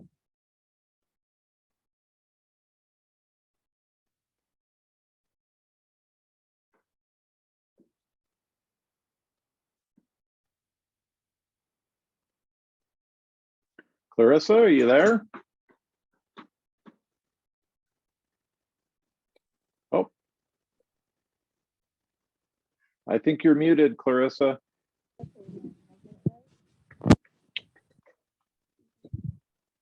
You there?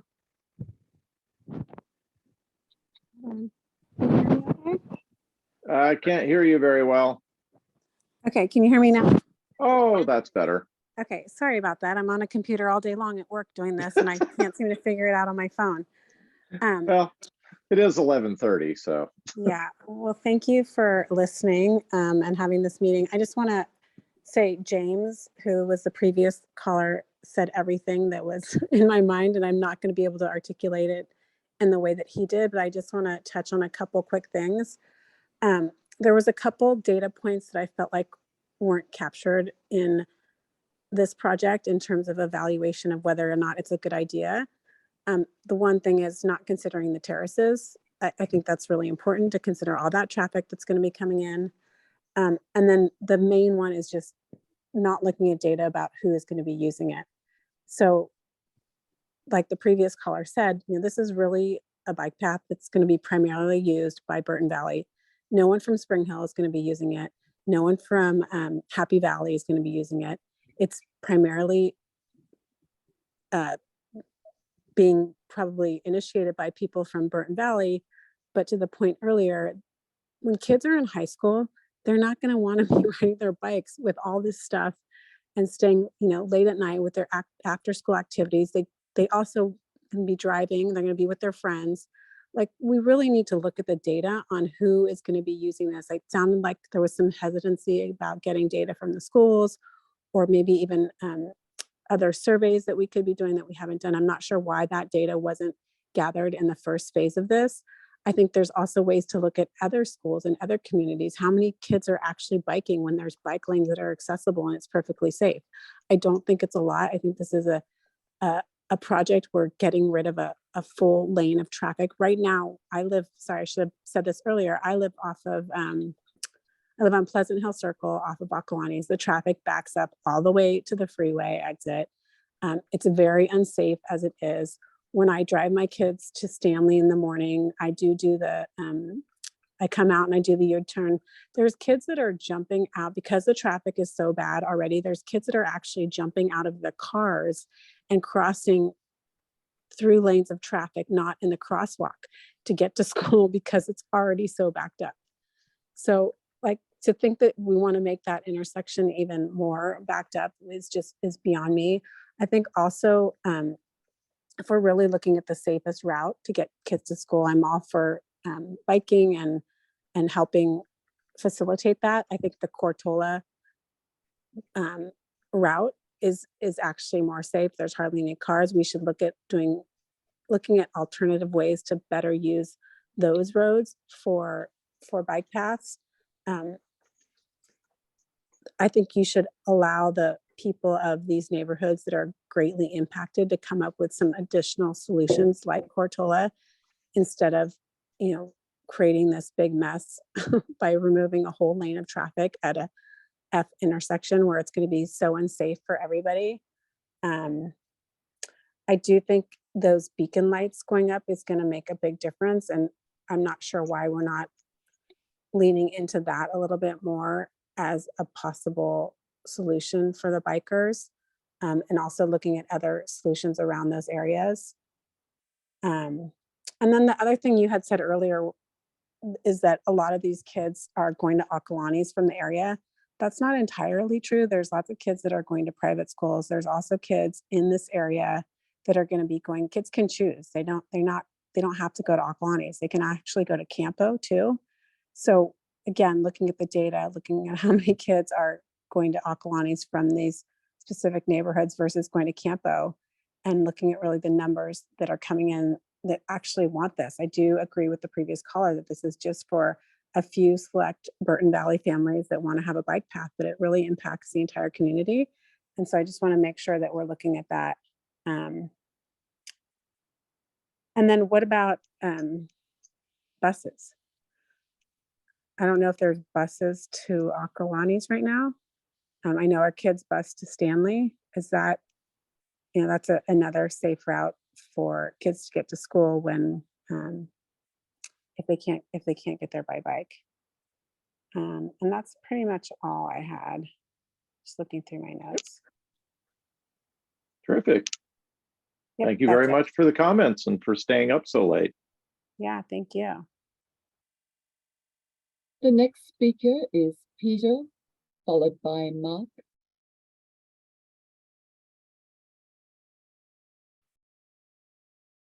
Hi, Peter.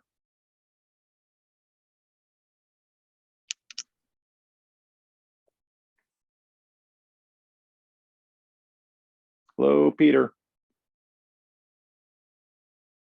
I think you're still muted. Up. Okay. Hi. There you are. Okay. So basically, I'm a repeat commenter. I was like number 4 on this meeting. So actually listening to everybody and trying to understand the points of view. I think it's more than just a few Burton Valley, select people who are interested in this project, because I'm not a Burton Valley person. But one thought that came to mind is that a lot of people are fixated on that right turn lane. And I thought, well, basically this, if we bought the gas station, that costs money, obviously. But if we did that, that might be cheaper than building a tunnel or building those pedestrian bridges. We can get the bike lanes installed. Plus, also we get to preserve a right turn lane, which is what is of key interest for many people. Plus, also as an extra benefit, we get to remove the gas station in a school/residential area. So I guess this falls into the category of spend more money in order to get the job done. But there might be some other additional benefits to buying the gas station. So that's one comment. Another comment is that I do like the idea that a number of people have voiced previously about incorporating the plans from the terraces. It doesn't make sense to make a plan for the bikes, which was a great plan, but then it not gel well with whatever terraces ends up being. But just to be clear on that, the plans gel well. So this plan, you don't have to redo it to make the terraces work. I think the primary comment that people were making is the terraces project has an increase in traffic associated with that. And what their concern is that we should use the terraces modeling and build on that with the modeling for this. And I don't believe that that's what we did in with our traffic study. I'm going to double check on that. But that was kind of what they were saying, is that we should assume that the terraces will be installed and done before this project gets built. Let's make sure we fully understand the traffic impact. Okay, thank you for that clarification. You bet. And also, as a last comment for all those who are still on this meeting, I think it's just you and me at this point, Matt. No, there's 24 of us. Oh, great, 24, great. We got a whole bunch of people that are staying up late. Great. Okay, so there was it was a mayor or two ago, like a mayor of Lafayette, or two ago, who said something interesting that really stuck with me. And he said that Lafayette's main draw was its schools. It's the schools is what brings people to Lafayette. And in that regard,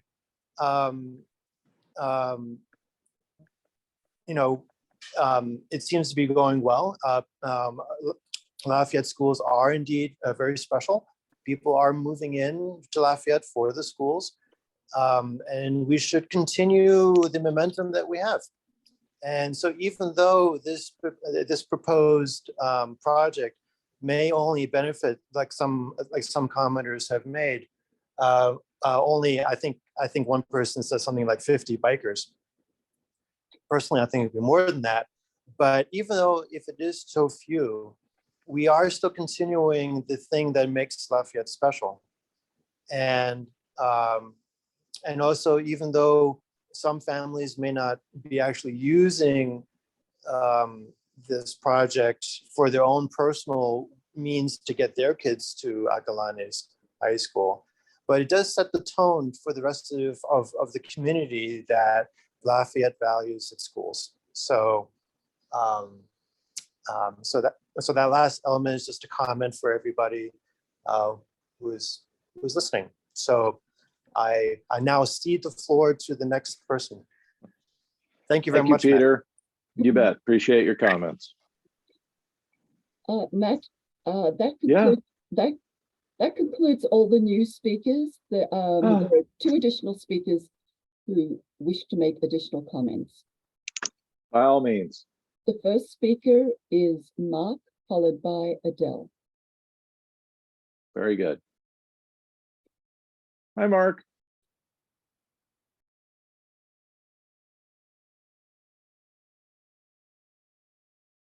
You there, Mark? Sorry, I was muted, as you know. Just a few clarifications about funding. You've said several times that the city of Lafayette is not, spending a dime to build this project. That the current phase of the analysis and design is funded by a grant, and any construction would be funded by additional grants or contributions from private citizens, corporations, whatever. I guess my question is, clearly you're putting in a lot of time for this, and probably other Lafayette staff as well. Is the grant money reimbursing Lafayette for the hours that Lafayette staff is putting into this project? No. Okay, so it's not completely free. It's not arguably not completely free, but I'm also salaried, so yes. As of 5 o'clock, I wasn't getting paid. So. But so arguably, if you're working on this, you're not working on something else, say, an improvement to Moraga Road or whatever, drafting a conceptual plan for that. Yeah, so the fact arguably there are other stuff, yes. Yeah. So the fact that we have this grant is pushing us down this one road. It's great we have money, but it is kind of limiting the potential projects that the city could be investigating. Right. Well, all of those projects also don't have any money coming in for them. So sure. we have a multitude of projects that people are wishing to see us implement. Sure. A lot of them are Vision Zero projects, safety enhancements around the school. There's no money for any of that. All that staff time is just absorbed by the city, same as the staff time for this. So it's the city council has decided that is something not to nitpick over. Sure. Yeah. Okay. And you say we can't use this grant money for anything but this project. Does that mean it has to be a median-based project, or could the money be used for improvements along the side of the road if that was deemed the most favorable? That's a very good question. I have not looked at that in detail on this grant. I think this grant is pretty vague. That it is just for these improvements. I don't know if it specifically called out a center median. It might have. Okay. I think those are my only questions. Thank you. Good questions. Thank you. The next speaker is Adele Connor, followed by Robert Lavoie. Okay. Hi, Adele. I'm back just for a brief thing I just thought of. I know there's been lots of ideas, and hopefully you are listening to the ideas, and we don't have to spend so much money and get something done that's doesn't contribute to more congestion and more hazards. But I had one that I just came up with, and it's shuttles. And I'm wondering if you could do some kind of bus shuttles for bikes, sitting at the other end near the Lafayette Park Hotel, and then bring them over to the school, and then on the way back. So just under the freeway or over by Condit, just bring them in, just a couple of shuttles, and they could wait, the bike riders, until the shuttle comes back, and off they go. That was all I have. Very good. Thank you very much. You're welcome. Thank you. We have a new speaker, Cheryl, followed by Robert. Very good. Hello, Cheryl. I just had a quick comment. When you say Lafayette is not contributing, it's not that Lafayette, it's basically that Lafayette has not contributed yet. but they could in the future. Is that correct? If the city council wished in the future to add money to this project, they could. Right. So it's thus far they have not contributed money. And they have indicated that thus far they want to see the funding for the construction of this coming from grants or private donations. Oh, okay. Thank you for that. I attend city council meetings, but you know, I'm not up on everything. So thank you for that clarification. And then for the $3 million, I think someone mentioned buses, and you know, back in the heyday, when I was a little girl, I feel old now saying that, but I took a bus to elementary. There was no bus to Stanley, but buses are a very effective way, especially with the biodiesels, the more contemporary buses, shuttling kids from different areas might be a worthy alternate of money instead of maybe this project is just as an alternative. I know that you have the funding for it and you're going to go forward with it, but well, we don't have the funding for construction, but we no, also but the don't funding have of funding. the analysis, but analysis might also include whether we might contribute like buses to get over the Deer Hill. Although I rode my bike over that hill and I rode it home over that hill. Because I lived off of Deer Hill, so I had that hill. I wasn't, you know, so I did the hill. I know that there are many people who are talking about increasing bus service in Lafayette. It's horrifically expensive is the only issue. Well, $3 million is a lot of money too, and that could go a long ways with buses. So it unfortunately would not go a long way with buses. It would get you not as long a period of time as you would hope for $3 million. It's unfortunately very expensive for buses. And unlike when, sounds like you're my age, when we were kids, there was money for buses. Now there's not. So yeah, I remember when the buses stopped. Yeah. And then I just want to push a little bit further that I know Caltrans seems to be difficult, but I don't think difficult should be a reason to not work with them, even though they're tough. Getting grants is tough, is a lot of work too. So working with Caltrans, I don't want to say that I think they're into safety, and I think the idea of the lights on the off ramps would be ideal, just like the green paint on the road is now. So I think working with Caltrans and not saying it's difficult as a reason. I'm not saying it's a reason for you not to do it, but it's hard for me to hear you say that it's difficult. So it feels like you don't want to do it, but I don't think that's what you mean. I don't think that's what you mean. Let's step back a little bit. So the blinking beacons at the intersections of the ramps, that's something Caltrans is already pursuing. Awesome. So that's good news. They have, I mean, that I think I've said that now 5 times during this meeting, but I don't blame you for not paying attention for the whole thing. You have said it quite often, and I think that's a really great thing. I've also heard you say that the Caltrans hard to work with, and I just don't want that to be a reason to not work with them. And I don't think that's what you're saying, but it might be how the best way of describing Caltrans is their primary focus is on the functionality of the freeway system. Correct. That's what they care about. So anything that potentially impacts the functionality of their freeway system, they don't like. They also don't like anybody putting anything in their right of way at all. They're very, very reluctant to allow that because potentially in the future, what if they need to use that right of way or whatever? So they are very rigid in their approach, and it's not because they're nefarious or anything. They're rigid in their approach because of the agency they are. It requires a certain lack of flexibility and rigidity to ensure that their facilities stay consistent.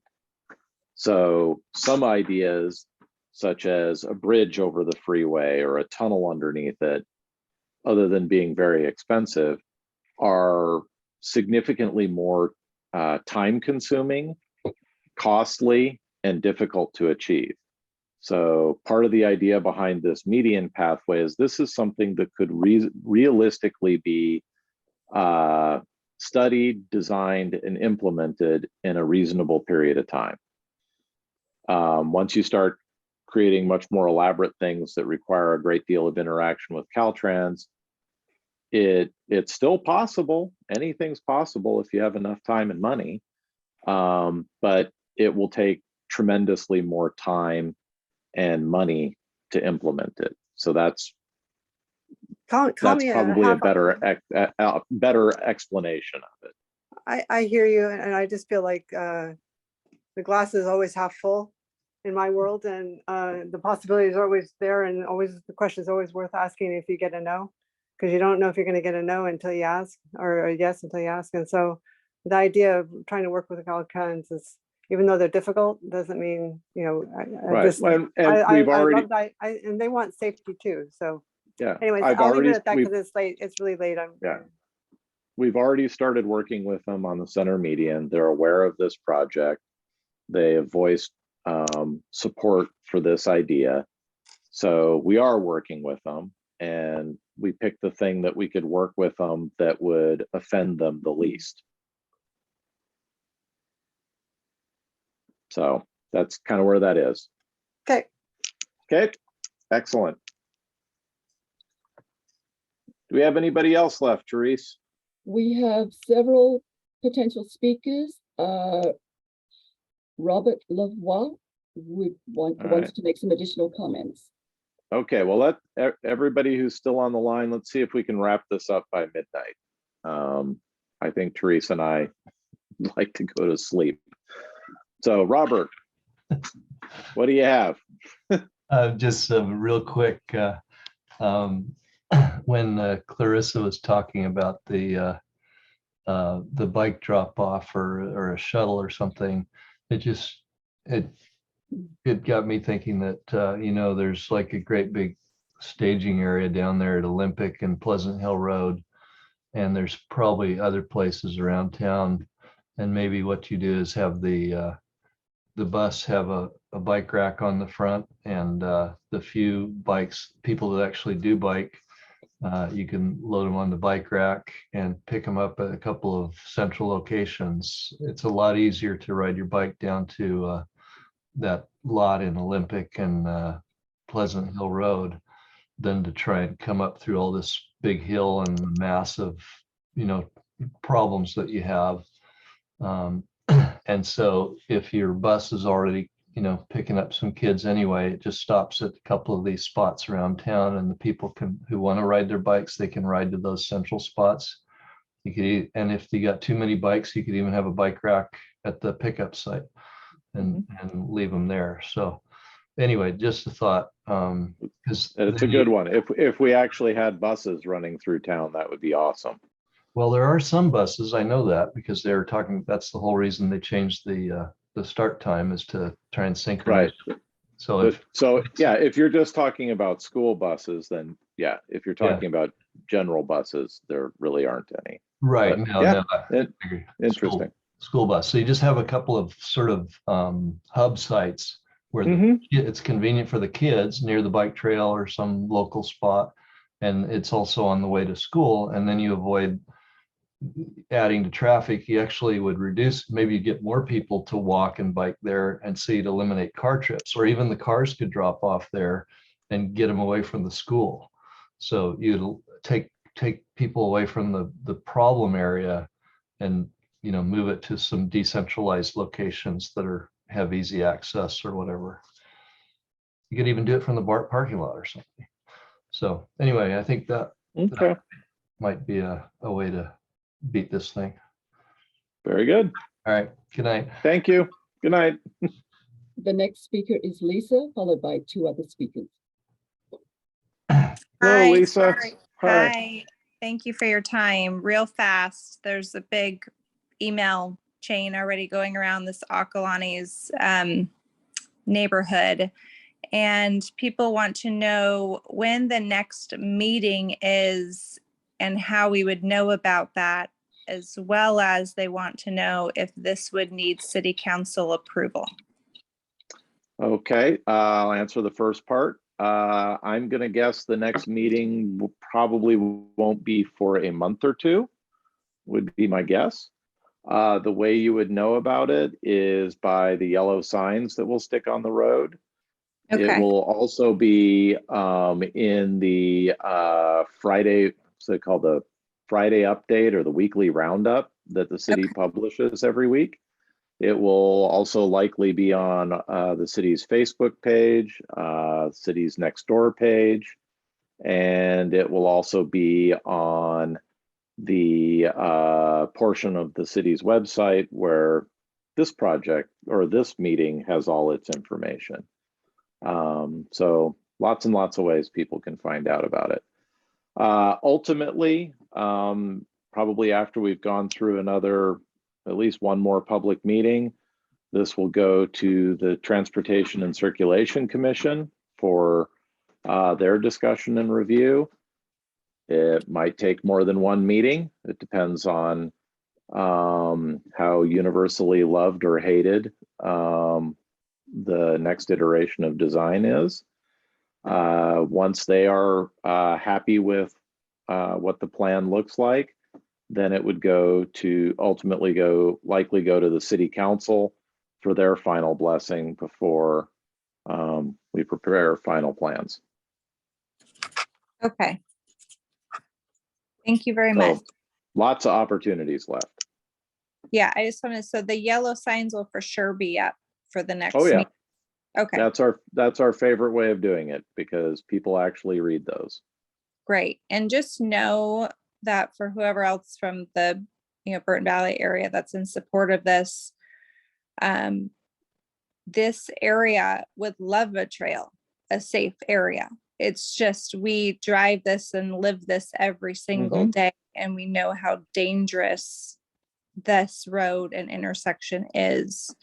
So we would love to work with the group on another area, hopefully the side of the road that makes more sense and is safer instead of these kids being in the middle of this crazy road. So just want to put that out there. It's not like we're Very again good. running a safe route. Very good. Okay. Thank you. The next speaker is Stella Waterspoon, followed by James. Hi, Stella. Hi, Matt. Good evening. Thanks for hanging in there. I just had to Or good morning, almost. Oh, almost 9 minutes. I just had to jump in and ask you a clarifying question. I know that some people talked about the terraces plans, both the schematic lane configurations and the volumes projected.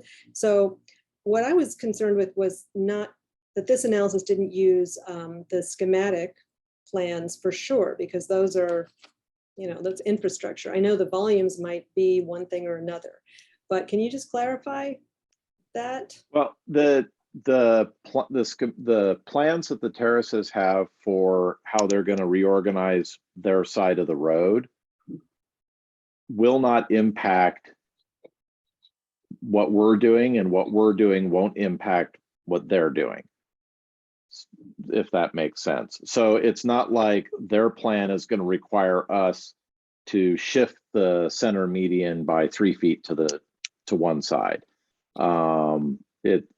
They will simply be able to add their facilities that they already have planned onto their side of the road. Okay. That kind of makes sense. Kind of, yeah. I mean, they're changing the number of lanes in the southbound direction. Right, but that's all occurring eating into their side of the road. So they're widening their side of Pleasant Hill Road by multiple feet to put in that other lane and to put in the sidewalk and all the stuff that they're going to have to put in along their frontage. Right, but so what they're showing is 3 lanes, 3 through lanes, as opposed to the current 2. And so I just wonder, that's not modeled right now in the study for this project. And no, it's not. And the interesting thing is, forgive me if I don't have their report from 5 years ago memorized, but if I remember correctly, their analysis showed that by adding that trap lane, so that it's sort of a through lane, but it's kind of a dedicated right turn lane onto the freeway-ish, they would actually improve the southbound flow of traffic through that area. It would be better than it is now. So if we use that as a basis for our modeling for this project, we'd actually be showing a lesser impact than if we didn't use it as part of the modeling for the southbound direction. Okay. Okay. So it gets muddier and muddier the more things we start trying to guess. I mean, it's like any traffic study. The more assumptions that you are forced to make, the more points of failure you're likely to create, just because assumptions can go completely in the opposite direction. Sure. Okay. Well, that's helpful. Yeah, I mean, again, it's like two moving targets, really. Like what's going to happen on that side? What are their proposals? When will it happen? And then if that's built first, what does that mean for this project and the modeling that's been done so far? So I understand. Yeah. The other thing I wanted to ask you about, I was really concerned when I heard you mention a couple times a fatality at the off-ramp, the northbound off-ramp. I have lived here since 2013 and I had never heard of that. I think it definitely would be news that would have caught my attention. And I took a quick look at Switter's and I don't see it popping up. So if you could send that to me, that would be really helpful. I don't know if I have that file. I just have been here for 26 years and I remember it occurring. Okay. So, yeah, the Switter's goes back to 2010. So right. And I don't know if the Switters captured it, because I know there was a big debate at the time as to whether the accident occurred on the state facility or if the accident occurred on the city's right away. I know that was both. It's supposed to.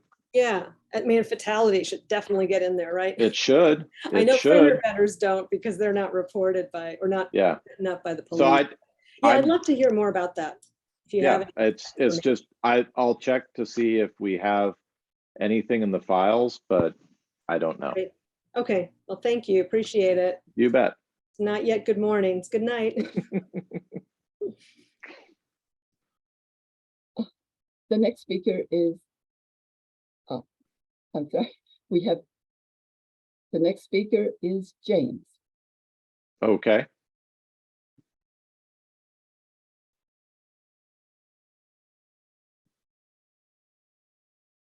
Hello, James. Maybe he went to bed. Maybe he's withdrawn. He was there, then he wasn't, then he was back, then he wasn't. We have no further speakers. Oh, wonderful. All right. Well, with that, let's end the meeting. Thank you, everybody who's still left on. Appreciate everybody attending. And thank you, Suzanne, for saving all the technical difficulties and making this meeting work. Thank you. Yeah. Okay. All right. Good night, everybody. Good night.